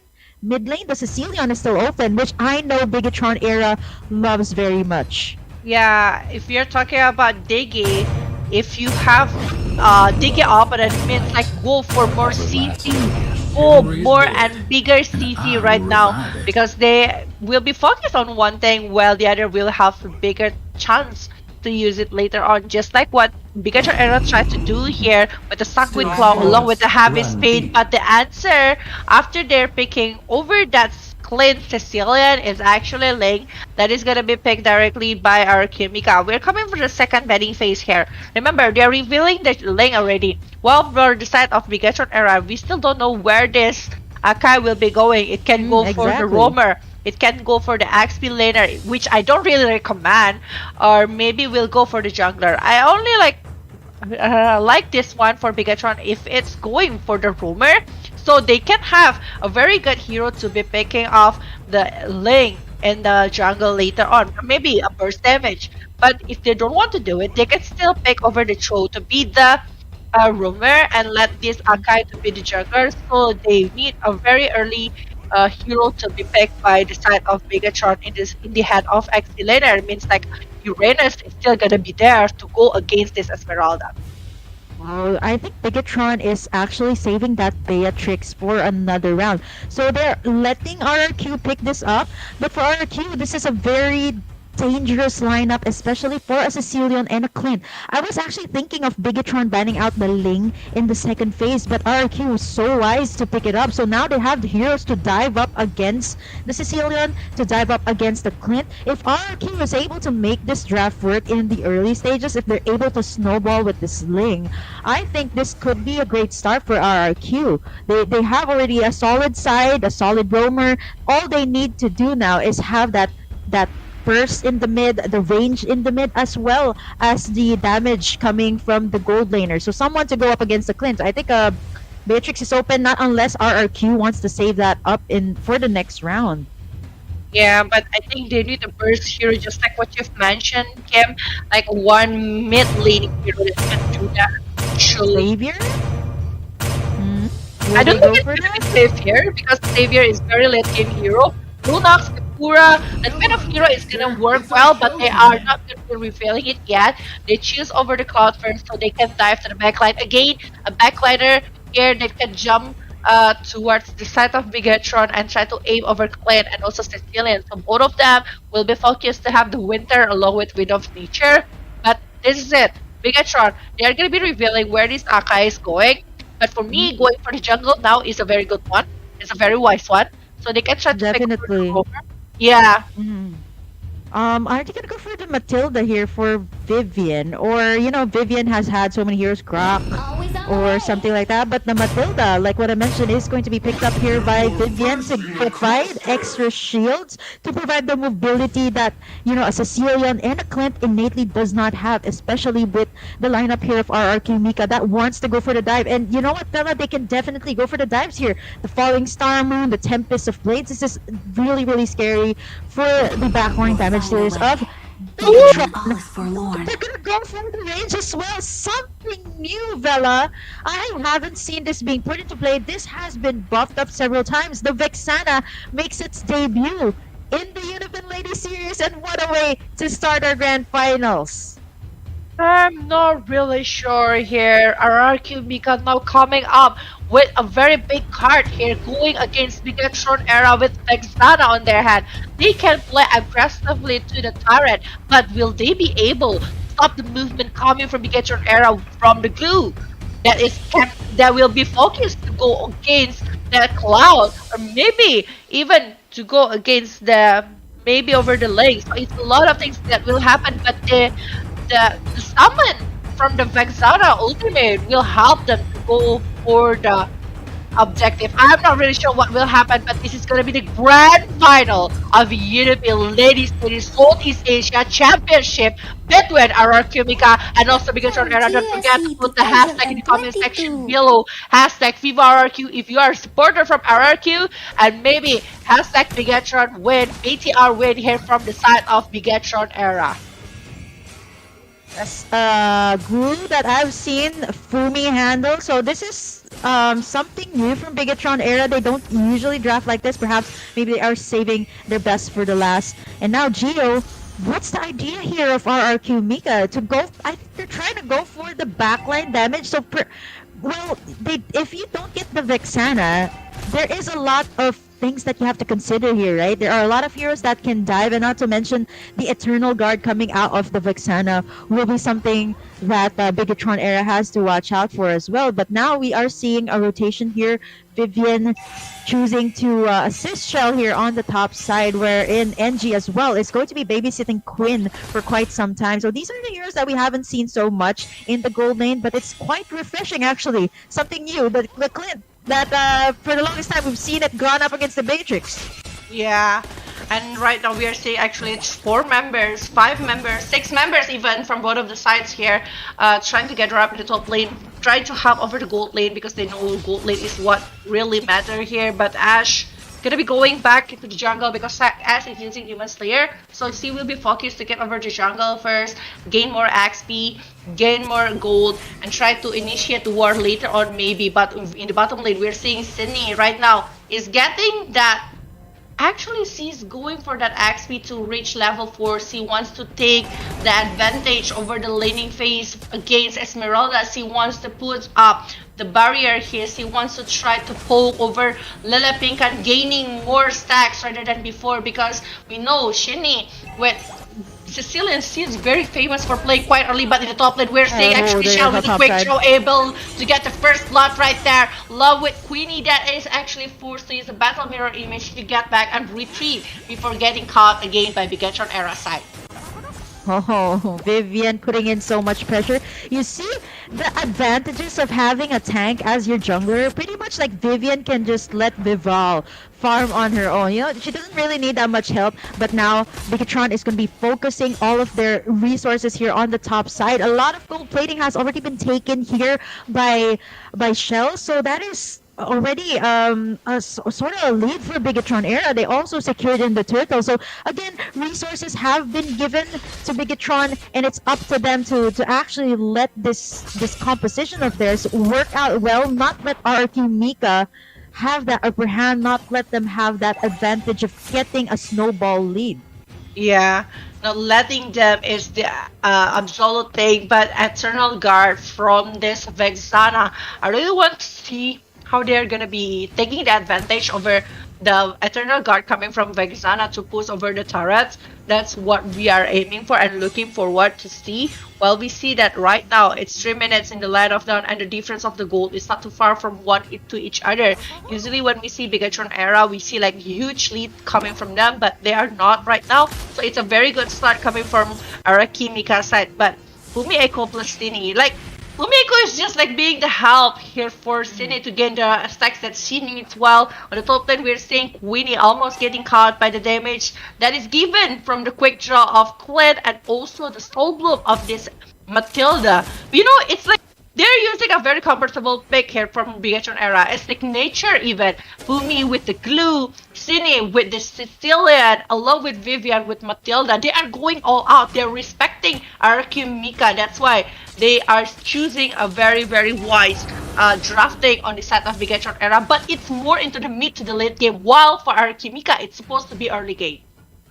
Definitely the early game, right? So far we haven't seen anything just yet, no ganks yet from Ashe, so she's gonna be peacefully taking in all the resources that she needs. And now Bigatron era, they are on a 1k gold lead, not unless RRQ manages to get this turtle. But now speaking of the turtle, Vivian is going to be putting all the resources actually to take in the turtle without any contest again from RRQ. So this was pretty much the same game that RRQ did up against Smart Omega, take in all the resources, and now RRQ, they are potentially in danger here on the top side. They are looking to take this tower.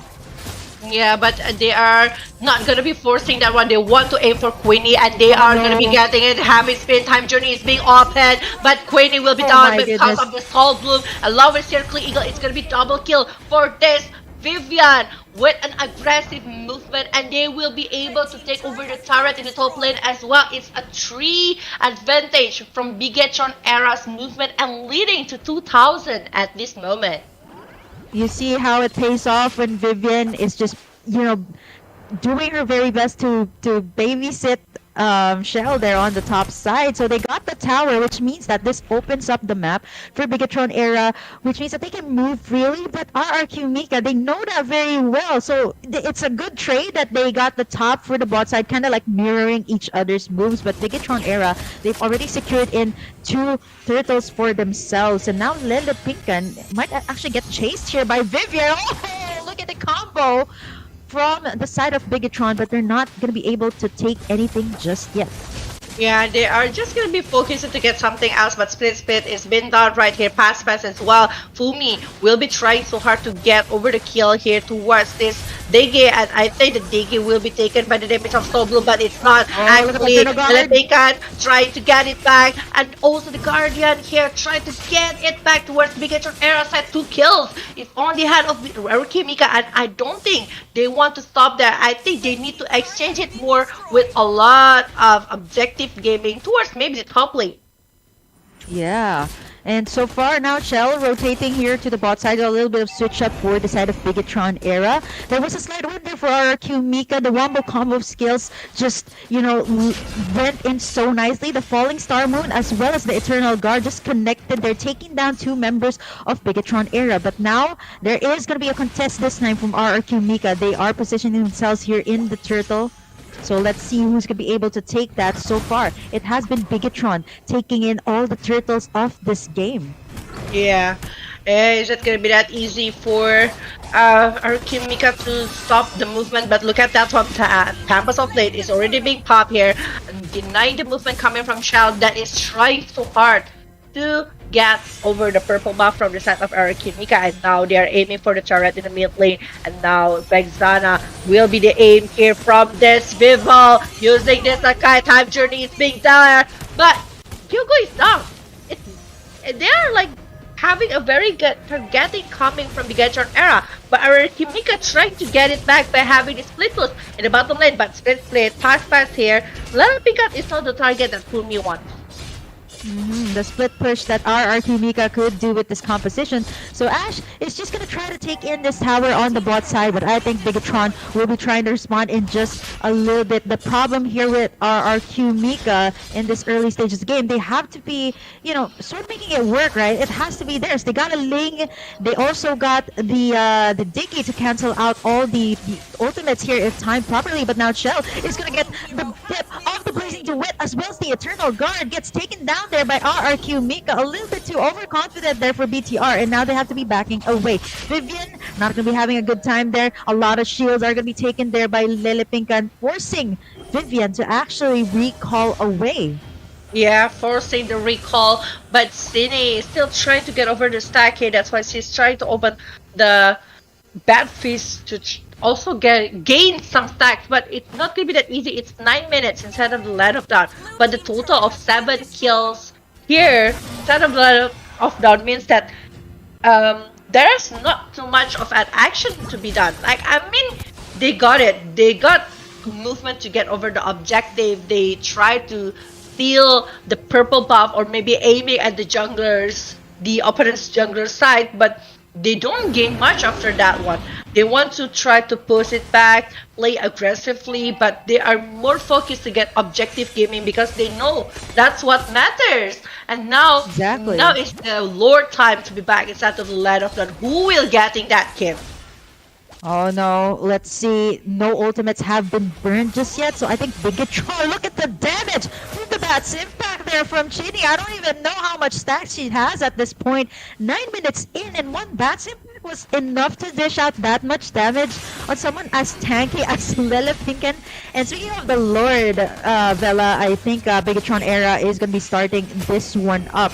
But who knows, this might actually just be a bait Lord. RRQ Mika has the tools to steal this away from Bigatron era. This is going to matter right now since the towers are going to be the focus here of both sides. But I think the clash is about to break out. Blazing Duet there from the side of RRQ. They take down Shinny for the players at 2-2 for 1 Tempest of Blades. Being used there by Ash, a win for the side of RRQ Mika. They were able to bait it out. A slight disposition there from Chini, but here on the top side, though, bot side rather, Queenie is going to be clearing out the lane. So there's not going to be any load. So it was actually a bait from the side of RRQ Mika. Yeah, Queenie, the queen of battle mirror image, she is able to run away of that from a very tight condition. Actually, she almost like having like 2% HP left when she is like run away from the side of Bigatron era, even though that she is having so much damage to be given by having the Demon Sword along with she have the golden staff as well, so it's like complete power spike item from the set of Cloud. But for the clan, it's finishing 3 items so far by having this endless battle, Blade of Despair along with Malavicor. So I think like they are almost there. While for Sydney, she's finishing up the Holy Crystal. She might be going for defensive item later. After she get that, I think like the rest of the player from Bigatron era need to have an opener. But look at that one. Actually, Ash, will she survive this one because she's using the Tapas of Blade just to run away. That was an almost pick off there by Bigatron, right? I already saw Vivian positioning herself there, so it was just to force Ash to back away to recall the base while the rest of Bigatron era is actually here in the Lord Pit. But again, this could be a contest from RRQ. The power spikes are already there, like what you mentioned. All of the skills, all of the items are already there. It's going to be a retribution battle. But look at Vivian just zoning away Ash back away from the Lord. And Vival is going to be taking it. But this could be pandemonium as Shinny is going to unleash the Bats Feast, forcing RRQ Mika to back away. One member down right before this first Lord. RRQ Mika has to defend because Bigatron era, they want to take in more towers here. That is right, and now the purple buff is also being invaded by the side of Bigatron era. They are stealing every resource from the side of RRQ Mika and the Lord that is marching from the bottom lane, while the rest of the player coming from Bigatron era is just like focus and we need to get objective. That's what they do. They are getting the outer turret in the mid lane, on the top lane as well, along with the Lord that is going from the bottom lane and the Scarlet Phantom in the hand of Shell. More critical, more attack speed. This quick draw will melt players from RRQ Mika. And I think this base turret from the mid lane along from the bottom lane will be taken without any war or maybe defensive movement coming from RRQ Mika.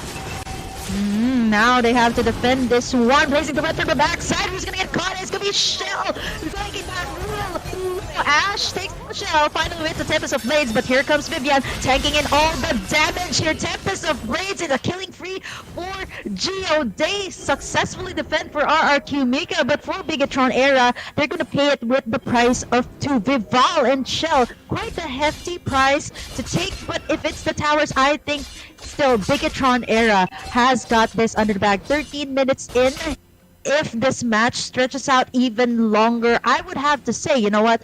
Late game king is with Bigatron era, and if they are able to position themselves well, they can actually kite in the members here of RRQ Mika. I think for Chelsea needs to proceed to have this Wind of Nature, because we know that actually Queenie is just jumping using the blazing duet, and also the Tempest of Blade that comes from Ash. It's like aiming at this player, so maybe that's one of the things that needs to be done by Chel. But Whitney finishing her Malavig Roar means that Fumieko, Viva, even Vivian will be receiving so much damage, despite this Vivian already making over the Blade Armor, if I'm not mistaken, so it will reflect the damage from the cloud itself. So it's like a two side of the knives here coming from Queenie. She can try to get over Vivian, but she also gonna be having the reflection over her damage itself.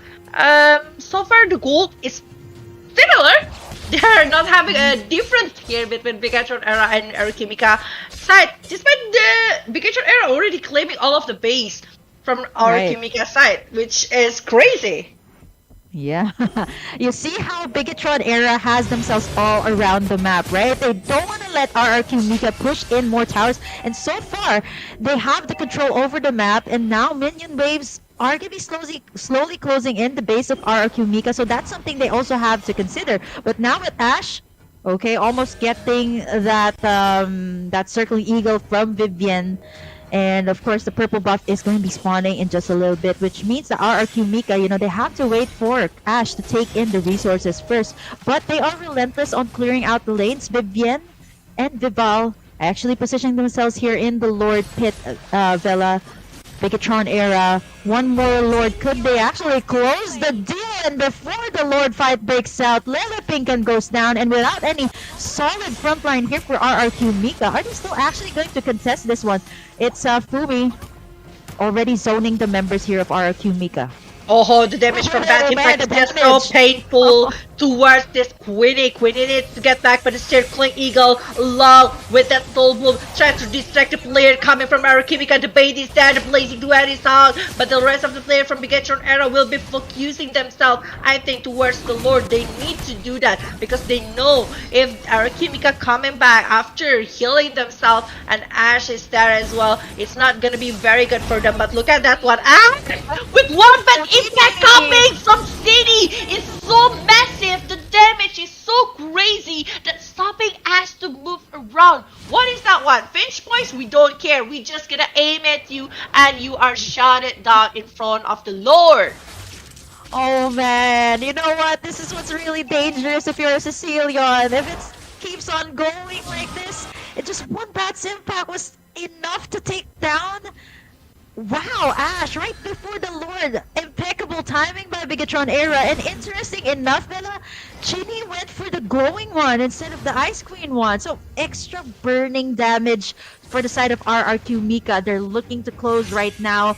The entire members of Bigatron era. It's going to be a 4v5 situation. RRQ Mika has to answer out to this, but the damage is already real. Here comes the Bats Impact from the side of Bigatron era. Queenie gets taken down, and the Lord instantly gets melted down, but Bigatron era is still alive here, up and kicking, and they're looking to close this round. Minion waves are in, and Bigatron era, they're locking in the towers. RRQ Mika forced to defend this one. Fumieko is the one left, but now they're locking in the base. Bigatron era will be taking game number 1.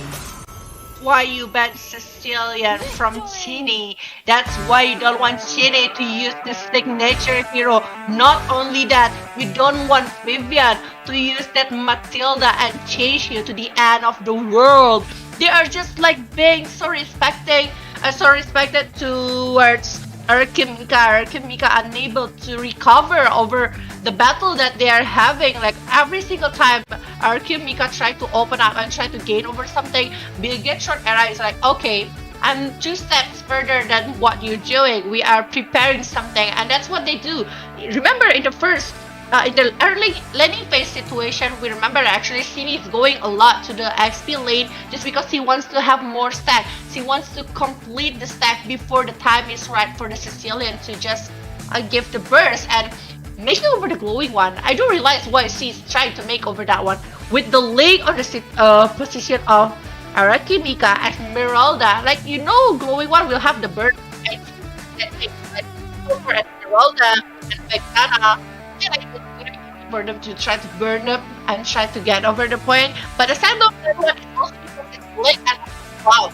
How gonna be doing the Finch Boys, Tempest of Blade tried to run away from the battle using Battle Mirror Image, and because of the magic percentage burn, it will help to secure the kill towards Arakimika's side. And it's well done, executed by Bigetron Era. They play really well for this first game.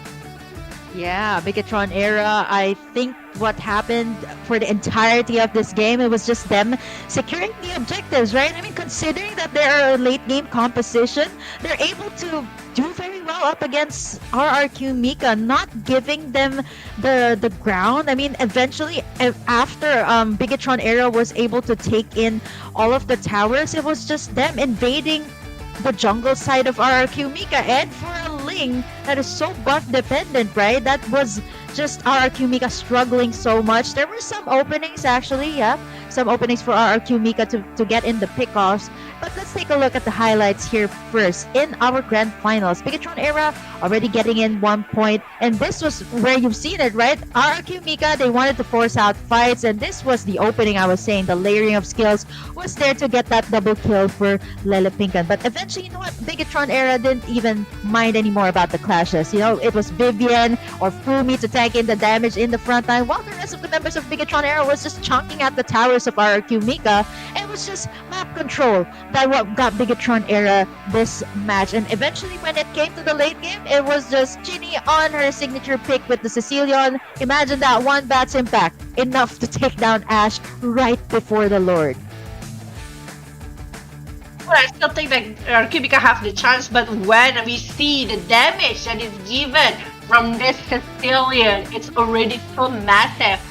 The bad impact is like very impactful, and this is also still a game for Kimika, despite they are losing a 3 base turret. But this is the moment, like Lucy, that one is more than 50%. It's around 60 to 70% Right. of the HP bar, and it's taken just because Cindy using that bad impact directly towards that leg. It's a massive damage, massive, and from that, I think like Arakimika having a hard time to recover over the damage that is given from Bigetron Era. It's like crazy gameplay. They are focusing to get over the base without any further thing to do. Like they are just like, I want to end this game. It's a very late game already. It's 17 minutes. What are you expecting for after staying 17 minutes of Sicilian instead of the Land of Down? Yeah, Holy Crystal and the Glowing Wand, something I don't usually see from a Sicilian. It's usually like the Ice Cream Wand. So I think what Shinny wanted to go there, what Shinny wanted to go for was actually the burning damage, like what you mentioned.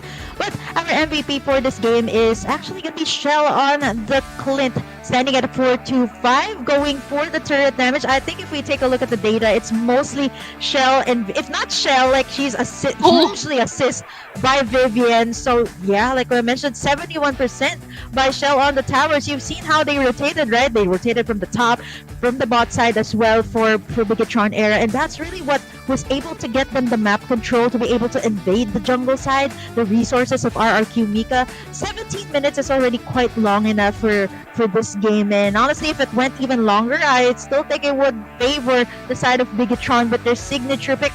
Actually, you know what, Bella? This Sicilian is not just a signature pick for Chinny, even for their male ML scene. So this Sicilian has been quite the poster boy for Bigetron Era, but it's not the Sicilian that we're going to be talking about here in our MVP. It's going to be Shell. Again, on this gold lane with the Clint this time. Surprisingly, not a Beatrix. Perhaps they're saving it for the next round with a KDA of 425. Yeah, 4 to 5 played with a quick draw, with the bombardment, able to get 4 kills, 9 total of contribution, kill participation inside of 11. So 9-11 chances to get over the kill instead of the Land of Dawn. How she is able to aim at Esmeralda, try to get the penetration physical towards this tanky Esmeralda, and able to stop the movement, and even the Diggy can withstand the damage coming from Clint itself. The positioning also coming really well, just because Matilda and Akai plus Glue being the frontliner and creating chaotic problem for Araki Mikasa. I really really am curious about the second game, second banning phase, what will happen to drafting, because just like what you've mentioned, they are stepping up a lot of heroes here for the second game later. And Akai, now are they gonna be letting go the Akai towards Araki side? If they are they gonna be picking over Diggy? Is Diggy really worth it when you're facing an Akai? Because we know that the Heavy Spin is very good skill, but if you don't really like have a momentum to do so, and maybe because of the other hero that can jump in, or maybe another CC that they have, it's gonna be creating so much things on the hand of the Digi itself. So yeah, we will see later what kind of hero that they will try to pick, and maybe they will try to ban respecting each other. Yeah, I think there will be perhaps like a Cecilion ban. Bigatron era already getting in 1 point up against Kumika. And for the first game, that's basically, you're right, Bella. That's something that you want if you're a Cecilion. That's something you would want if you're a Clint. Someone to tank in the damage in front. And that's definitely what Bigatron era did. So I know Kumika is also quick to adapt. So perhaps maybe they can go for a similar lineup here in the second round. So what they really wanted there in game number 1 was to have that early game advantage, right? Knowing that Bigatron era picked up the Sicilian, but you know what? Bigatron era was like, they did pretty well in the early game, right? It was just to take in the towers, and eventually RRQ Mika could not answer any further to the aggression of Bigatron era, eventually leading to game number 1 victory for the BTR. And now here we have it, Bella. Straight into the second game here in the grand finals. BTR still on having the first pick advantage here. Yeah! I'm so excited about this one. I want to see what kind of thing. Like, we saw Vexana. Vexana is just like so good, but I don't think like it's really worth it to put the odds against that kind of condition, that kind of draft that Bigatron era have. Like, it's full of signatures hero, and you're putting Vexana in the middle of that one. I don't think it's a very wise option coming from Arakimika's side. But this is again just like what you've mentioned. First pick towards Bigatron era side, second pick towards Arakimika. Are they gonna be having a surprises again for us after seeing that Vexana that is being picked from the Aramika? What one? Eve, Valentina, Varamin. It's still a template hero. Yeah. And will they try to bet over the other hero, maybe betting over the Akai and let go of Masha, and they will be able to take it? Perhaps that could be the case for Bigatron era. I'm not so sure if they will let go of the Julian this time, knowing that RRQ, especially Geo, loves this hero very much. But again, Bigatron has the first pick here. So instead of the Akai, Bigatron can actually go for the Julian, not unless they will let it go.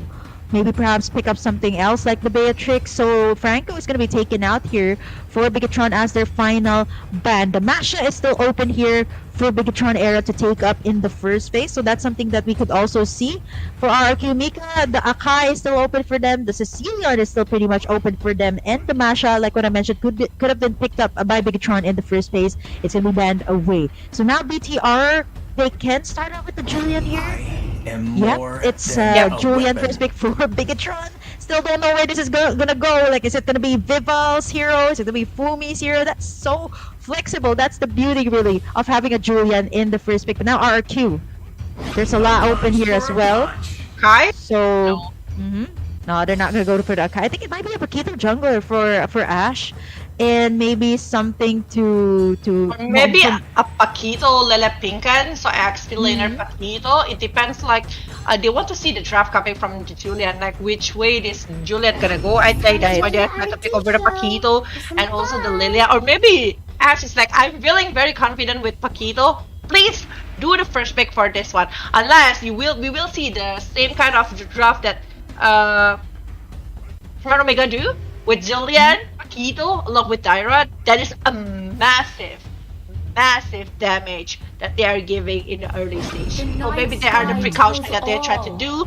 But Arakimika, after seeing the Esmeralda, they still can pick over the Dyra though.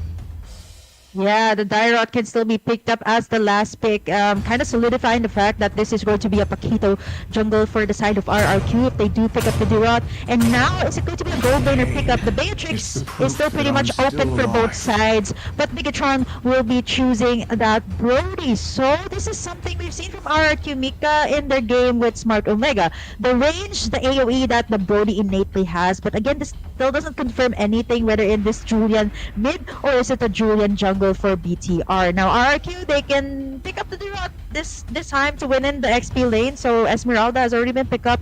No one has picked up the Dyrot yet. So RRQ, they can actually pick it up right now, having that solid dive pretty much if they have that composition.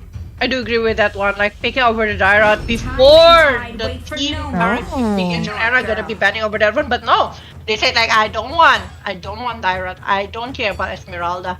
I am gonna be doing my own way by picking over Beatrix here, one of the hero that is very strong with 4 weapons on her hand.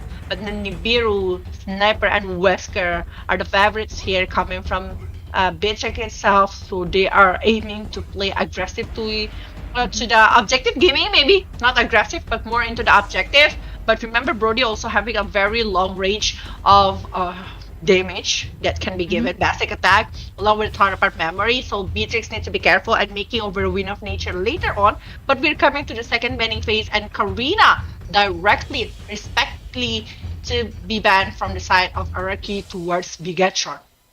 The Lolita will also be taken away here by Bigatron. A possible pick here for NG. I was actually thinking of a Lolita pickup for both sides, but since now it's gone, RQ now, they can choose to take away some of Vivian's heroes. So a lot of respect for the roamer here on the side of Bigatron. There is a lot of heroes that haven't been taken just yet. And yeah, speaking of Vivian's heroes, it's going to be the Cho taken away by RRQ. Now, Bigatron, there's still no heroes here for NG actually. So either they're gonna take away NG's heroes or maybe even the Dyrot ban might come through here for Bigatron just to ensure that Fumi wins the lane. So Bigatron, what's it gonna be? Is it Fumi's heroes or are you gonna target more of NG's heroes here since there's already 2 heroes taken away by Bigatron era? Still here. Maybe they want to try to respect the damage that can be given by the roamer side or XP. Turns out it's gonna be Uranus that is being banned from the side of Bigatron, respecting the Lele Pinka that can play aggressively using the Uranus. So there will be no Uranus. What are the options here? Hilda, I think it's gonna be for NG because I think like NG is so much better using the Hilda as a roamer rather than put it as the XP later. Or maybe again, this might be a surprise. It's gonna be a Paquito going for the XP later, and they will still pick a jungler on the hand of Araki and Mika. It's still a possibility here, but we will see from Bigatron era side what kind of hero that they will try to pick over this one. Because I have this hunch that from Araki they will try to pick over the Hanzo again. It's a very good pick if they are gonna be able to do that. And Bigatron, will they try to take over the heroes that possibly be picked by Araki? Will they try to pick over Balmon, which is going to be very good? I haven't seen the Balmon yet. Yeah, we haven't seen the Balmon, so maybe. But Ravella with what, Roger? Oh, okay. I mean, we're just saying we haven't seen a Balmon, but Balmon makes its debut. I think it's a very solid pick, right, from Bigatron era to get in that double retribution, right? The Balmon is a hero that I call, like, you already have the lethal counter, you also have the retributions, kind of like you have the objective secure. So now RRQ, what are they going to go for as their final pick? Again, we don't know if this Paquito is an XP lane, like what you mentioned. It could still be, I think Baksha will be good here for RRQ, right? Since there's a lot of heals, a lot of shields, so the Baksha could actually be either the jungler or the XP lane. But you know, if you ask me, I would prefer an RRQ draft with the Baksha in play. There's so much healers here. But, you know, they're gonna just say how to juggle. Pick up that Baksha. How to juggle. When was the last time we've seen this, Bella? This was like ages ago, patches ago, when you've seen an Esmeralda jungler, a Lunox jungler, but go back to the mid jungler, and a late game hero as well. For the side of RRQ Mika. Second game in, Vela. RRQ Mika still bringing out a contemporary, still bringing out new pickups, but I think this might just be a Harriet jungler and an XP lane Paquito. So RQ Mika always in for the surprises in the last final pick. So here we have it. Game number 2, Bigetron Era going up against RRQ Mika for the second time.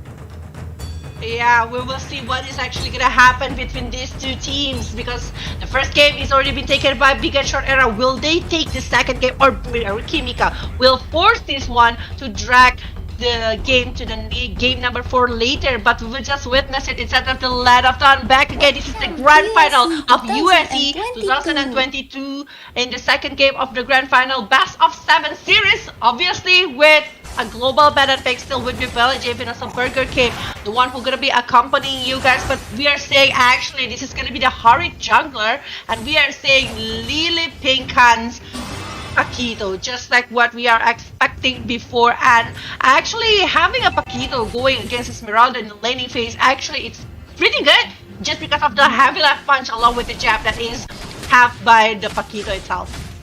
Yeah, I noticed Paquito has been buffed, right? So I've seen a Paquito doing really well up against the Esmeralda. It's not something that you see very often, but it's enough to dish out that much damage. Look at that. Already jumped down to real low, so it's also a signature pick from RQ Mika. But the XP lane looking really good. But now something that RQ Mika has to consider as well. You don't want to let Vival farm up so well on the Balmond. That's not something you want to give, right? Resources after resources for a Balmond, which by the way can trigger its passive very well. Getting in that max HP to be able to be very tanky so that the members here of RQ Mika can't just take them down immediately. Yeah, but we also need to talk about the Mika's lineup with the Lilia on their hand. I mean, like, Lilia is one of the heroes that can clear of the wave of the minion very fast, but Ash need to get back as soon as possible. Right retribution is actually kind of disturbing right here, but Sydney will try to go away a little bit because of the damage that is given by the presence of NG, but I don't think they will go any further with that one.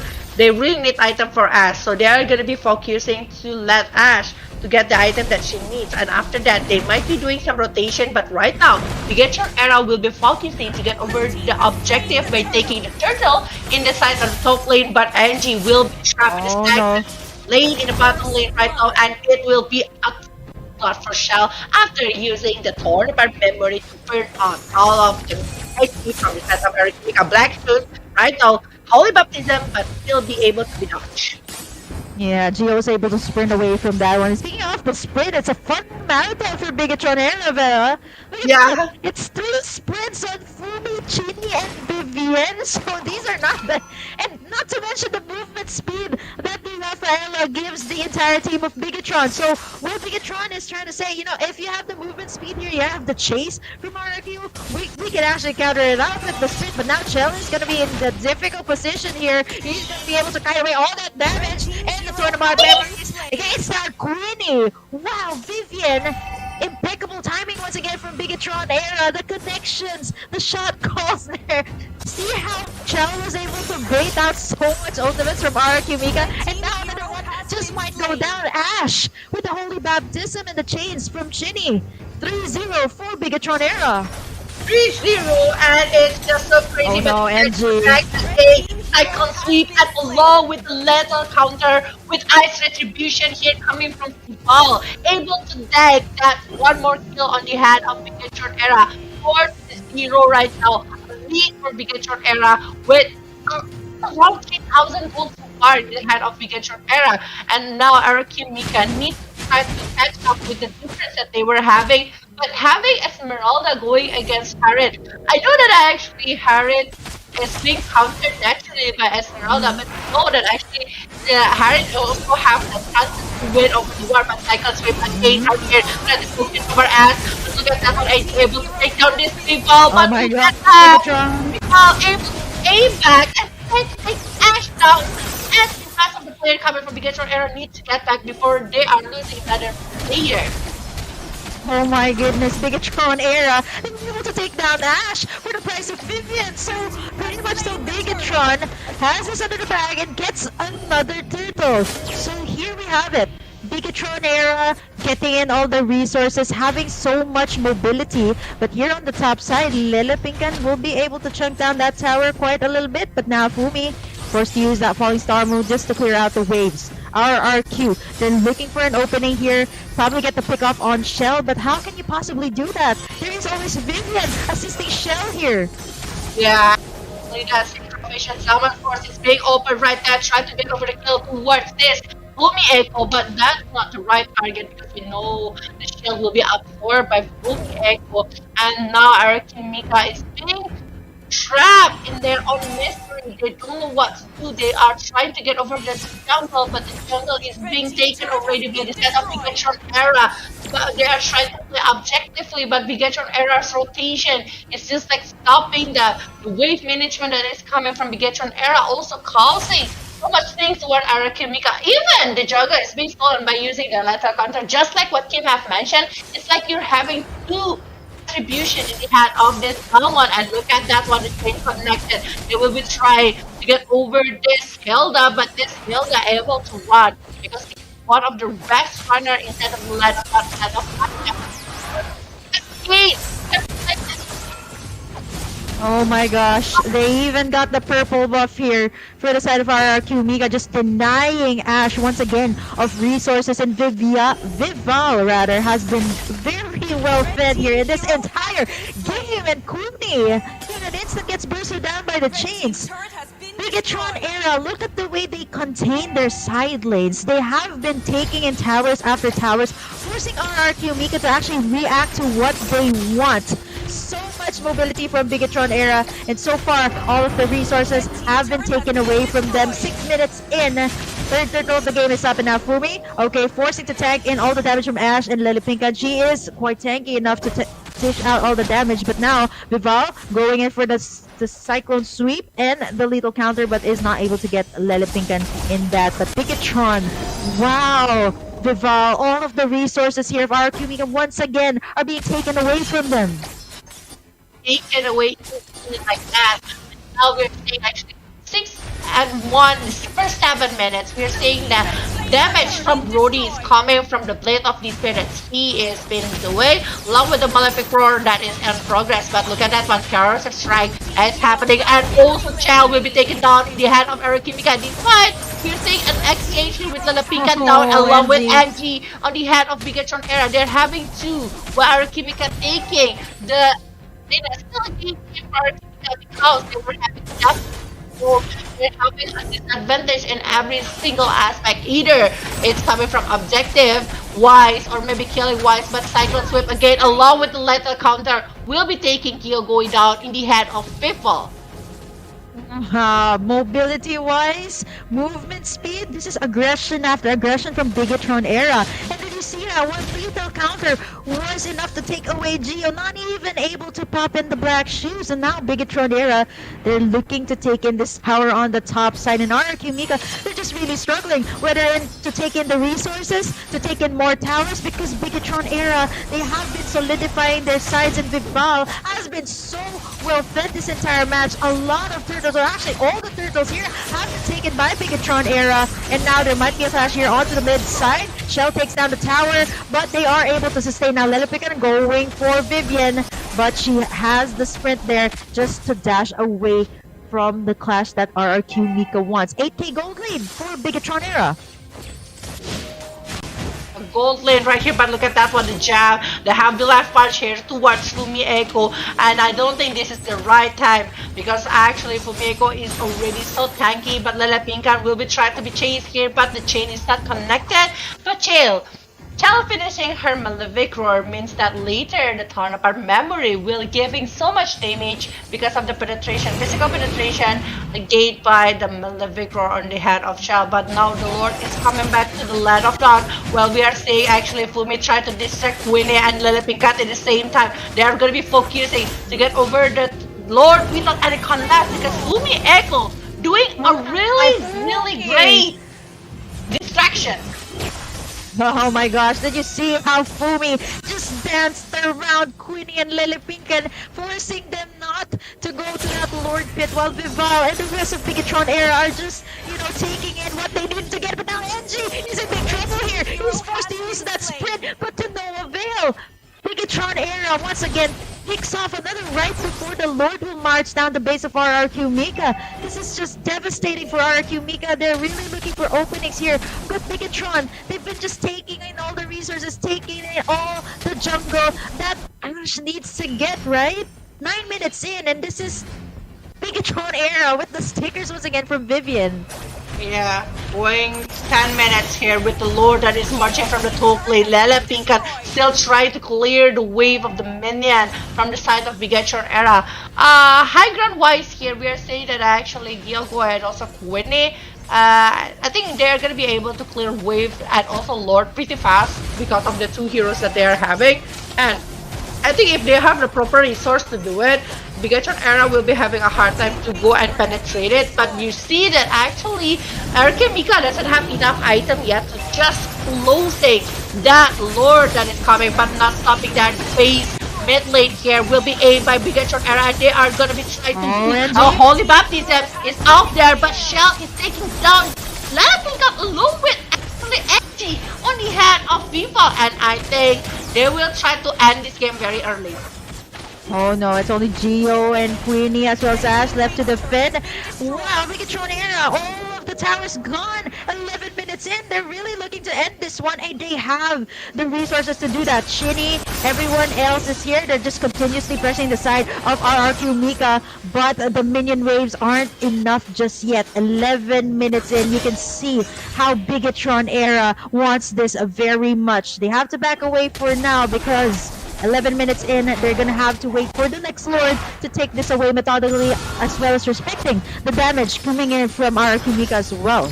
Yeah, I think like that is their goal. They don't want to force it. They don't want to overextend their movement. Despite they are having this Ravella, they also need to take care over the damage that can be given by the side of RRQ Mika, because Shell is actually not on that side. Like they are not being sticking together to try to aim over ending the game. But look at that one, actually Fumi Echo one more time to distract. RRQ Mika, even Winnie almost getting caught here in the hand of this Esmeralda, but Vival waiting patiently here, trying to look where's the position of RRQ Mika's side, and they got it with the Holy Baptism, heavy spin, but no, it's too tanky still from NG. Yeah, and she's not gonna get taken down there, but Lele Pinkan forced to clear out the waves just to pressure in that bot side. And finally, I think RRQ Mika will...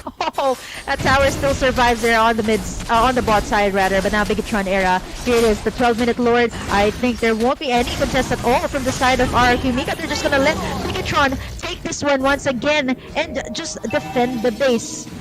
Yeah. And now from the side of RRQ Mika, they're still trying to do the split push. That's the only thing that they can do right now, even though it's very risky for Queenie to get out and maybe try to play as a split pusher here, because no one else can do that. I think it's like a very hard task from RRQ Mika. They're having like 14,000 gold difference here from the side of RRQ Mika and also Bigatron Era. And with 12 to 13 minutes, Lord that is marching to the mid lane of the side of RRQ Mika. And now Lele Pinkan trying to use some jab, have last pinch, but look at Fumi X. Ash and and the base will be exposed right here. But we're saying that Lele Pinkan will be trying so hard to get a kill, but Chini is still there, still alive, and even pushing back Lele Pinkan with the Leno counter coming from Viva, and the game is gonna be taken directly by the hand of Bigatron Era. This is gonna be 2-0, and Bigatron Era leading the game so far, hacking half of the needed point meter of US president. Calm and collected for Bigatron Era. That's also how they were able to take in this game in a very dominant fashion at that, and that's something you don't want to see, right? If you're a Balmond, get in all the resources, get in all the turtles. And for RRQ Mika, they were trying to play it out for the late game. So I wasn't sure what the Harriet was trying to do. Maybe perhaps RRQ Mika has this idea of saving perhaps their best picks for a certain type of composition that they want. But honestly, that was so difficult, right? The Esmeralda Fumi just ate up all the shields for the side of RRQ Mika. It's just a field day for Fumi. You see how she danced up against the members of RRQ Mika? It was just really not letting RRQ Mika take in all the resources, and the way Vival was able to farm up to get in all the resources for Bigatron era, it was just giving them a massive lead and eventually letting their side scale up as well. So pretty much Bigatron took this with in a very methodical way, took it in a very clean fashion as well up against RRQ Mika.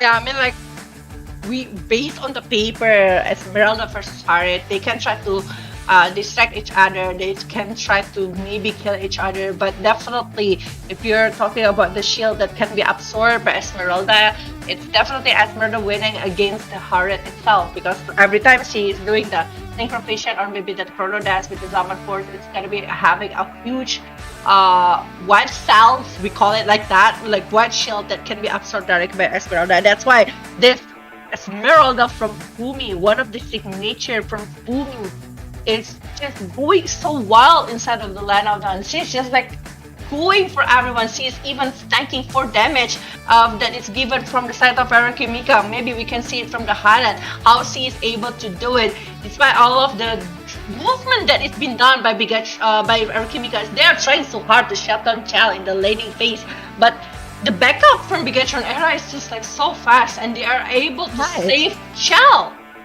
Yeah, I mean, they have 3 sprints for a reason, right? So quick to respond. Plus, they also have Vivian's Rafaela to add up to the mobility that they already innately have. So this is just Bigatron era.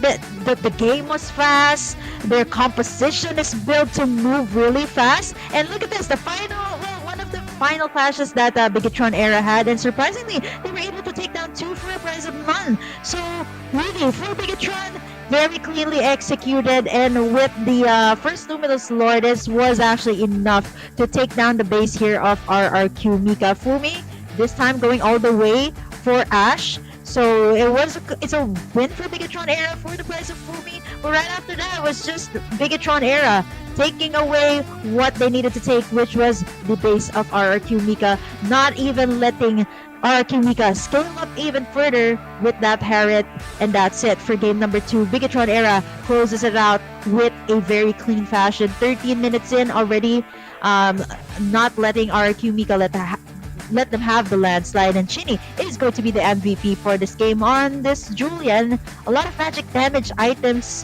and like what you mentioned, Bigatron era was so quick to respond, right? If not Vival, it's Vivian in the scene. So it was just very fast for Bigatron era to take in all the resources, to take in all the towers, and we're able to take another game up against RRQ Mika. I mean, like Chinny with this Juliet with the chain that's stopping the movement coming from RRQ Mika, just like giving so much with like 12 contribution out of 14 here from the side of Bigatron era. It's just like giving all in here. And these two sister challenge Chinny with the bond that they have. They always try to back each other up, and how they are having the symphony over the movement that they do. But I still want to give my applause here for Fumi. Even though she got the silver, she's the only silver here from the side of Bigatron era, but she is one of the star from the previous game. She's able to distract from members from RRQ Mika to be focused on her, while we know that actually Bigatron taking something huge for them, like the Lord that is taken by Bigatron era side. But yeah, here we go. We see the damage that is taken, 31% in the hand of Fumi Echo, also giving 23% of the damage. Second of the Bigatron era side here to giving the damage towards the opponent side. It's so crazy. I know, right? And even Shell, so much tower damage once again. If not with the Brody, with the Clint, what? Shell just taking in towers for Bigatron era, while the rest of their members is just, okay, you know what? Shell's just like, guys, just take in all the objectives. I'll be the one to handle the towers. Massive damage for Shell. And surprisingly enough, she was able to join the team fights pretty well. But Chinny is going to be the MVP for this game with the Julian 309. Fantastic response, and plus, of course, innately with the mobility that Bigatron has in this game, it was so quick for them to respond to any team fights that RRQ Mika wanted. Yeah, what a crazy movement coming from the second game. We are waiting. Arky Mika, please, please, please try to get something here for the third game. We know that you must be tired, but we will have 15 minutes break here for you guys to recover and maybe pre-plan a new thing to go against Bigatron era. But yeah, guys, that is for the second game. We will just take a short break before we're jumping for the third game. So everyone, please stay tuned and wait us to get back from the UFC 2022. Don't go anywhere.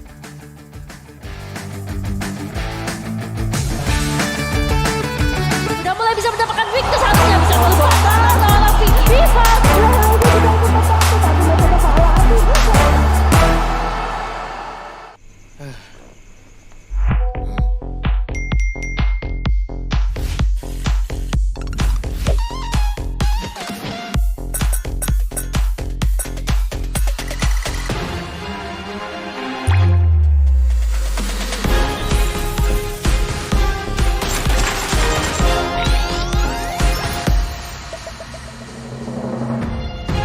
New skin ready.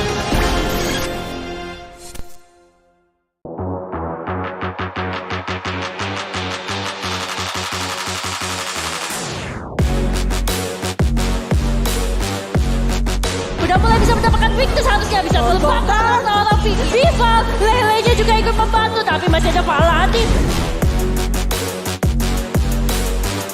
Damage luar biasa dengan lightweight yang ada akhirnya menumpaskan Miko double kill. Kekuatan seorang Hyun. Dia tapi Miko datang dan tanggulan tipu. Tarian rangsa telah pun lagu keponya bergerak mencari Hyun. Hyun dalam bahaya. Kamay ng ating Tego Adjo samantala din si Bibi papasok. Si Amorin naman doon sa bandang likod. Libreng-libre itilatag ang kanyang mga paniki. Pero si Taro gusto papasok. Another inheritance turret being taken down. Benjamin set taking down. It was a good shot for the Savior. You can see they still keep struggling, but Rory has been killed by the Julian. As you can know, it was a very good call. Look at that.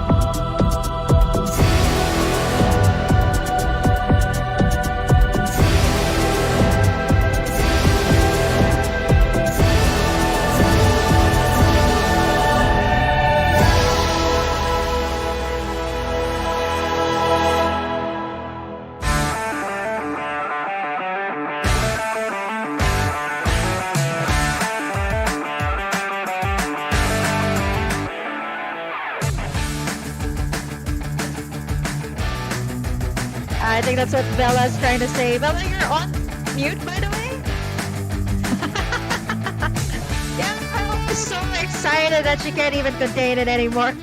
There you go. Welcome to the UniPin Ladies Southeast Asian Championship once again, and hopefully you guys have had a quite some time to have that break to perhaps like get in some snacks because the show's about to start, and we're already at a 2-0 for Bigatron Era. How are you doing, Bella?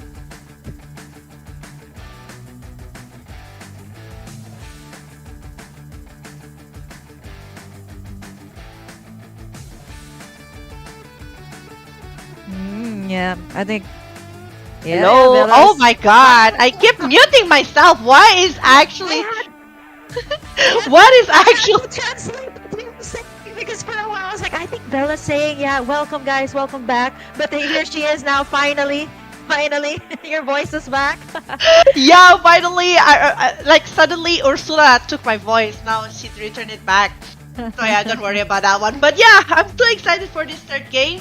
Definitely we will see a lot of improvement, hopefully from the side of Araki and Mika, or maybe surprises coming from Bigatron Era. They want to respect it more towards the side of Araki and Mika, and we just gonna see later of the drafting phase. Back again, this is the global ban and pick. So obviously for the third game it's gonna be 30 hero bans.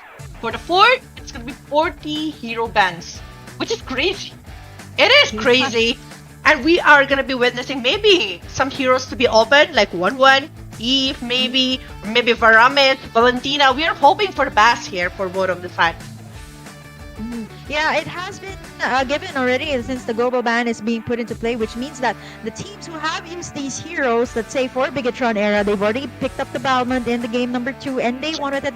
It doesn't matter if you won with that lineup, you lost with that lineup, you can no longer pick those heroes again in the same series. But there's an exception, Bella, to this case, that if ever we do reach game number 7, we can actually reuse some of the heroes. So hopefully for our RQ Mika to be able to pull this off with a reverse sweep, they first, of course, have to force out a game number 5, game number 6 for this particular series. Bigatron Era already on a lead, 2-0 up against our RQ Mika. And for RQ Mika, like what you mentioned, we're hoping to see something more, a little bit more.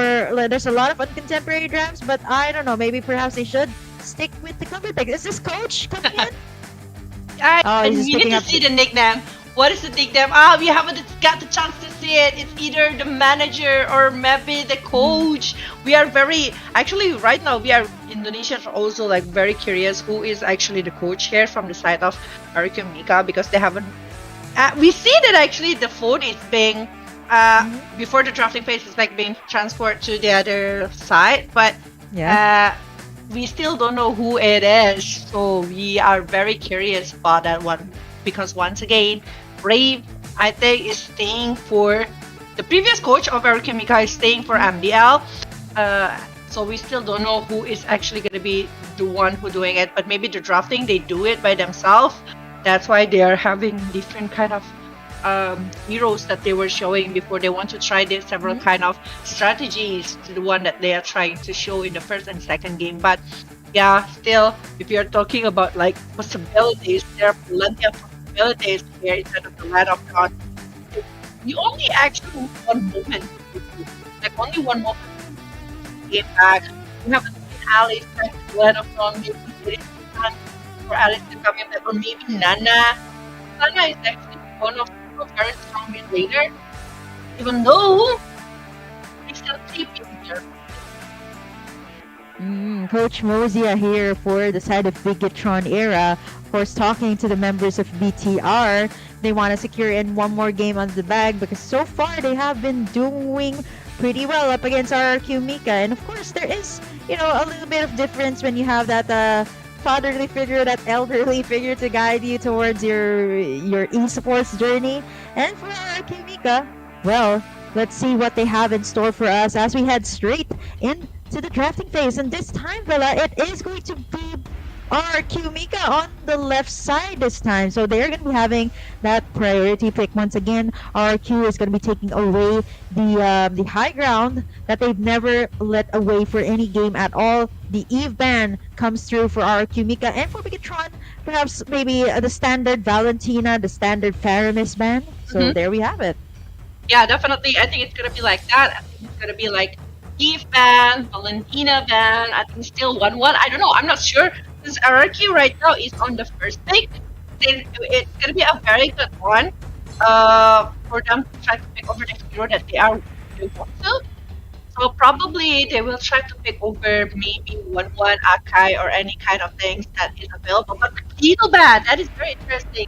Why banning over the Paquito?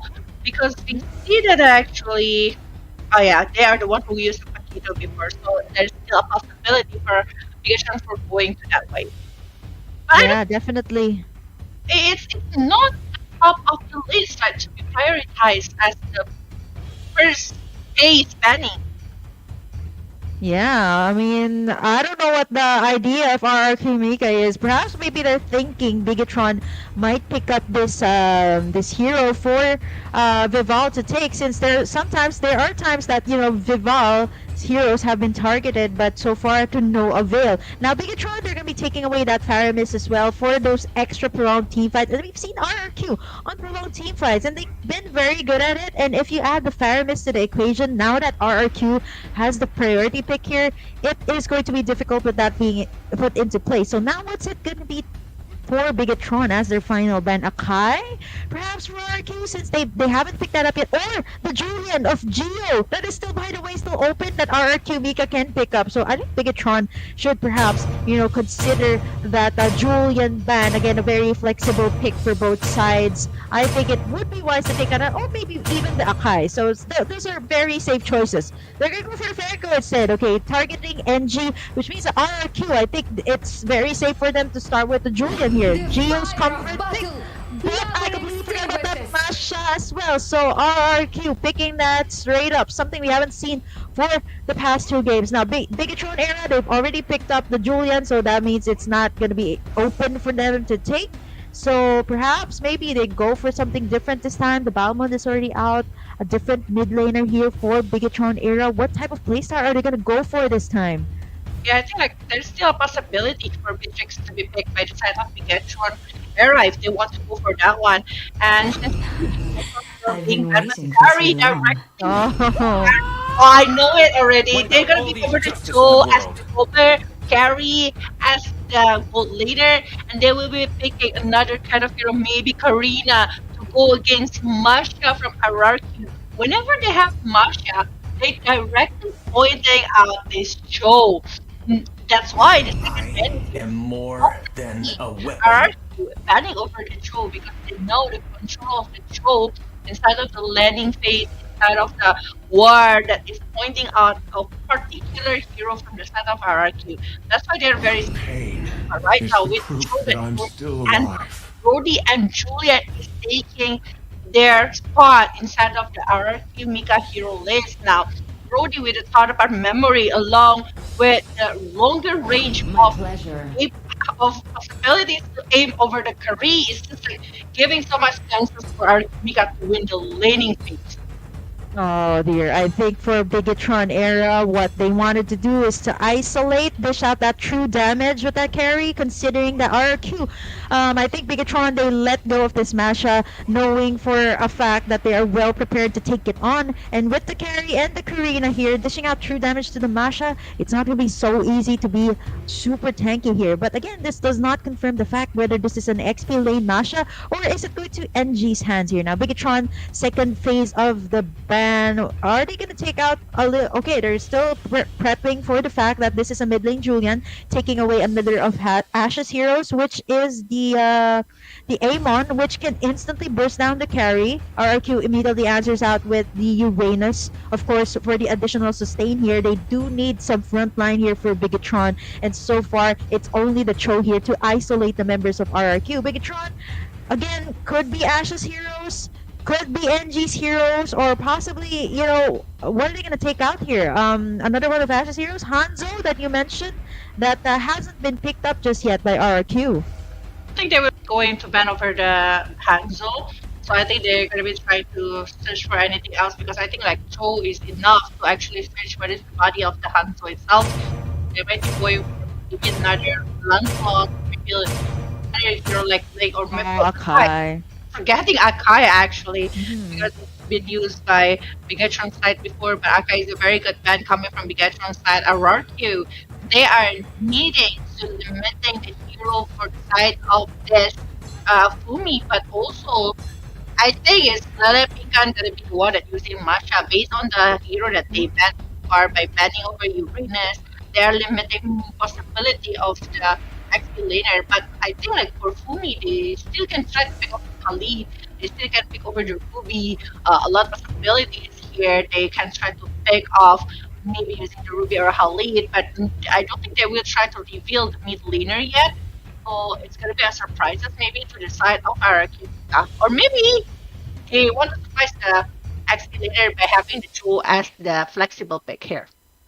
Now Bigatron, they need something for the sides to sustain, and for the first time, Vela, we are going to be seeing the X-Borg, the newly buffed X-Borg, which has already some magic damage, which means that Icing Wand and the Glowing Wand will matter. So for RQ, these are the heroes that you want to go near, right? The Masha, the Julian sort of like needs to dive, and what better way to answer it with the X-Borg on the side. So Bigatron is really expecting that this is going to be Lele Pinkan's hero, the Masha that the X-Borg can definitely take on. And now the biggest question here for RRQ, who's gonna be their jungler here? What's Ashe gonna take out? Since there's still a lot of comfort picks up for Ashe. We've seen Ashe on the Hanzo.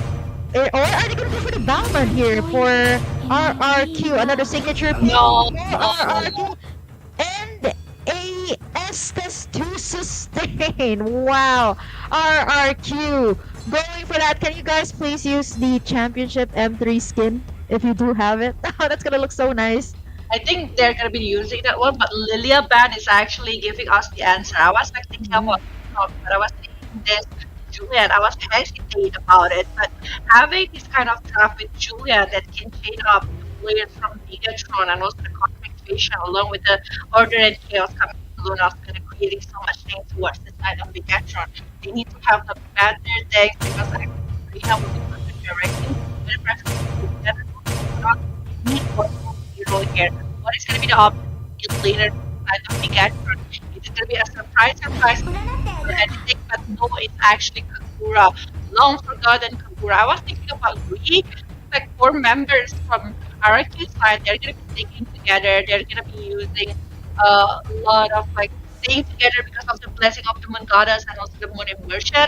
But they are not planning to do it. They are more focusing to get the first thing is coming from the winning overturn of the Kagura.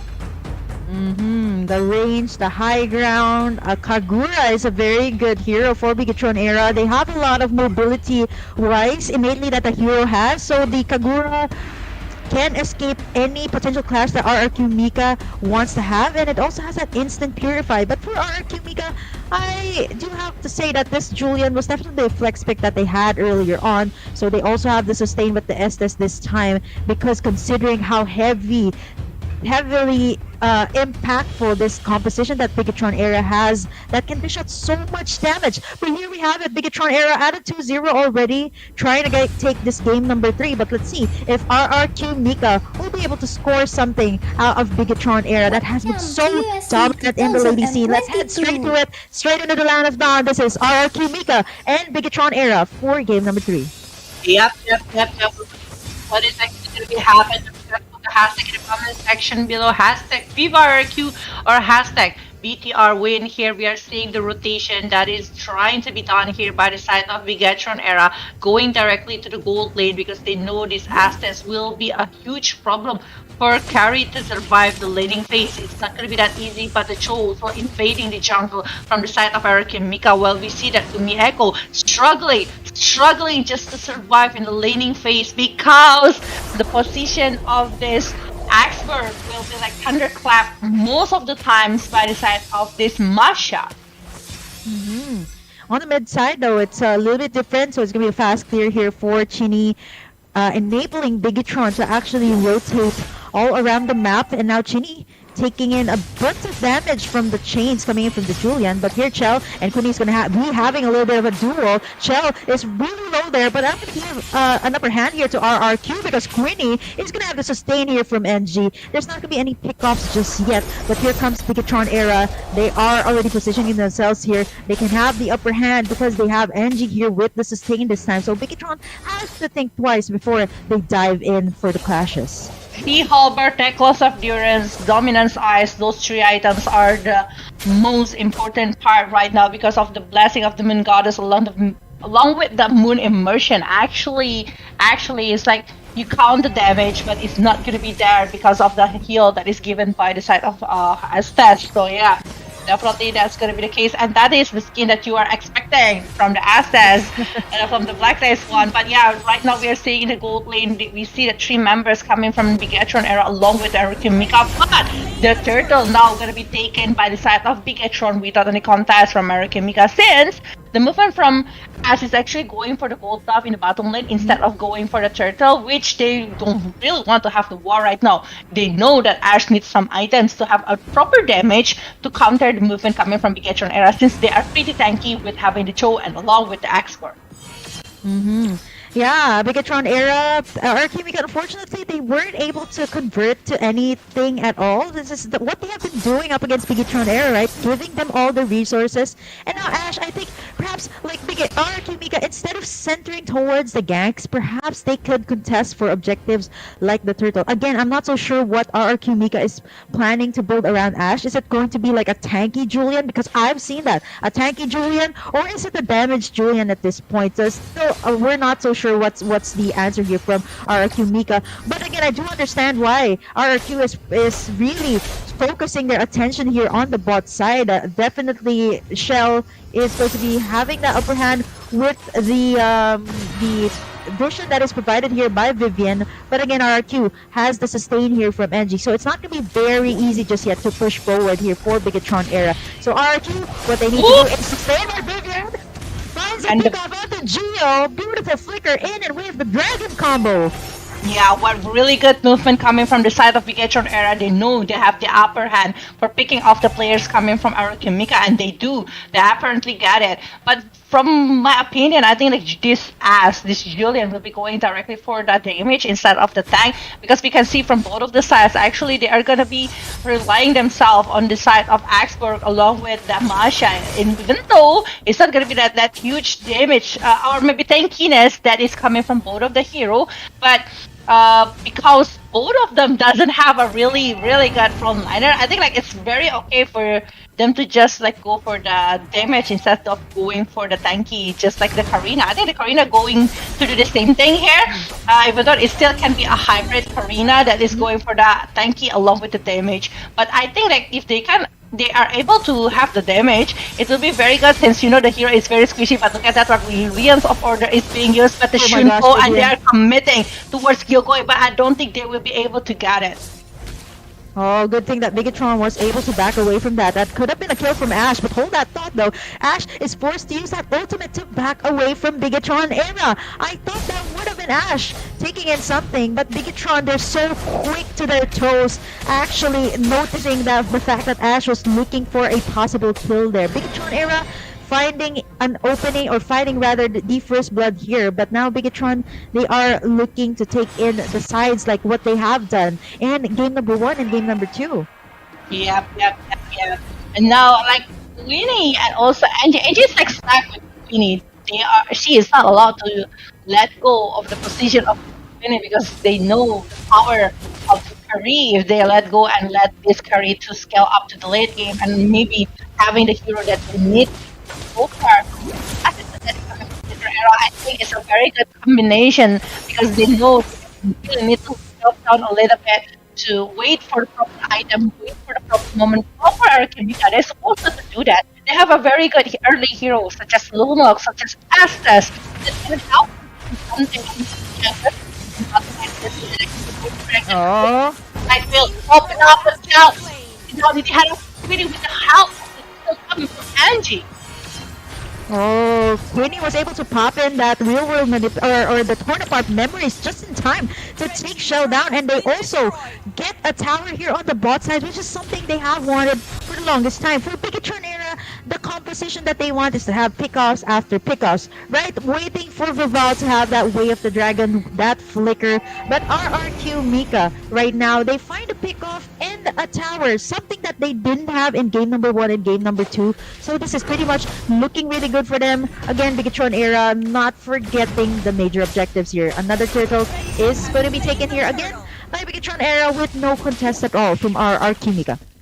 But now we're saying that actually satisfaction here to commit is but I don't think it will be the case because actually it's going to be that easy to shut down this kind of hero, especially this Vivian is a troll that is using tank emblem, but in the actually taken down in the hand of Ash that is focusing to force the action to drop down. But look at that. Actually, really, it's just like dancing really with the halves and this Angie and also like Ash. I feel like Winnie is much more confident rather than before. Okay, so that Return. Beginning overturn. But not stopping there. I think the 12 Dragon from Vivian just to distract the movement coming from Ash. So they are not continuing their movement. Oh man, beautiful opening that Chini was able to find there. Yin Yang overturn, and Queenie was at the center of it all. My goodness, tanking in or getting the brunt of the damage of the Yin Yang overturn, and now Bigatron era once again finding something and taking that tower on the top side, equalizing the tower takes that both Bigatron, that RQ Mika rather has been getting so far. So 2 for 2, even the scoreboard has been the same, but RQ Mika, they aren't so far right now in terms of the goal lead, right? So it's pretty much equaled out for both Bigatron and RRQ. So I would say this is a pretty even ball game for both of them at the 8-minute mark. And right now we're seeing that actually RRQ and Mika not having two difference in the goal is actually a good sign for the side of RRQ Mika. And I think with this Lord that is coming into the land of them, I think it's one of the chance for RRQ Mika to prove themselves. Oh, the way BTR has been shutting down Geo, man. They're using all the resources to take her down, and knowing for a fact that she is the one that can actually, melt down the heroes here from Bigatron era, and it is also a comfort pick for RQ Mika. So now Bigatron back on their toes, eyeing themselves to take this Lord. But of course, RQ Mika, there will be some contests here. They have NG with the Estes, so they can go in for that additional sustain. Now here on the mid side, Chini forced to clear out the waves. Yin Yang overturn isn't going to be used just yet, and Lilipinkan using in that ultimate just to try and take down Chini, but to no avail. Gumi Echo goes down, and now Bigatron, they're really struggling with the Masha composition here, but look at Chell as well, dishing out so much damage for Bigatron as early as the 9-minute mark. Oh, Chini, Queenie is going to be popping in that torn apart memories, tearing away Bigatron. That is so crazy, the movement that is been done here by the side of Bigatron or RQ Mika. They're just like giving so much resources, and taking down Cine is actually a very good case here on the hand of RQ Mika. They're able to play objectively, and I think this is a really good time for them to try to aim for the goal. But remember, there is still people that dance really with the 2-0 and 1 here with the retribution as well. But Lilipin can make over Twilight Armor to prevent all of the damage that can be given by Bigatron era is also pretty wise. But remember, from Bigatron era, they also need that Luminous Eyes, Sea Hopper, or maybe Necklace of Durance in the hand of Bigatron era side. And now, poking again towards the Lord here, they really want to try to take over this Lord. They are desperate for this one, but Vivian, will she be able to survive? Thunderclap to the side of Vivian, but the Moon Immersion is already been used here, and the Lord will be taken on the hand of Bigatron era, and Shell able to steal the mid lane outer turret. Sneaky Shell, right? Well, RQ Mika was forcing all of their resources to take that Lord, and good enough for them, they were able to take it. But Shell, of course, being so objective based that the Bigatron era is, they take down the tower on the mid side, so a little bit of equalizing what RRQ Mika has taken in so far. And this is why you honestly don't want to see a Masha in the composition of RRQ Mika. Bigatron Era has been banning this away. Perhaps this is the game that RRQ Mika is looking for, to have that Masha penetrate the backlines of Bigatron Era and eventually not letting them move any closer to take down the damage dealers that RRQ Mika has. But again, Bella, this is just the first Lord. A little bit too early to tell here for Bigatron Era if this could be the game that RRQ Mika is seeking to take away from them. And right now, we are seeing actually from the Bigatron Era, this Genie is going for the Genius one instead of going for Necklace of Durance. The only stopper for the heal is only coming from Vivian with the Dominance of Ice. We don't see any Sea Halberd, we don't see anything else. But now, Lord is marching to the bottom layer here to the side of Bigatron Era, and we are saying actually Bigatron will be able to actually stop this Lord, even though they are losing inner turret in the bottom lane. That Way of Dragon focus to get one member, which is Ash still trying to run away, but CD will be taking down the hand of Lele Pink, and what a really good thunderclap right there. But oh my god, Shell is also claiming a victory to get one kill after Feeble is also taken down in the hand of Queenie. 1-4-2, and it's a huge advantage for the side of Mika. They're able to get the jungler along with the mid laner here. Yeah, but Bigatron Era, they managed to take down Lilipinkan for a price of 2. Quite a hefty one for Bigatron Era. What's really difficult for the composition of Bigatron Era, single target for Vivian. So it was a nice attempt on Ashe here in the instant replay. But unfortunately, he was able to use the chains to back away and eventually leading RRQ Mika to have 2 kills across the board. Yes, there was Lilipinkan taken away, but Bigatron Era lost 2 in the process. And now 13 minutes in, Bigatron Era not that far away of a gold lead for them, so it's pretty much very good for them right now. So perhaps Bigatron Era looking for the pickups, especially at this time. It's Queenie and Ashe who's going to be the center of attention here for Vivian to use that Way of the Dragon to force out that flicker, but Shell is going to get spotted there by Queenie, and now it could just be a bait here for Vivian, but there is the sustain here from the backside onto Angie, and Vivian might just get punished for that. Shell dishing out so much damage as well, but the holy baptism, the blessing of the moon god is here from Angie, able to sustain in all the damage that Bigatron Era is just dishing out, but it could just be a bait to take away the ultimates that RRQ Mika has there, but it's going to be Ashe and Vival having a 1v1 duo here. He's going to get taken out right before the Lord was a sidestep there by Bigatron Era, but for the price of Vivian the Roamer for the jungler. Bigatron Era right now, this is huge for them. They can go for that Lord.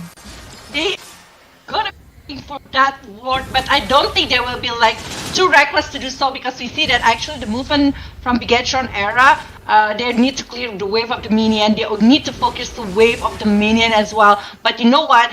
Viva is still gonna be there. He is gonna be waiting for the momentum, for the perfect chance to go and aim for the player of Araki Mika. But look at Shell. She's just like, I'm gonna clear the wave of the minion. I'm gonna making a homework for Araki Mika to get back and try to defend themselves right now. The true damage that is given from Viva is so huge.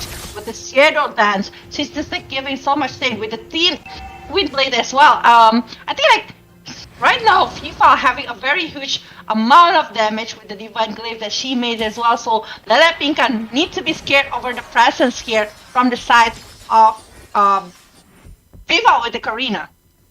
Yeah, now you know what Shell is trying to do. It's what Fumi is supposed to do, right? Divert the attention of RRQ Mika to take away the lane. So now the biggest question here for Bigatron is they have to sustain first the aggression here of RRQ Mika. But again, here comes the Way of the Dragon from Vivian, unable to find the pickoff, and Ashe is gonna get the chains onto Vivian instead, finding a pickoff for the side of RRQ Mika once again. But Shell joining in the fight this time. RRQ Mika in complete 5 members. They're going to be taking this Lord. Look at how swiftly they're going to be taking this. But is there going to be a contest here for the side of Bigatron Era? The answer is no. It is going to be RRQ Mika taking this second Lord of the game, the Luminous One, up against Bigatron Era that is now marching in on the bot side. Yeah, and right now we are seeing that actually this I think I mentioned the item from Angie. The itemization is like Angelo Talisman going for Oracle for more heal and the more mana by having an Enchanted Talisman for the cooldown. Plus, she's making over the Winter Tension, so she knows she needs to sustain, she needs to survive in order to give the heal back towards Arakimika set. That's why they're doing it. But right now, it's kind of reckless, I think, for Arakimika not going directly with the Lord towards Bigetron era when they are having the advantage. So they're kind of losing the moment there. Yeah, they did lose the momentum, but they do get a tower here on the boss. And look at Shell! Wow! Tearing apart even the tankiest hero here of RRQ Mika. So that's something that they have to consider here as well. The damage coming in from Shell, who has, by the way, already secured the Demon Hunter's Sword as well as the Golden Staff, the key items of the carry. So now all they have to do is perhaps wait for an opening, wait for Vivian to have that setups. But now RRQ Mika, they're just going to be taking in the towers just like what Bigetron Era has been doing for the past 2 games. Another Guardian's Helmet here for Lelaping, and that's the second one for this game, Bella. So much tankiness coming in from RQ Mika, and not to mention the sustain as well from the Esta. So this is really difficult for Bigetron Era. They have to find a way wherein Shell could just pre-hit everyone, right? There's a lot to consider here for Bigetron. Yeah, I think like right now, the side of Team RQ Mika is just like having a huge advantage because they're going staking 5 together when they have the assets on their hands. So it's a very, very huge lead here for RQ Mika's side. They are leading by the gold, they are leading by the turrets, they are leading by the movement as well. They are practically make this Bigetron Era desperate over the movement because they freeze the lane as well. But you know what? Instead of trying to face them back, I think like Bigetron Era tried to seek for opportunity by taking the turrets or maybe making a way for the wave of the minion to reach off the Arakimika side. So they are not trying to focus to aim at the Arakimika member because they know they are not going to be winning instead of a team war just because of the heal that is coming from assets. And it's a very huge heal, by the way, because of the Oracle along with the Winter. It's not going to be easy to target this NG because Lelaping can actually silence everyone by thunderclapping. Maybe Sydney or maybe Shell. So Shell cannot really aim to the backline of the side of Arakimika, but it's less than 10 seconds for the third Lord! Yeah, man, third Lord of the game, 18 minutes in, and Bigetron Era, they're still doing well in terms of the objectives here. So a little bit, it's not that far of a lead when you talk about the towers here, right? Bigetron Era, wow, Shell, it's just, you know, the idea here of Bigetron is just to either let RRQ, you know, focus on, you know, either you guys contest for the Lord or we're just gonna keep pushing the towers here. So I think what Shell is doing here is the same thing that what she's been doing in the previous 2 games, just to take in the objectives, take in the towers. So let the rest of the members of RRQ Mika focus their resources there while I take in more towers. So I don't think Shell is gonna be joining in the fights just yet. So it's more of Bigetron here, trying to bait out the ultimates, trying to bait out all of that. Fumi is forced to use all of that, but is not gonna sustain the damage that is coming in. There is still that last insanity, but she is gonna go down once again. Bigetron Era with the draft of RQ Mika. It's gonna be looking really well for them right now. 2 for the price of none. Bigetron Era forced to back away, and this is a call for RRQ Mika to just go ahead and straight for this Lord, the second Luminous Lord of the game. Yeah, the Lord, I think, will be taken without any contest to the side of Bigetron Era, and the damage is just so huge coming from RQ Mika. Look how they are like very focused towards Fumieko. It's 0-3-0. They know that actually Fumieko will be giving so much damage. We can see from the instant replay how they are determined to get this Fumieko. They don't let go this one. They're just like, okay, we take the Firaga armor, we take the last insanity that actually less than 2 seconds, I think, and chain her up. And after that, the rest of the player from Bigetron Era, they know they don't have a front laner. They are expecting Cho to be handling all the damage. It's not gonna be that easy since RQ Mika, just like what we talked before, like they are sticking together, 5 of them, having this access with the Moon Immersion, Blessing of the Moon Goddess, that is unstoppable. That is also one of the, I think this is also one of the strategy that always being used by Filipinos team, especially Backlist International. Yeah, the what we call it here in the Philippines, ube or purple yam or ultimate bonding experience, wherein you guys just clutch altogether. And all that NG has to do is just sustain. And what's really difficult here for Bigatron Era is they cannot penetrate the backlines here of RRQ because they have to go through Leliping. And then finally, they take her down, but for the price of an inhibitor turret here for Bigatron Era. 7 towers down here for RRQ Mika. If they play their cards well here, I think they can actually give Bigatron a run for their money. That is a huge pick-off, but Vivian wants to try to pick off somebody else, but the Tornapart Memory will taking it. It's a mega kill here for the side of Queenie, but not stopping there, but Lost Insanity is there. They want to aim for more, but the double kill is on the hand of Queenie. Not only that, it's triple A, even Maniac. This is the first Maniac ever inside of the USC 2022, the End. They will try to end this one. They have the wave of the minion, less than 5 seconds, and they have Astas. So here you go. They are gonna be claiming their first game here, the third game of the grand final of USC 2022. Burger King, finally! RRQ Mika was able to find a point, and they were saving perhaps their best picks for this round. I don't think RRQ Mika has ever scored a point up against Bigatron Era, even in the qualifier. So this is definitely a feat for them, calm and collected. But I think for game number 3, Vela, Bigatron Era was completely outdrafted there. Yeah, that's why I was like thinking Kagura. Why there is a Kagura pick here by the side of Bigatron? If they are picking over Louis, I don't think the rest of the player coming from RRQ and Mika, they won't be able to like sticking together. Like look at them. They're just like sticking together and no one stops them. Imagine they have Louis with Yin Yang and they're just like, okay, you got it. You come here and I will take you down. It's gonna be a painful plays here coming from Bigatron, but they don't. RRQ just like, we know what we want. We know we shut down Lilia, we ban it because Lilia for access is just like a huge problem, right? But they don't, and Jay just win this one with a very good Masha. Lelipinkan, I give a round of applause and a good shout out here for Masha that actually stopping the movement from Bigatron. So this NG will be free to just give the heal over and over again. Even she doesn't even have defensive item aside of Winter Truncheon on the hand of Estas.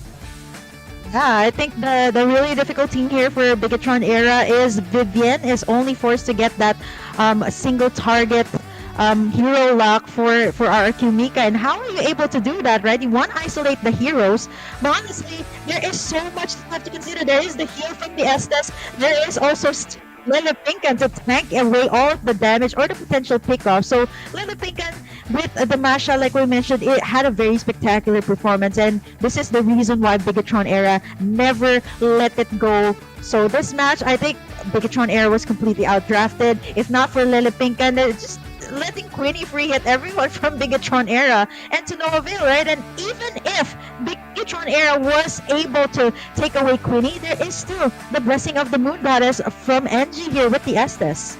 Yeah, I think like look at this Lelipinkan aiming at Shin, aiming at Sal, and we were expecting like this Joe to be able to pick off this Masha or maybe the rest of the player coming from RRQ Mika, but the backup is just like so good coming from RRQ Mika. The chain that is given by As, the heal that is given by Angie, a Geo Boy with the order and chaos along with the brilliant of order to just like giving so much pressure to the side of Bigatron Era. And I think like Fumi Echo is the one that is shut down very very badly here in this side of this game. It's like 0-for-0 if I'm not mistaken, and Fumi Echo unable to perform. Look at with that moment, one moment for RRQ Mika to end the game and take this to the fifth game at least later. Yeah, Fumi Echo. Yeah, we are going to be heading on to the 4th or the 5th game here for Bigatron Era, and this time RRQ Mika with a sweet victory, 22 minutes in the clock. The thing I want to highlight here is Bigatron Era, they couldn't penetrate the backlines here of RRQ Mika. The idea that Bigatron Era wanted to have was to have Shell here eventually, dish out true damage to Lelipinkan. That didn't happen. 3 Guardian Helmets on Lelipinkan, so that's not someone that you can take a takedown rather immediately. 43% of the damage was taken in by Lilipinkat and the rest of the members here of RRQ Mika. All they had to do was just free hit everyone from Bigatron era, even before they could reach the backlines. They could reach NG before they could reach Queenie. So RRQ Mika, the idea that they have for this draft, someone to front and someone to sustain from the backside. So no matter what Bigatron era did here, even if they went around RRQ Mika, they really couldn't penetrate the main damage dealer, which is Queenie here on the Brody. Again, taking out so many towers, dishing out so many damages, and even eventually getting a Maniac for RRQ Mika. Queenie is going to be the MVP for this game. The very first Maniac, I think, for our grand finals. 8-1-4 on the Brody. It is. It is the first Maniac, I think, for the whole series of USC 2022. It's so crazy, like Queenie showing her performance, her ability, her quality as a gold laner here. Even she mentioned there is an interview with Indonesian caster before, and we come up with the topic about the SEA Games Cambodia 2023 that we'll be having MLBB Ladies, and one of the caster was mentioning, like, are you ready to compete for this one? Actually, with this kind of quality that Queenie shows in the third game, I think she will be able to claim that spot for the SEA Games. But yeah, instead of that one, we are seeing actually Arkimika finally taking the first point here to try to drag this game to the longer one, to try to fight and try to steal the game back from the side of Bigatron. But yeah, Bigatron still have the lead here by having 2-1. So at least we will have 5 games minimum for the side of Bigatron, or maybe 6 games if Arki want to win this one. Yeah, but Bigatron era completely, I think it was the draft for Bigatron era that didn't really work out well for them. Because, you know what, sustained front line was super solid for RRQ Mika, and what better way to actually have that than have a Brody just stacking in the stacks that the Brody has, and then eventually ripping everyone apart with the torn apart memories rather. It wasn't too much for Bigatron era to handle, and I think for game number 3, you know, RRQ Mika just stopping the momentum that Bigatron era has and say, you know, hold on, we are actually gonna give you guys a run for the money. 2-1 right now for Bigatron era, stopping that 3-0, and eventually, you know, Bigatron era has to think twice right now what kind of draft that they want to bring out for game number 4 rather for this grand finals. Yeah. And now with that, I mean, like, they are unable to use carry for the 4th game for the side of Bigatron, so they are forced to use a different kind of heroes later on. Back again, if we are talking about global ban and thing, later we will have 40 hero bans for the 4th game, which is crazier. We might be expecting Saber or maybe different kind of assassin to be picked. Hellcat is still there though. I mean, like, as assassin, I mean, like, Hellcat is a very good one with the Deadly Poison Singer along with the Dark Nightfall, but we are still not sure about that one. There's tons of possibility here to be picked because heroes in Mobile Legends is like a lot of hero, a lot of moment. But if you're talking about that, actually XP Leader is the hardest one to search for the heroes to be used at for that role. I mean, like, there's still Dyra, there's still Tamos, but it's not being used unless you are going for several type of strategy. So that's why I was like, we are gonna be witnessing what kind of hero that is gonna be prioritized, or maybe being banned later. Are they gonna be focusing over the XP laner, or maybe they will be trying to focus on the mid laner, so they will be having the advantage later. Yeah. And now the Masha is already out for RRQ Mika, which means that Bigatron era still hasn't picked this hero up, and you can see how lethal it is with a heavily sustained composition like that. What RRQ Mika did in game number 3 when they were able to score finally a point up against Bigatron era, because for the longest time, even in the qualifiers, they weren't able to score a point up against Bigatron. It was just a clean sweep for the Red Robots, and now they're just showing us why they deserve their spot here in the grand final. So let's see if we are going to be heading on to game number 7, if RRQ Mika can keep up this momentum that they have up against the Bigatron era. But now Bigatron era, they perhaps have to think of their bans and their picks in the drafting phase, make the draft work well for them. I think for game number 3, it was just they were completely outdrafted. Yep. So we will just jump here to the Banana Peak phase to witness and see what is actually going to be happening for the fourth game. Are they going to be picking their comfortable a signature hero? Or they're coming up with a new strategy that can be shown right now? Because once again, they need to be all out, especially for our Mika. They need to all out for this one. Because actually, the third game was a surprise for Bigetron Era. Instead of despite they are unable to use this same kind of strategy that they were having, I think like for the side of RRQ, they are already giving a pressure towards the side of Bigetron itself. So actually with this kind of situation, they can take the advantage because definitely the mood, the moment, the mentality is still on the side of Team RRQ Mika. But yeah, Coach Mujia is already approaching the stage here for the side of Bigetron Era. And I think we don't see any pressure moment right now from the faces from the player. They're just like chilling, try to discuss over the things that they can try to get here. But there's no big pressure coming up. Definitely, right? They have to be calm and collected since they have been waiting here in the grand final stage for quite some time for RRQ Mika to go head to head once again. So Coach is really thinking of what type of draft that they want in game number 4 since again the momentum has shifted to RRQ Mika. So now they have to think twice, right? Whether they're gonna be picking certain heroes up, like, because this could possibly be a very long series, Bella, since it is a best out of 7, which means that each team has to win 4 games to be able to secure in this entire series. So quite a feat for quite a long day for RRQ Mika, but for Bigetron, it's still all smiles for them. Yep. All smiles on the side of RRQ Mika. And I'm still like I really want to know what kind of thing that they are expecting for this. Are they gonna be like expecting a different kind of hero? Because I think like we're having Ash is like very, how can I say it? See, we only see assassin from Ash most of the time, but we barely see different kind of things to be shown by Ash. So maybe that kind of differentiation that is coming from Ash will be able to giving a surprise moment towards the side of Bigetron. So that is a possibility. If they can do that, they can try to gain something from it. But this is it. I don't think there will be change in the roster. It's still NG. Still the same. Yeah, it's still the same. All of them, 5 of them. They still talk about what actually happened. And I think like how they are discussing this, they are having a very good condition with the one that they're having, especially Quinn that is supporting from the bat right there, down there.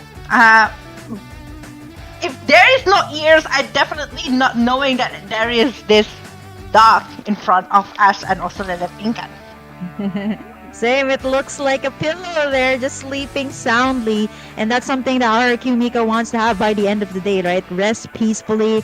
And getting that relax R&R rather that they really needed to have. It's been quite a day for them, and to be able to take a game away from Bigetron Era that has been waiting for them, that's truly a feat for them. And for Bigetron Era, they have to perhaps win the draft this time because they were completely outdrafted by RRQ Mika in game number 3. Here we have it, game number 4 for Bigetron and RRQ. Still RRQ here that's going to be having the first pick. So what are they going to take away this time? So the picks that have been secured by both RRQ Mika and Bigetron in game number 1 up until game number 3 can no longer be picked anymore, despite the fact whether you won with that draft or you lost with their draft, it is no longer available for you. And like what Bella mentioned, 40 hero bats, am I right? Yeah, for game number 4. Wow. It's gonna be 40 for this 4th game. We are seeing Eve over and over again respecting Sini. That is so crazy using that Eve along with Valentina that they don't let it out yet so far, because yesterday we saw that actually RRQ let it go towards Bigetron, but I don't think they will try to do it again. Paquito is still being banned here. They want to see, I think, the assassin coming from Bigetron. They're forcing it. That's why they try to bet over the Paquito. They don't want this Vival to use maybe a tanky hero just like what she is trying to do lately. Maybe if she's going over the lane, we haven't seen Vival using the lane, even though it's a signature for Vival. Are they gonna be using it right now since they are pretty much in the tight spot after RQ claiming 1 point before? Yeah, still the Paquito ban coming through for RRQ. So something that they wouldn't want to give Bigatron. I do agree with you that it is one of the signature picks as well for Vival, and this is something that you wouldn't want. Give Vival the a very good head start, which BTR has been getting in game number 1 and game number 2. Final ban for RRQ. It's going to be the 1-1 taken away. Still out of the game. 4 consecutive games out for this grand final stage. A 1-1 that is so lethal and can eventually, lead to a wipeout if positioned very well. Now, Bigatron, final bans here. The Julian's already out. The Masha has already been used here by RRQ. So, is it still going to be the Franco ban coming through here for Bigatron? Something that they want to take away from NG, and they have been doing so in the past 3 games. So, is it still going to be the same pattern here for Bigatron? Something for NG, or maybe perhaps, this time you should consider Queenie's heroes. I think Beatrix is still open for Bigatron to take, or RRQ Mika to take. But RRQ has the first pick here, Bella. It is going to be a high, still taken away here. So RRQ, what are they gonna go for, Vela?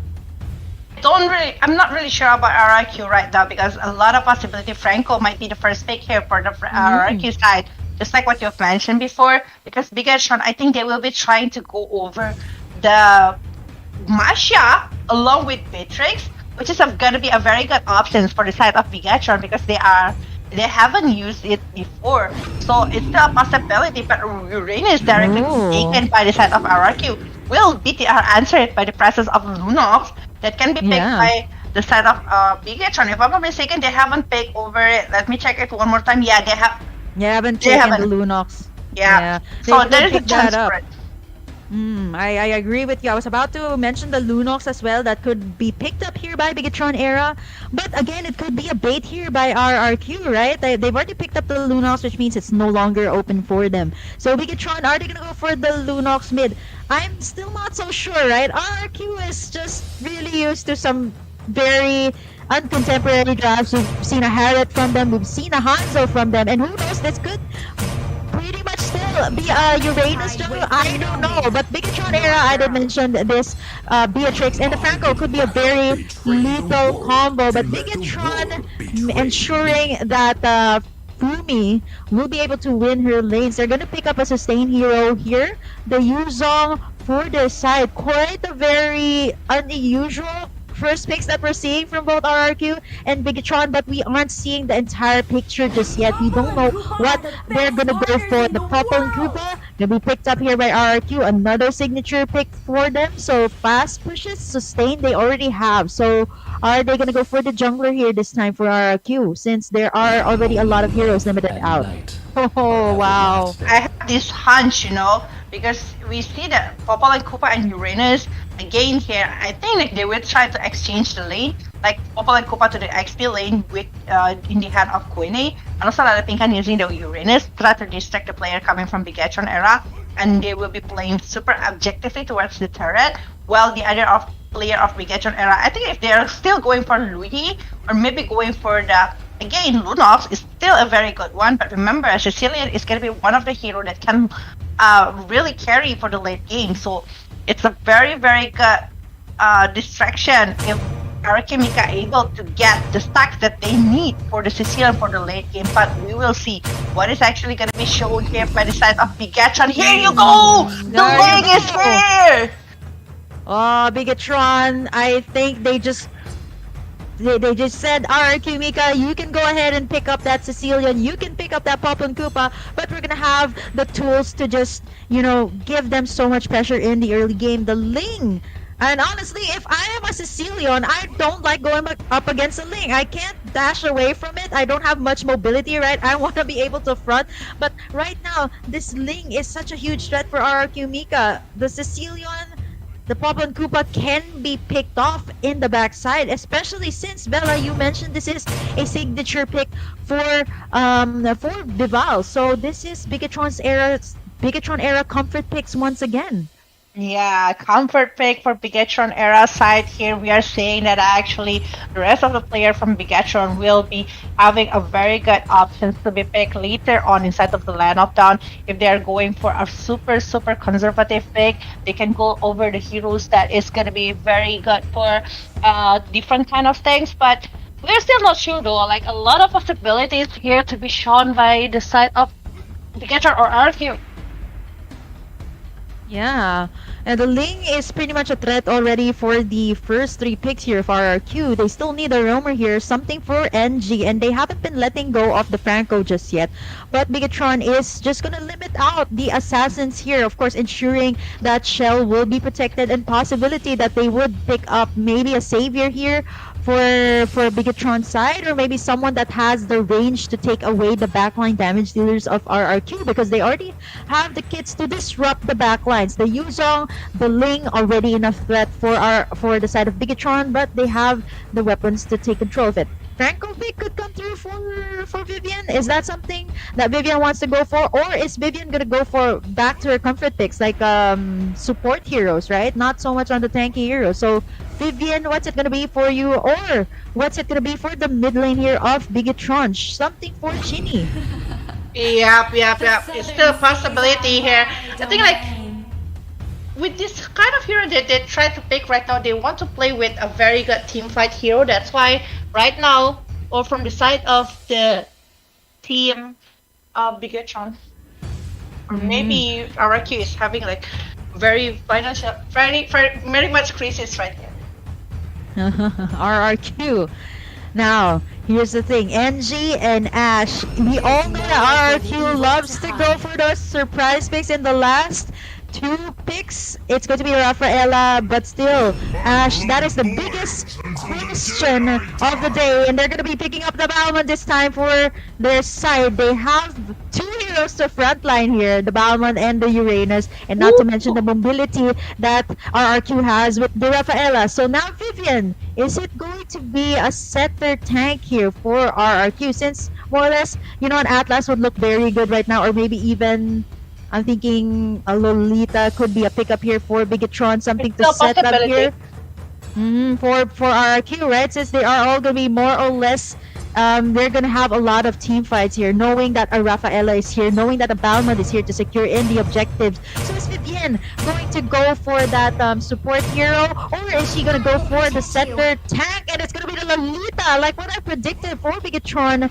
And I like the answer to RRQ Mika's draft. If they're gonna go for team fight composition, if they're gonna go for the mobility, they are gonna have to answer it out with something with a massive crowd control, which is the Lolita pick here for Bigatron era. And now RRQ Mika, the momentum has finally shifted for the Villa. But Bigatron era, they're looking to close this out as early as possible. I'm going to be expecting a lot of team fights here. You have a Lolita, you have a Ling, so pretty much there is going to be that immense pressure for RRQ Mika, especially on the Sicilian and the Popol and Koopa in the early game. But fortunately enough, Bella, there is the Balmond, that double retribution, like what I mentioned, to secure in that objective, especially since you are going up against a Ling here of Bigatron era, Bival's signature pick. But ladies and gentlemen, let's get straight into it. Game number 4 here for RRQ Mika and Bigatron era. Do let us know in the comment section if you are rooting for BTR, hashtag BTR win, or is it Team RRQ Mika, hashtag Viva RRQ. Let's get straight into it. Land of Dawn for the game number 4. Yup.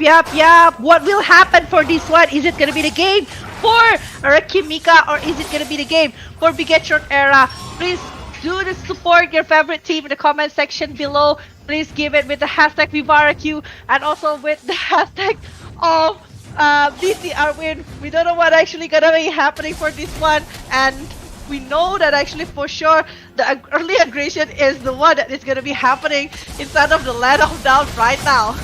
Oh dear, there's gonna be an early clash here. Vival forced to sustain, but Ash is gonna be jumped down.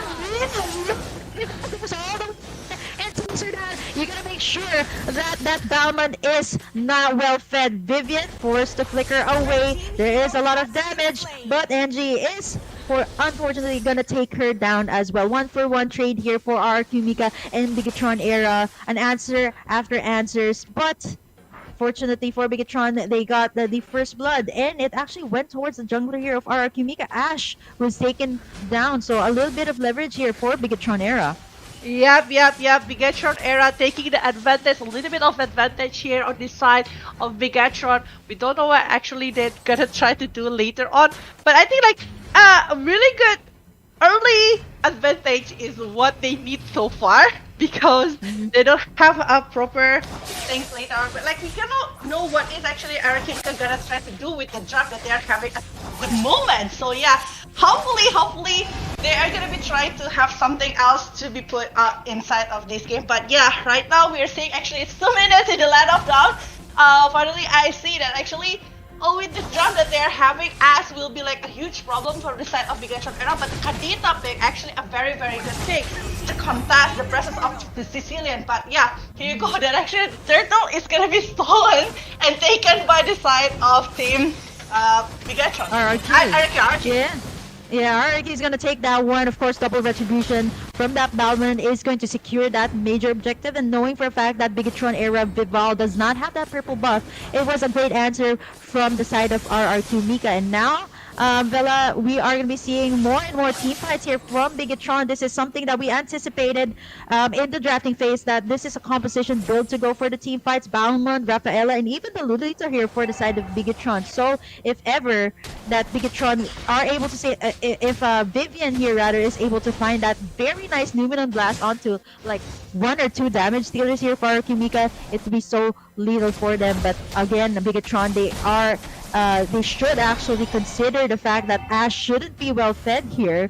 Already getting in the turtle as early as now, and Vival forced to rotate here on the jungle side of RRQ Mika. A little bit too overconfident, but there's a knock up there by NG. Okay, getting choked down real low, and here comes the Bats Feast and the Bats Impact. Not able to take anyone down. There is the sustain. Vival gets out play there on the side of RRQ Mika, but there's an answer as well here. Little counter takes down Chini. 2 for a price of 1, and RRQ Mika still got this in the bag, right? They got Vival with that little counter.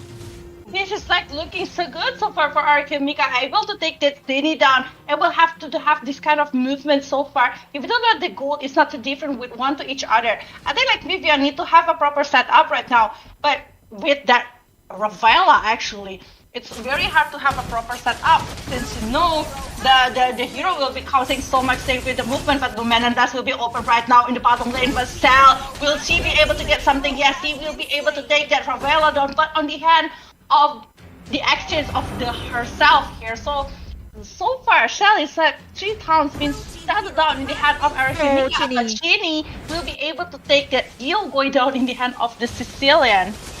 Yeah, surprise plays from Chini. This is something that you don't want if you're a Sicilian. There are a lot of assassins here. I mean, Chini, this Kadita is also considered as an assassin. The bush plays, the rough waves was too much for someone as squishy as the Sicilian. And now, after those pickups in the mid side, I think it's going to be Bigatron Era that will be securing this second turtle of the game, because this is not something that you would want to continuously give to Ashe on this Bauman. Lethal counter, okay, to take away the red buff, and now Vival forced to back away. Tower on the bot side goes down, but RRQ Mika looking to take this mid side tower as well.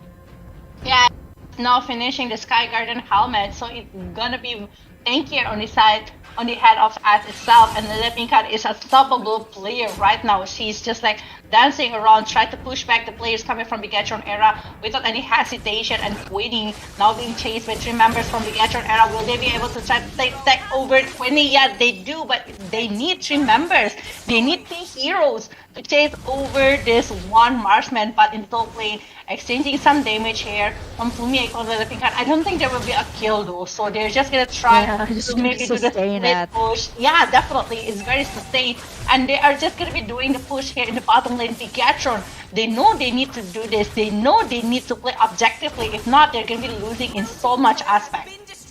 Definitely losing in so much aspects if this game keeps on going. Bigatron Era does not have any late game heroes at all. I mean, yeah, there is Chell with the Beatrix, but if you're going up against the Sicilian, you've already seen it in that game, right? Wherein the Sicilian was able to scale up. Shell forced to flicker away from that. Lethal counter misses by just a little bit. Is able to tank in the damage. Ash gets a killing spree, and Shell is going to get treated there. But here goes the Holy Baptist and Tempest of Blades here by Vival on the backside, and Ash is still able to escape from the damage that Bigatron Era wanted to dish out.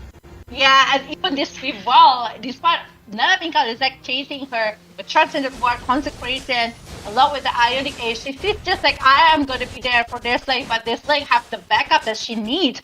Even though that it's not the first damage that we were expecting to have to contest this Uranus, but at least they are able to save this lane and make a progress with the movement so far. And we see that actually right now, Turtle is not being initiated by Ash, and along with his Yogoi that's claiming the stack right there, but Lele Pinkan, I think like Lele Pinkan still gonna be trying to push back the player of Bigatron Era, but Fumi Echo won't sustain for too long because this Lele Pinkan along with the Light Retribution and also the Holy Baptism from Angie will help him to get the kill. This is Shell being so objective-centered, as well as Queenie, you know, mirroring each other's move all across the map. Bigatron Era, by what Shell is doing, they are going to be trying to take that the bottom side tower, as well as RRQ. Mika, of course, with Queenie in the equation, it's going to be so easy to push. You got the Koopa in the equation. They're going to chunk down this tower real low, but here comes the backup as well from RRQ. They're looking to take this tower by force, but look at the bad space and the bad impact. Here comes Raw as well. They counter against numerous blast misses, but it is going to be Bigatron Era getting a double kill for Fumi. And while all of that is happening, this is again Bigatron Era finding another momentum. Lele Pinkan forced to back away. There's not going to be anything just yet. Bigatron Era looking really good right now after that double kill that they found in that mid side. Yep. And now Bigatron Era. I think like they need to defend the top lane pretty much quite fast, because you know the rotation that is trying to be done here by Araki Mika. By having this Popol and Koopa is just going to be creating so much things towards Bigatron Era. I mean, like, they really try to have the objective game. That's why they are having the top lane and also bottom turret. But Lele Pinkan, once again, she's going to be in the trouble here for the side of Bigatron Era, because she's just going to be dancing with that Ionic Age and Transcendent War without anyone that is capable to take her on their hand. Even the first coming from Sini, I don't think it's gonna be enough to take her down just like that. Yeah, it's gonna be Vival pushing as well. So this is what you get when you have a Ling. You can do the split pushes and just go away and use that Finch poise to go and possibly contest for the Lord. 5 towers down immediately for Bigatron, and RRQ is looking to equalize by taking this tower on the bot side as well. So all across the map, these two teams know what it takes to win. But Lele Pinkan gets instantly bursted down here by that Rough Waves combo Petrify from Chinny. Here comes the Lord as well, and without Lele Pinkan to distract the members to frontline for RRQ Mika, they can still contest this one. They have the Balmond in play, but I think for RRQ Mika, they're a little bit too far. The Lord is already 1 HP. It's gonna get taken by Vival this time. 9 minutes in, Bigatron Era looking to pressure RRQ Mika even further. Looking so far so good coming from Bigatron Era side, but the lead is not too far. It's only like 4,000 in the first 10 minutes. So I think like there's still a chance for Arkemika to try to catch back what they are losing at this moment. But Ash here with the Falmon, with the Cyclone Sweep, along with the later counter leader. And I think they will try to give it towards Yogoi. But look at that one by them Koopa towards this Lolita that is still able to run away. And they don't want to commit because they know the Lord will be very important. They need to march down with the Lord together, and they are going to be trying to force Arkemika to go out from the base and maybe pay them to be picked up by the side of Bigatron Era. And now the outer last inner turret, I think from the mid lane will be taken, I think from Bigatron Era, without any contest back from Arkemika's side. Yeah, Chola is going to take that down. Tower down on the mid side. Second tier tower is already gone for the side of RRQ Mika. And for Bigatron, they need to close out this game as early as possible because Geo is just going to scale up. Even Queenie here. So that's not something you would want, right? If you are the composition that revolves around the late game. Luminous Blast there by Vivi. Vivian. The shutdown onto Ash finally comes through here for Bigatron, and now without someone to tank in the frontline damage, RRQ Mika is just forced to defend what they have left. Vival is able to block in all the projectiles here that's coming from Bigatron era. And now, 10 kills on the scoreboard here for Bigatron. Are they gonna look for more? No. Fortunately enough, it's just her, okay? She's able to tank in the damage from that. Yeah, I think like they are gonna be trying so hard to take over the ambush here, try to maybe give a surprise movement towards Araki Mika's side, but Araki Mika still trying so hard to claim back the stack to Gyogoi here. Gyogoi already finishing the Divine Glaive, so it matters for the side of the Lolita or maybe for Fumieko with the Yuzhong right there, but Shell still holding her sniper and she will be stealing the purple buff right here with that sniper, which is crazy. I don't know how she's doing it.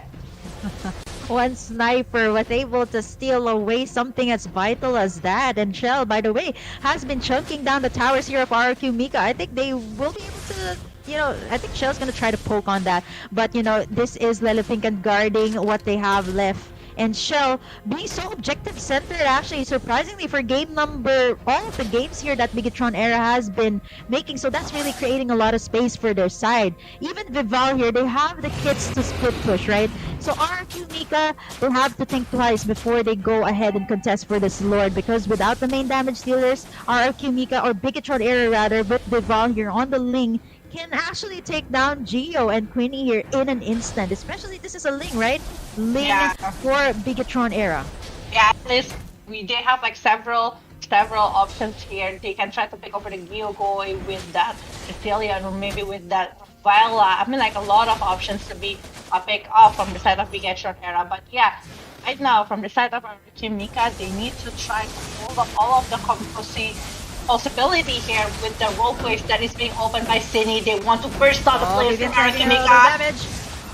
Yeah, they will see that actually the Ocean Oddity is actually helping this lane to get the kill. But it's not only that. We see that actually the lane is going to the direction over the bottom lane. They want to do something after this one, but the Lord is still there. What is actually Arigator Era gonna try to do here? They are gonna be trying to force RRQ Mika to contest the Lord, which gonna lead them to something else.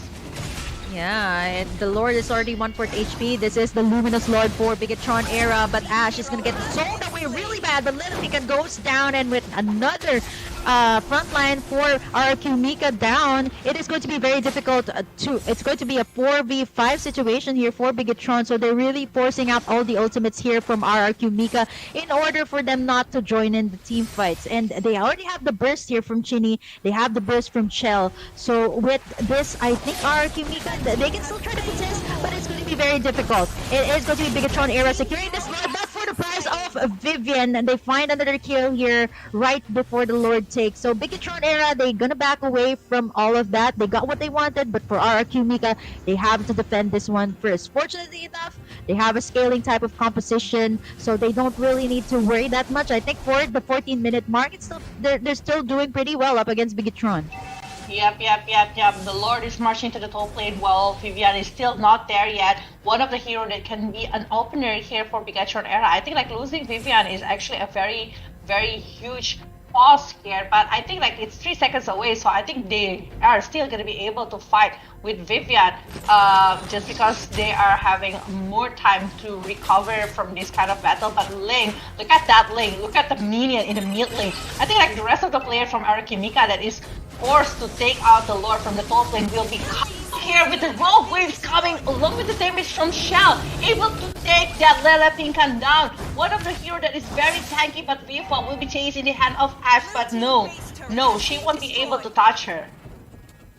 Yeah, 2 towers down, gone immediately for RRQ. Whoa, Shell with that sniper, right? So lethal already in this 15-minute mark. Let's check the items later on, but Bigatron will be taking down all of the inhibitor towers here for RRQ Mika. Fortunately for RRQ Mika, Mika. They still got the Sicilian. They still got Queenie here on the Poplin Koopa. So it's still pretty much difficult for Bigatron Era to end, not unless they find kills on Geo, on Queenie. And speaking of Geo, they've already secured the immortality here, gearing up for the fact that they are going to be the main targets here, especially for Vival on the Ling.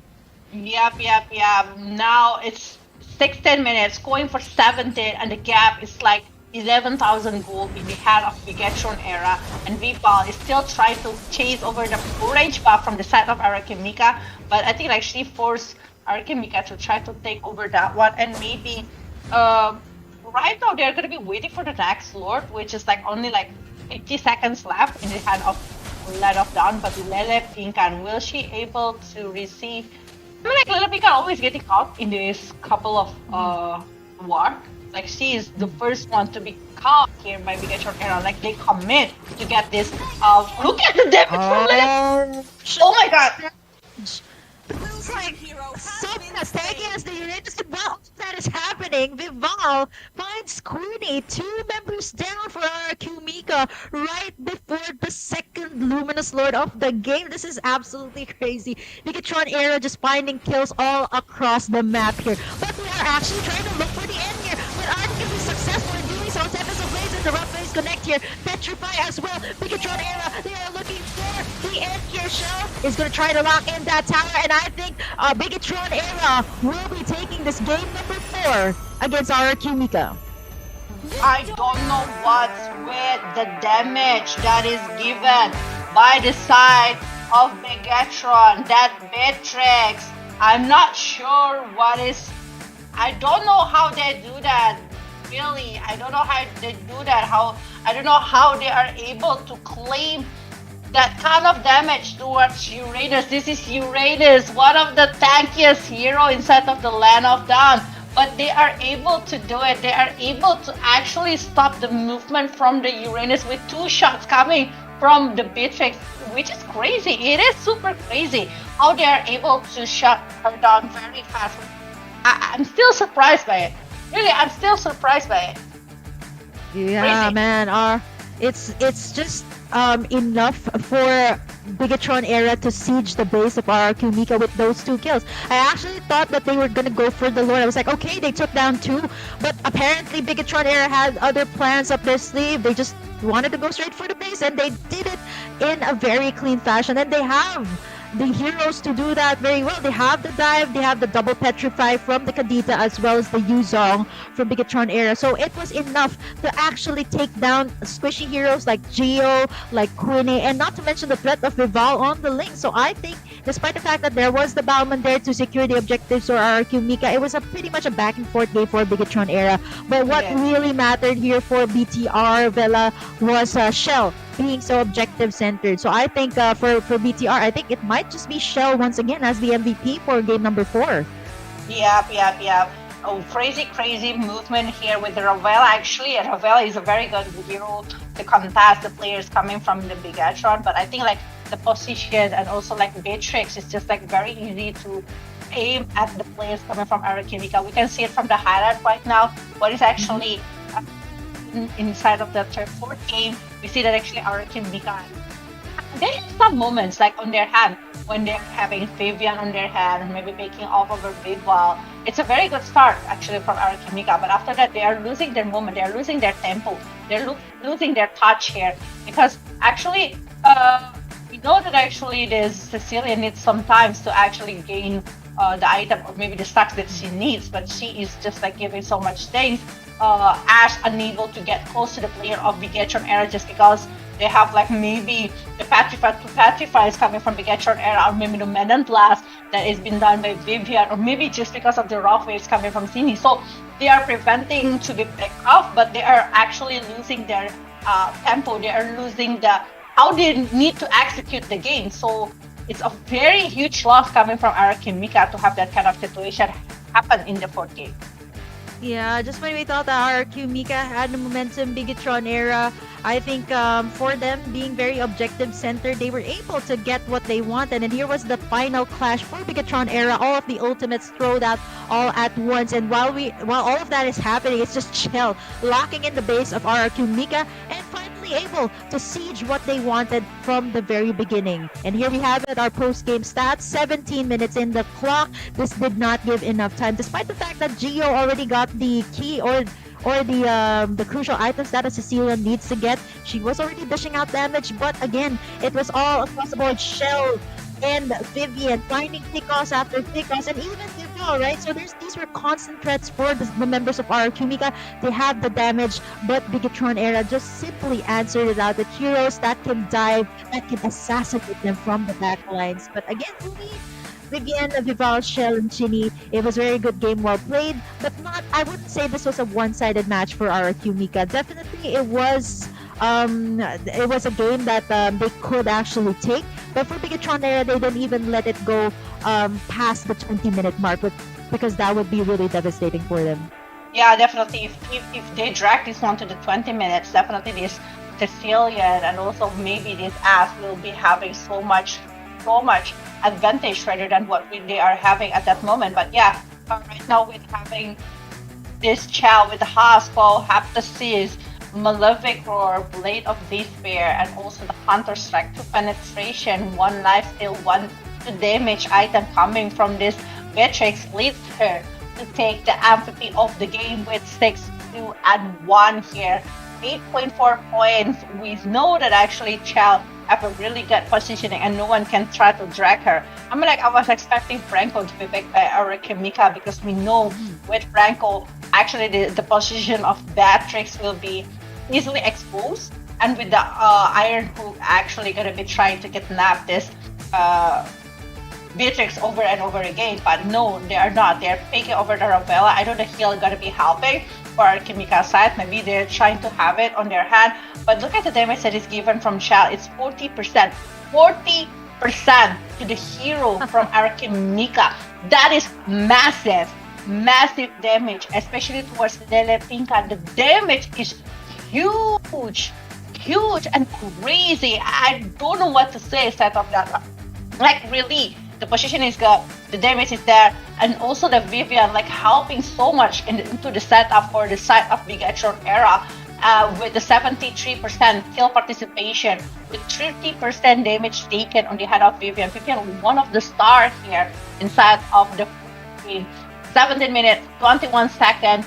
I feel like RRQ Mika and also Bigatron game is not that fast, because it's always up to 12 minutes. But here you go, MVP of the game here, 6-2 and 1. Chow with the Beatrix that are not gonna be able to be played for the next round. I think Shell really saved it for this one. Imagine sniping someone as tanky as the Uranus. I think Shell went for that one-shot build here for the Beatrix, if you guys take a look at the items later on. But for now, Villa, we are heading on to match point for Bigatron Era once again. So really exciting, but for RRQ Mika, fortunately enough, right, they got a point up against Bigatron. So if they are able to win this game number 5, it could be again a reset for Bigatron Era to close out the lead that they've had so far. So we're already standing at the 3-1 in favor of Bigatron Era. But for now, Vela, I think we need to give our players some rest. It has been such heated, intense battles for both RRQ Mika and Bigatron Era. But for now, Burger Kim and Vela will be right back after this short commercial break.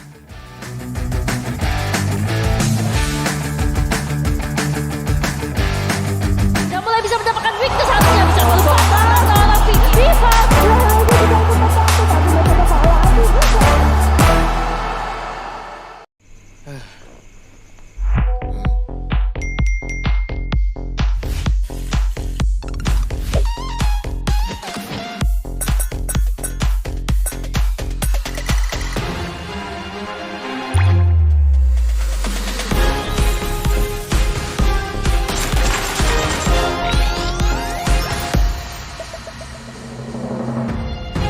New skin ready.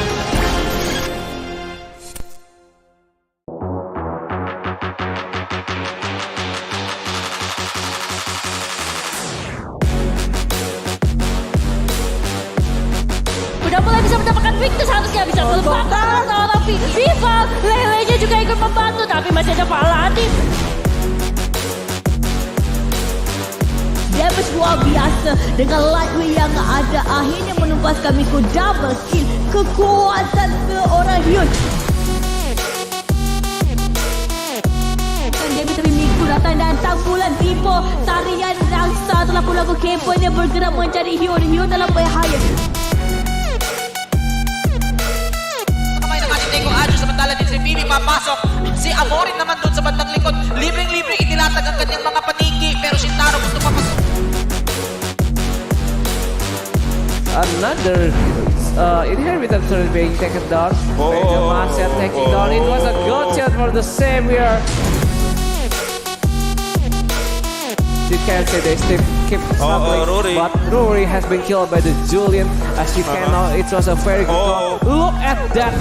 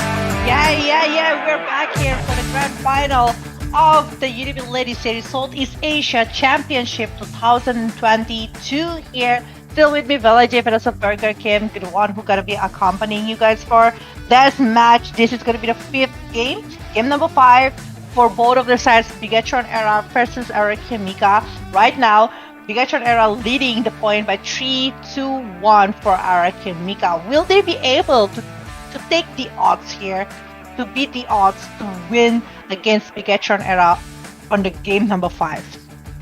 The odds are huge for RRQ Mika to take this one. Of course, it's going to be a huge upset. And, denying Bigatron Era that 17 win streak on the tournaments. But they are already heading towards it, right? 3-1 for Bigatron. And if they're able to manage to win this game, it is going to be 17 championships for Bigatron, but for RRQ Mika, it's still very much possible. We saw it in game number 3, where in RRQ Mika completely outdrafted Bigatron Era, eventually winning that game with their signature, the Estes, as well as the Masha to tank in the frontline damage. So I think for RRQ Mika, if they can force out a very good draft for their side, they can actually take this one, or maybe give Bigatron Era maybe a run for their money. That's why we will just jump into the ban and pick pace to see what is actually going to happen for this game number 5, because obviously everyone will be curious about what is actually going to happen, who will be picked, who will be banned. And once again, I will remind you guys, this is global ban and pick. So far, we will be having 50 hero ban for this game number 5. That is a massive number here. Burger Kim, what's on your thoughts this time? Like, we are having global ban and pick for the ladies competition.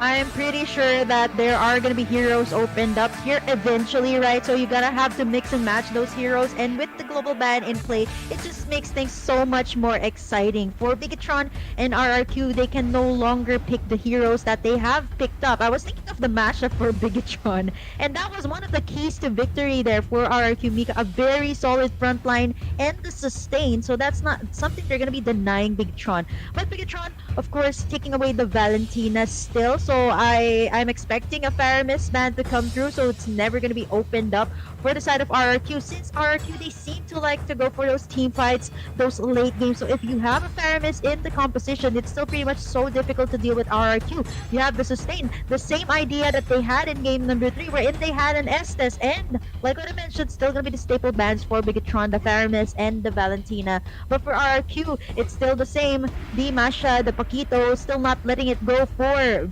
Bibal this time. Yeah, are they gonna let go the 1-1 here? Because actually RRQ can try to ban over the other things, and they can try to pick as the first pick to get over the 1-1, which is a huge possibility here. They can try to maybe ban other hero that is possible to be picked by Bigatron, or maybe a hero that is gonna be very annoying, Natalia perhaps, to avoid the damage that is given by the 1-1. But no, they don't. They just get a ban over the 1-1, which gonna lead Bigatron to ban maybe another kind of hero that they don't want from RRQ to use. Maybe they don't want them to have another hero for Lelepinka, because we saw a Benedetta, we saw a lot of things. Actually, you can see the dots down there. It's like the heroes that they have been picking so far, which is not a lot to be picked again for this one. Oh, wow. Look at the global bans being put into play here for RRQ and BTR. They're not going to be able to secure these heroes anymore, not unless we are in game number 7, which we are already in a match point, by the way, for Bigatron and RRQ. And RRQ this time going to be sealing the deal with this Akai, or getting that priority pick on the Akai, since we all know that Bigatron loves to ban this away from them for the previous game. So now BTR, what are they going to go for? Their marksmen. They still pretty much have the Popple and Koopa in their hands. They can pick that up for their side. There is the vision, there is the fast pushes, but for Bigatron, they're going to go for the sustain as well. And perhaps they're going to go for the split pushes as well. So the Uranus and the Benedetta for Bigatron. Yeah, I mean, like, whenever we see Akai, we usually gonna be seeing Benedetta that is going for the jungle here, which is gonna be very crazy and very massive, actually, to go against Araki Mika later on. And Araki Mika side, I think, like, they already picked over the Let me check one more. Yeah, they do pick the Luna, so it's not needed for Bigatron to be scared over the hero that is available from the side of RRQ. But RRQ need a very burst hero to actually focus on these Uranus or maybe for this Benedetta, because actually both of them can try to dive in and go for the backliner later for the side of RRQ. But making over Phoveus this time, along with Lilia. I think like they want to try to contest and maybe going with, because of Benedetta is a very very sneaky hero, like easily to go away, and Phoveus, it will trigger the demonic force coming from Phoveus. That's why they want to try to aim from the side of the Bigatron era right now. It's a very wise choice from the side of RRQ Mika to pick that Phoveus up, considering there is a Benedetta here in the lineup. They do pick the Phoveus before, right? Oh, I'm not so sure. I don't think the Phoveus was picked up. It was, I think it was the previous game. match. Confusing. Yeah, it was the previous match. Yeah. Yeah, it was a previous match. So, no, we are not gonna be doing that. Yeah, I think it's gonna be a redraft. Why? Because they are taking over Kagura, which is a hero that they already been using before, I think. Let me check it one more time. I'm not really sure about this one. Yeah, Chini picked that up in game number 3 where RRQ Mika actually won with the Estes. So yeah, we were talking quite a lot about the Kagura. So it is going to be a redraft here for Bigatron and RRQ Mika. But yeah, that's so wise of RRQ Mika, right? Bigatron picking up the Benedetta, which kind of gives them an idea, of course, that what RRQ Mika could be picking up. So I'm not so sure if Vela, this is going to be still the same pick and bans for the redraft, or is it going to be something? I think so. I think it's gonna be the same. Aside of the Kagura, we're still not sure about it, but I think it's gonna be like that because so far that is one of the hero that is only not available due to the ban, global ban. But yeah, we're still waiting for the confirmation here from the side of UniPin, and it's gonna be. Oh, actually, Lilia plus Kagura, both of them are not allowed to be used by both of the sides. So yeah. Still a possibility that they are going to be going for the redraft, but by the options of the hero that is available for now, I don't think it's gonna be the same kind of hero, but only the global ban hero that is not allowed to be picked by the side of RRQ and also Bigatron era. So we will see what is actually they gonna try to pick for this one. Are they gonna be trying to pick over?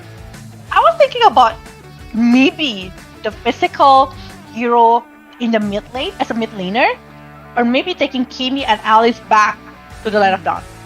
Yeah, I was thinking of the exact same thing. It's also one of Shell's signature picks for Bigatron era. So yeah, I've seen a Kimi being rocked in the mid lane. It can also go to the gold lane, and by the way, it can still be a jungler still for all sides. So I think a Kimi would be a very good pickup since all of the marksmen have slowly been taken away already for both sides. The Brody is gone, Papa and Koopa's already gone, the Beatrix and even the Clint is already gone for both.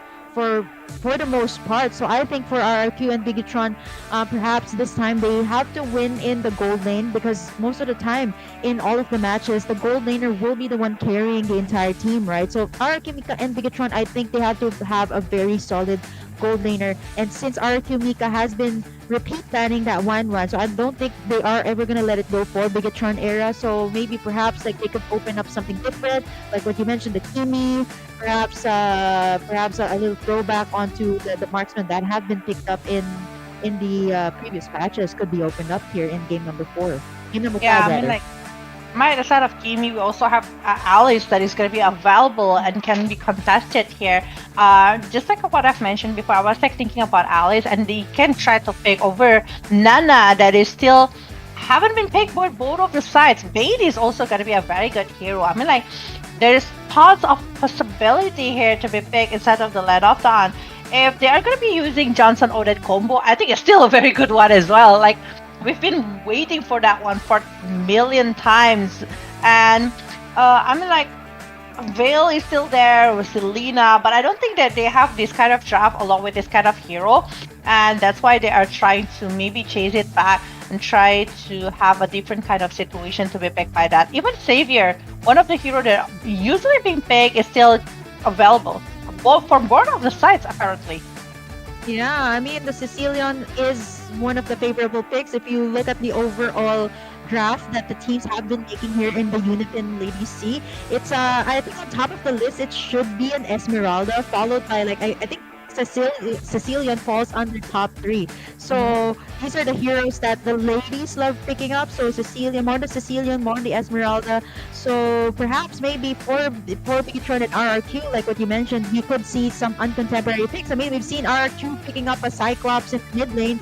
We've seen them pick up an Alice as well. So maybe perhaps these are the heroes that could shock Bigatron with the composition that they have been drafting. It's always been very meta, right? For Bigatron, they're so objective centered, they're so technical, and for RRQ Mika, they aren't afraid to actually bring out something different. So perhaps maybe we could see something different for the side of RRQ Mika in game number 5.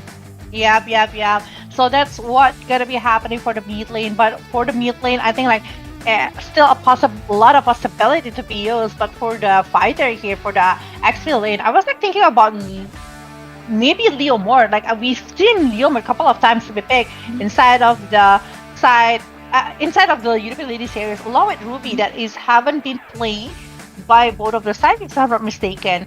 And also we are gonna be having maybe Martes, the one that get buffed recently, that actually gonna be very painful and very powerful for the laning phase as well. So yeah, for the option of hero, I mean, like there's still plenty of them to be picked, and also to be the best options for the sides of RQ or Bigatron. It depends how they are going to be trying to do it. Still the same, of course, the picks and bans for RRQ. There's not going to be Lydia, but there is going to be the carry here for Queenie, and I think that should be a focus pick coming through for Lilipinkan. So just a little bit of switch up there. Instead of the Lilia, we're going to be having a carry. So now the carry is super protected here for RRQ Mika. You got the Akai to front, you also got the Demonic Force to just zone away the members of Bigatron era. So without the Esmeralda, with the global ban being put in play, the Esmeralda is no longer there for Bigatron era to counter out the Phobius' shields. So I think Virology is my craft. Dicky is my name. The Diggy, to counter out the Demonic Force, to counter out the heavy spin from the Akai. So this is going to be a Vivian hero. Now Bigatron, they should limit out the mid lane and possibly the roamer here for NG. So it could be a well, I mean, even if they pick up a Franco at this case for RQ, there's still the Diggy here to take into consideration. Or maybe perhaps they should take away some of the mid lane here. Xavier is still open, by the way, for RRQ. They haven't picked that up just yet. So taking a look at our stats, Bella, I think for our top 5 heroes, it's mostly on the Esmeralda, Beatrix, Cecilia, Akai, and the Eve that are top picks here in the UniPin C championships. Yeah, but right now they still have the chance to pick over the Cloud here, so there's a possibility here for Team Bigatron going for that one, especially because Diggy is already being picked, because no one actually gonna stop the movement from the Cloud later on, even though they have the heavy spin and also the Demonic Force coming from Arakumika. So yeah, I'm gonna see if Arakumika gonna let go that Cloud to be picked by the side of Bigatron, or they're gonna try to limit another hero that can yeah, okay. If Cloud is bad, the options for the marksman is possibly like Irital, or maybe if they want to go for Muscat or Kimi, simply Kimi. Kimi. Yeah, I was thinking of a Kimi for Shell here. She has picked that up several times, and if you have the right amount of damage, right, you can dish out so much damage up against RRQs. But I think maybe a physical damage. Well, there's already like a Benedetta here for BTR, but again, we're still not so sure if this is going to go to the jungle side or maybe. But more or less for Bigatron, I think this is going to be a jungle Benedetta and an XP lane Uranus. So they still need the gold lane, they still need the mid laner. Will they pick which one up first? Oh, Bigatron going for the Selena. Going for the visions here for Bigatron. That's a lot of vision for them. The Selena's abyssal traps and even the bombs coming from the Diggy. That's a lot of vision all across the map for Bigatron. So what's it gonna be for RRQ to answer this out? I mean, it's going to be difficult to pick up a Hanzo here. I think they're probably gearing up for the fact that RRQ might pick that up. Karina's still open, by the way, for RRQ to take, but that is a very tanky frontliner. Or what do you think for RRQ here? I don't think it's gonna be Karina though. I think like they're gonna be going for this Akai, going for the jungle. for the side of Arakimika, but the Kogura and also okay. No, Karina. Yeah, they're going to go for the Karina. Like what I mentioned, it's just a wild guess, but that's a lot of magic damage coming out from our Q. There is also the mobility wise, so it's not going to be easy to catch the heroes here of our Q. So they still need a marksman that can dish out damage, that has the range. So a Kimi would make sense here for Bigatron, but again, there is the What lot if of they are not potential taking a pickups here. marksman? What if they're not taking a marksman? If they can go with this, actually Bruno will be a very good one if they want to commit towards the turret. But because of the presence coming from the Karina, I'm pretty scared about that one. They can try to go over, maybe taking over Alice or maybe another sustain hero to go. Oh, Melissa! Oh, that does make sense, right? Because the carry and the Akai, so with the ultimate here of the Melissa, you can block out those attacks, but I'm not so sure if that's gonna work against a Kagura. I don't think it's gonna work. So the Kagura pretty much the damage will push through there despite the fact that the Melissa will have that ultimate up. So here we have it, our final lineup, Melissa making its debut for Bigatron era. And in the laning phase, I would say it can bully the carry in the earlier stages. So I think for Bigatron, it's still going to be a Shell and Vivian rotation coming through for them. And this could be potentially for Bigatron, it could be fast pushes as well. There is the Uranus, there is the Benedetta in the hands of Vival. But for Bigatron era, do you think this composition will work? This is sort of like a dive setup to set up for Shell to just free hit everyone from our Mika. But again, our Mika, there is the demonic force, there is the potential assassination from the carry here for their side. So what's it going to be? Is our Mika going to be able to get another point from Bigatron? Because we're going to head straight into the line of dawn. This is game number 5 for Bigatron era and our Mika. Yeah, I want to mention that actually earlier Ash with the Karina, will she be able to get it easily? Because I was like, I want to mention that actually this presence of the Diggy plus Selena will be aiming at the jungle of the side of Mika, especially with the Abyssal Trap, Abyssal Arrow, Reverse Time, Time Bomb, you name it. Every one of the skill, look at that one, Abyssal Arrow connect with the Reverse Time as well. It's gonna be the first blood, and also we're saying that actually Bigatron era will be taking the gold plating in the top lane. It's more than 50%, and I think right now Vival is quite struggle with the presence coming from Ash, but the other lane is being massacred by the presence of the Selena plus Diggy, and they are not stopping there. They want to make sure that this Queenie unable to recover over all of the things that they try to do in the top lane right now, because they are, it's only 10% left of the gold shield turret. It means that the gold difference is actually almost reaching 1,000 in the first 1 minute. Yeah, that's a lot of pressure for Queenie on her lane, which kind of gives a breather here for Bigatron in the mid side. So this is a Selena. It's not going to easily clear the waves as fast as the Kagura here of Geo. But I think for our Q and Bigatron, there is going to be a massive brawl that's going to be happening here onto the top side. Vival. Okay, NG is forced to use that heavy spin, but instead it's going to get taken down here by Vivian and Vival, and down you go. 2 kills for Bigatron as early as the 1 minute mark. Yeah, reverse time. That is the huge problem for the side of Mika. Because of the reverse time, the Abyssal Arrow is definitely having a higher chance to connect, and also the damage that can be given by the presence maybe of the child. Even a Licto Vinyl Glow will be having a very good time to connect if the reverse time is there from the side of Bigatron era. But yeah, now they are claiming the turtle.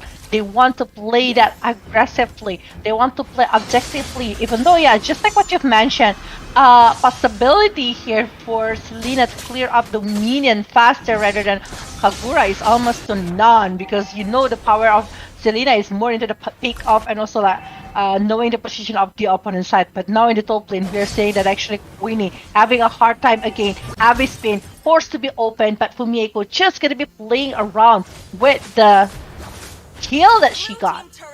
Yeah, no, that is a very fast take for Bigatron Era on the tower. And you know, playing a game as long as BO7, I think Bigatron Era they only need to win one more, right? So they want to finish this game as fast as possible. And you can see it from the rotations, the way Chinny is rotating, pressuring so much of this carry from the side of RRQ Mika, not letting it scale up, which means that Bigatron pretty much won already the gold lane here. And I think there will be a switch up here for Bigatron Era. It's going to be Shell actually rotating here to the bottom side as well as Vivian, which means that it is going to be Fumi going there to the top side, which has Bigatron Era has already covered. So now what Bigatron Era needs to do is to leverage their goal lead, let Shell win this lane, get in more objectives before it reaches the Lord, or before RRQ Mika it is able to scale up. And now Lele Pinkan is going to get sandwiched here by the members of Bigatron Era. Demonic Force is going to get popped up here, but here comes the ultimate as well from Shell. He's not going to pop in any damage. Geo gets taken down as well, but Shell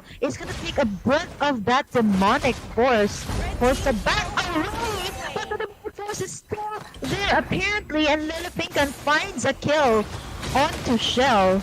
Yeah, and I think they will be committing themselves to get over the Lele Pinkan, but no, unable to do so. There is no Abyssal Arrow, there is nothing that they can do to try to take over that one. But look at Winnie, she's also able to take wall shield turret along with the turret itself in the top lane, alone without any help actually coming from the RRQ Mika side. They are focusing to know where is the position of Bigatron Era, so they are going to be able to try to play aggressively later on. But look at that, in the bottom lane we're seeing that two members from RRQ Mika try to get close towards this Fumi Echo, but it's not going to be that easy since back again it's Uranus. Even though we see that actually from Bigatron Era side they don't have any Purify at all. They don't care about like the CC that RRQ Mika have, because they have the time journey coming from the DG. Oh, Geo is gonna get caught here by two, but is able to escape with the Ratio Umbrella Flea. And now Bigatron, there's so much pressure on all the sides, forcing RRQ to actually react. And here comes the heavy spin from NG to back away. Look at the damage from Shell and Vivian, but now Lele Pinkan is here. There is the Demonic Force. Okay, no one is going to be able to dash away. They're just going to back away from Lele Pinkan in order to not trigger that Demonic Force once again, forcing Bigatron Era to back away. So a little bit of containment on the lanes here, but for both sides, they already got one tower down. Major objective so far has been going to Bigatron Era, two turtles down from them, but again RRQ Mika, they know what Bigatron Era has planned out as well. They're gonna be taking this tower as well on the bot side.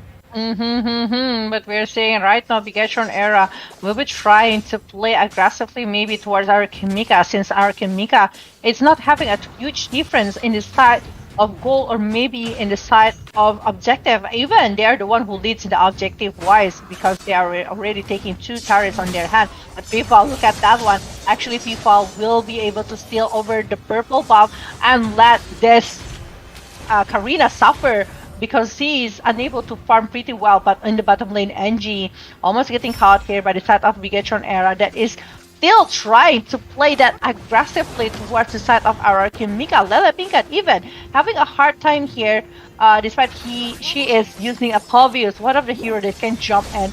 But I think Bigatron Era will be playing that objectively in the mid lane and also in the bottom lane, and Kagura having a hard time to catch this.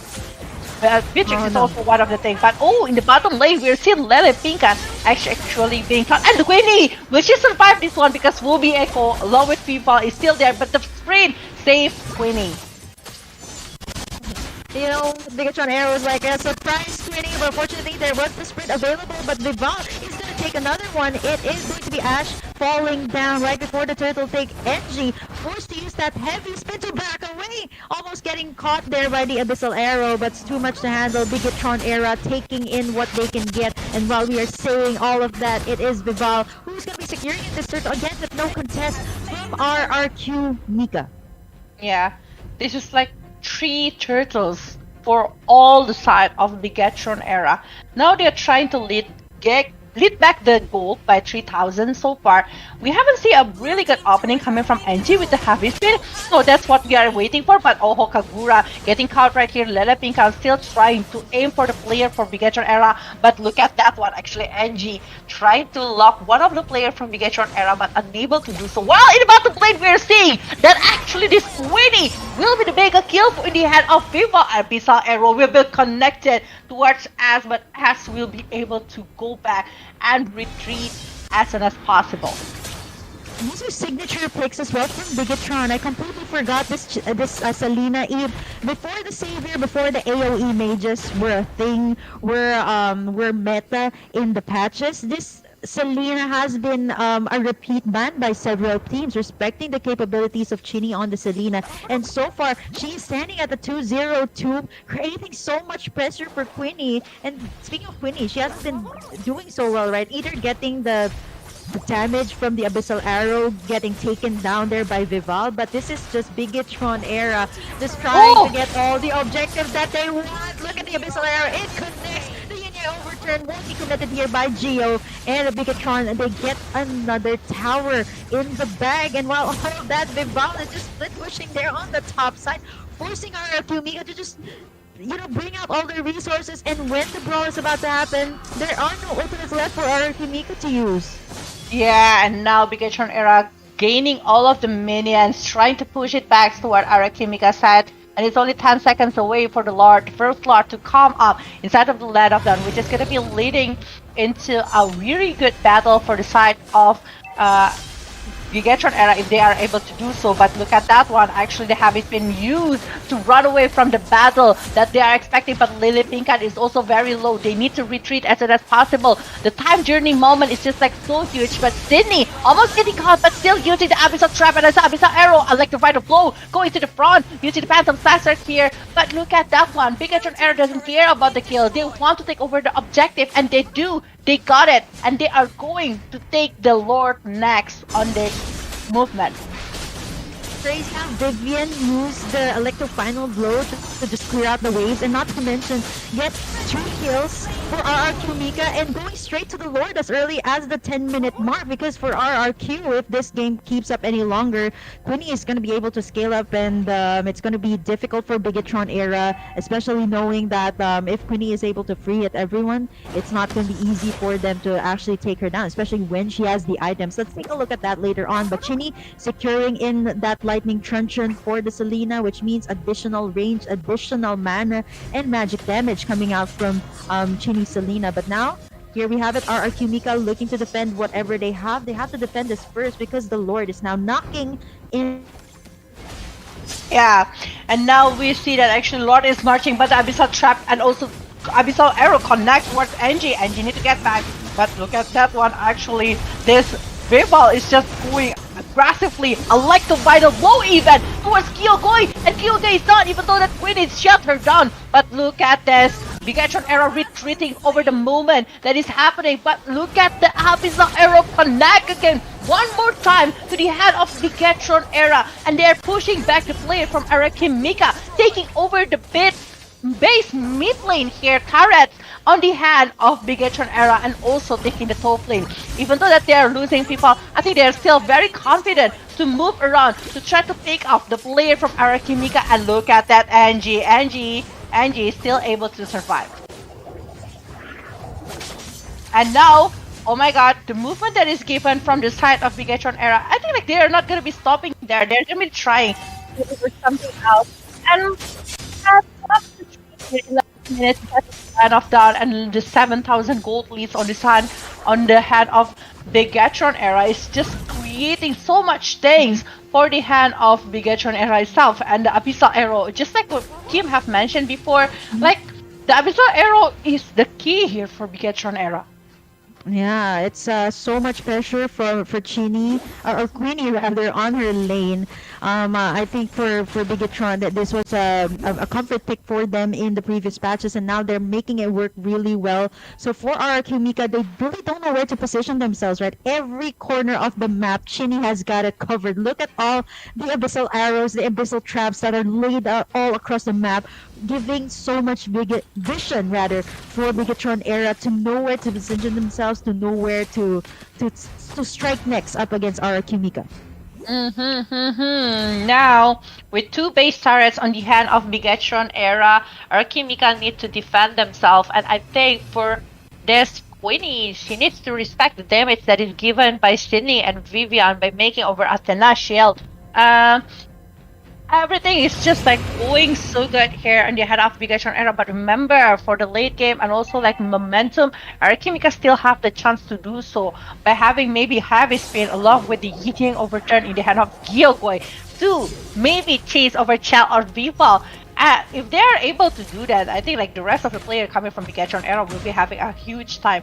And Karina, just like what I'm thinking, like it's so hard to go against Nikki plus Selena, that a massive rotation, massive information, massive movement, first time that is so annoying that creating so much thing. But oh, Queenie, will she be able to? Oh, She will be able to recall there in a split second. That would have been Bigatron actually taking her down in a very tight spot. But Vival, by the way, it built this Benedetta. You'd be completely surprised. It's not a damaged Benedetta. This is a tanky Benedetta. A Guardian's helmet, a Curse helmet, and even an Immortality. So it's not going to be easy for our Kimika to chase down Vival, despite the fact that they have the Fovius here in play. But our Kimika, 14 minutes in, they don't really have anything left here. It's only one inhibitor down here. There is so much strategy. Gonna chunk down Lilipinkan really low, but for our Kimika, they have to chunk away this Lord down really low. But before all of that, it's NG gonna get taken down here. Yep. But not only that, we're seeing that actually Bigatron era will be losing a player. Immortality is down, but Electrify the Flow. Jumping to the front right here, Phantom Size and Iron Eye. But what will happen right here? The base is still exposed and Chal getting the double kill while the base is being open, and they are going to be focusing to get this one because this is going to be the 17th championship, 17th trophy for Bigatron era. They are able to claim back the game right here, and they are still the of Southeast Asia, unbeatable team here. It was a very fast game. Look at Bigatron era. Another trophy up under their belt. 17 win streaks. I hope I could have this in my ranked matches because I haven't been getting any wins so far. But for Bigatron era, they have been very consistent. But all I have to say though, RQ Mika definitely put up a great fight here. And for game number 3, for Bigatron era, it was just a hard reset. And RQ Mika, they weren't able to continue that momentum that they had. But it was a very good game for all matches. It wasn't like a one-sided match. It was a very even fight between Bigatron and RQ Mika. Yeah, what a really great game coming from Team Mika as well. They tried so hard to win this one. They tried so hard to actually win it against Bigatron era. But I think it's just like having a quite hard time here letting go the coach coming from Team Mika is one of the problem here, since you know that from Bigatron era they have the analyst and also the coach, so it might be a thing that happened. But yeah, Arkimika showing a really good progress so far, how they are like stepping up their game, how they are able to steal the game coming from the Bigatron era, and not only like they are stealing the game, but they also like have a back and forth war, not only 1 or 2 games, but it's 3 games in a row that they are able to put up the fight going against Bigatron era. So yeah, still a good game, well played here on our side.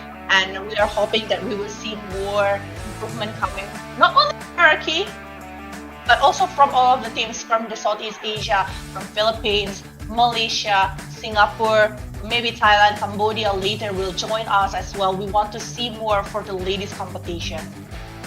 Yeah, and then this is already just the beginning for the ladies scene, and hopefully we will be seeing it go further and further, because every time I step here in the UniPin tournaments, it's just so fantastic to watch.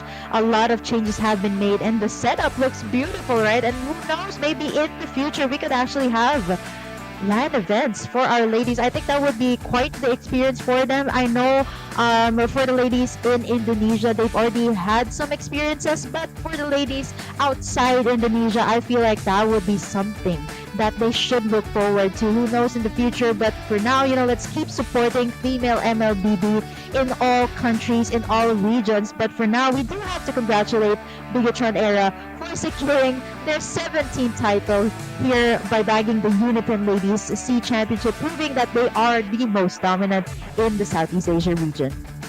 Yeah, we will see the highlights, see what is actually happening in this game number 5 we actually witnessed how is Chinny using the Selena along with the D game that is creating so much trouble for Archimika. They are able to win the early game, unable to, even having a hard time to get the jungle, to get the level, to get the gold that she is needing. And also Melissa pick is also like one of the surprise coming from the Gatron era. That's actually giving so much pressure towards Archimika. Whenever they try to dive in towards this Melissa will just have this set up to control all of the movement from the Archimika side. And yeah, Lelapika was very tanky. I do get it, but you know, the damage from this Melissa, damage from this Selena is just like creating so much things. Along with the Benedetta, I mean like the purpose of taking the Benedetta is taking the backliner of the Archimika, and she did it without like the final blow, dive in and try to push back Archimika side and playing objectively. I can say that Bigatron era is just like non-stopping the movement with the turtle, with the lord, with the turrets. They are just claiming everything they can inside of the land of town. Yeah, and the well-timed times journey here from Vivian, actually baiting out so much ultimates. And right after that, Bigatron era could just take away even the tankiest hero here, like NG, like Lelipinkan. But this was one of the very fast games after the long day that we had. Bigatron era looking to close very fast. And right after, I think the first Lord, it was already pretty much Bigatron sealed the deal for themselves, taking in the base, sieging what they wanted, because if this again prolonged any further, it is going to be devastating for RRQ. We already got a Shell all the way scaled up there, winning in her lanes, and it's just Bigatron just being very dominant in all sides and eventually getting what they wanted, which was the victory here in the UniPin Ladies Southeast Asia Championship. The legacy here with 17 consecutive wins on the tournaments, not only on the rank, just like what Kim have wished for, but 3 to the 16 here in the 14 minutes inside of the land of that Bigatron era, with all gold apparently coming from Bigatron era. Yeah, I do agree with that one. Like every one of them have their own portion, like Fumi Echo, the one that distracting the players coming from the King Nika, how she is able to stop Lelipinkan, giving the information as well, and the way that people are making over the tanky item is because they know that Digi will not be able to take all of the damage that is given by Archimika. That's why they know they have a proper damage by having Vivian and also Cini with the Selena. So why don't they go for the tanky item along with Shell that play beautifully for this one?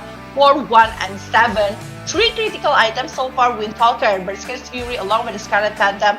Attack speed wise, it's gonna be very fast coming from Shell because of the Swift Boots and also with the Scarlet Phantom, but also because of the Demon Hunter's Sword. But the lifesteal is also massive because of the half skull in the hand of Shell. That is so crazy.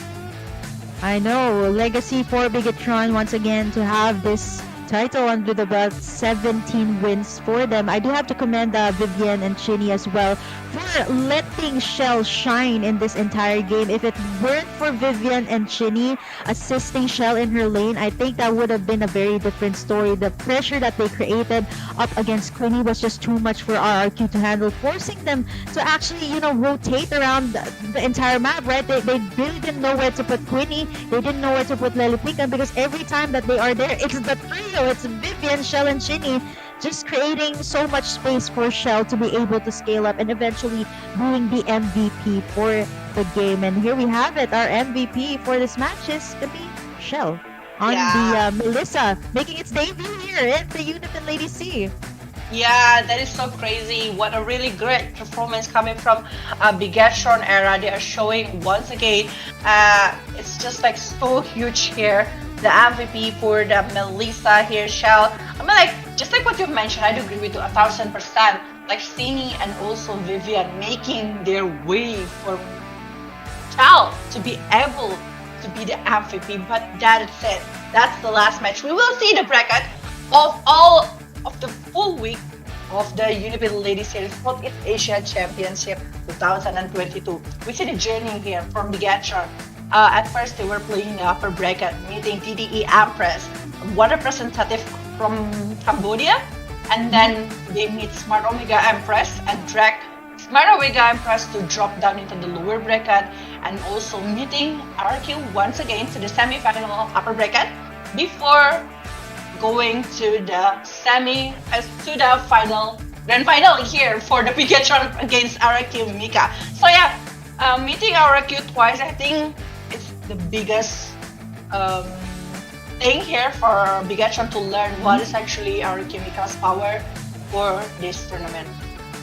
Yeah, RQ Mika definitely deserved the respect that they got from all of the casters. One of the most improved teams, like what Bella mentioned in her prediction. And I'm so amazed with all of these ladies to think that they can put up such great fights like this, and every single day was just action-packed for everyone, not just in the grand finals, even in the playoffs, the qualifiers. This was just a treat for everyone who loves MLBB, who loves female MLBB in particular, and hopefully this is a stepping stone for our ladies to reach their fullest potential in the future. And with the way things are going, RQ Mika scored the points up against Bigatron. That was something that they weren't able to do in the previous matches, and for today I think that was enough for RQ Mika to get in defeat. It was a nice try, but hopefully, Bella, I would love to see more of these ladies in the future. Yeah, it's gonna be love to see more, but just like what Kim have mentioned before, we really hoping UniPin listen to us. Please have the LAN event, please, for all of these ladies. Let them have the experience in the Southeast Asia Ladies Championship, maybe in the LAN event later. But yeah, we are on the end of the event already. For you guys who is like missing out all of the matches that happened inside of UFC 2022, you can just rewatch it inside of the Facebook and also YouTube of UniPin Ladies Series. Don't forget, we also have the TikTok, Instagram in UniPin Ladies Series. If you want to see a short video of maybe the details, the bracket, and maybe the important information, maybe for the UniPin Ladies Series Southeast Asia, UniPin Ladies Series Philippines, Malaysia, Indonesia, that will maybe happen soon today. From them, just follow it directly. And also, thank you so much for all of the support here by this tournament is presented by UniPin. Thank you so much, UniPin, to make this kind of prestigious tournament for the ladies in Southeast Asia, supported by Mobile Legends Bang Bang. We are Yeah, as well as our media partners, Upstation 1, Esports Survival TV, Context ID, D Games, BGWP, Esports ID, Game Buff, Game Zero, Indoor Gamers, Journal Labs, Kinseer, and Go Philippines Esports. And don't forget, before we head out, we are giving away a lot of MLBB diamonds. Just top up today with 50k. Click the link below. And of course, we'll be sending you your diamonds if you were able to participate in this UniPin special giveaway for today. But for now, Bella, I think it has been quite a day for both of us, quite the week actually for all of these ladies. But thank you once again to UniPin for having me here. It's my first time, and hopefully I'm looking forward to more in the future. My name is Burger Kim. Together with me is Bella. I'm going to be plugging my page as well. Follow me on Facebook, Instagram, and TikTok. That's at Burger Kim Cast. If you want to know more about the female scene here in the Philippines, I cover that a lot. So be sure to follow my page for more updates, for more Mobile Legends action as well. How about you, Bella?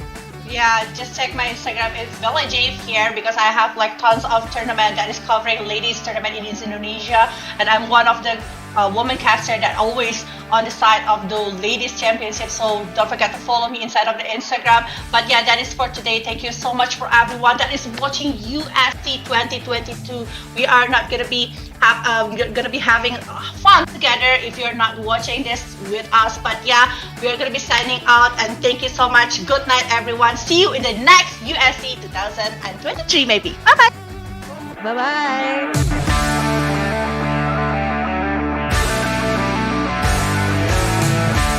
Sudah mulai bisa mendapatkan weakness, satunya bisa melepaskan, tapi bisa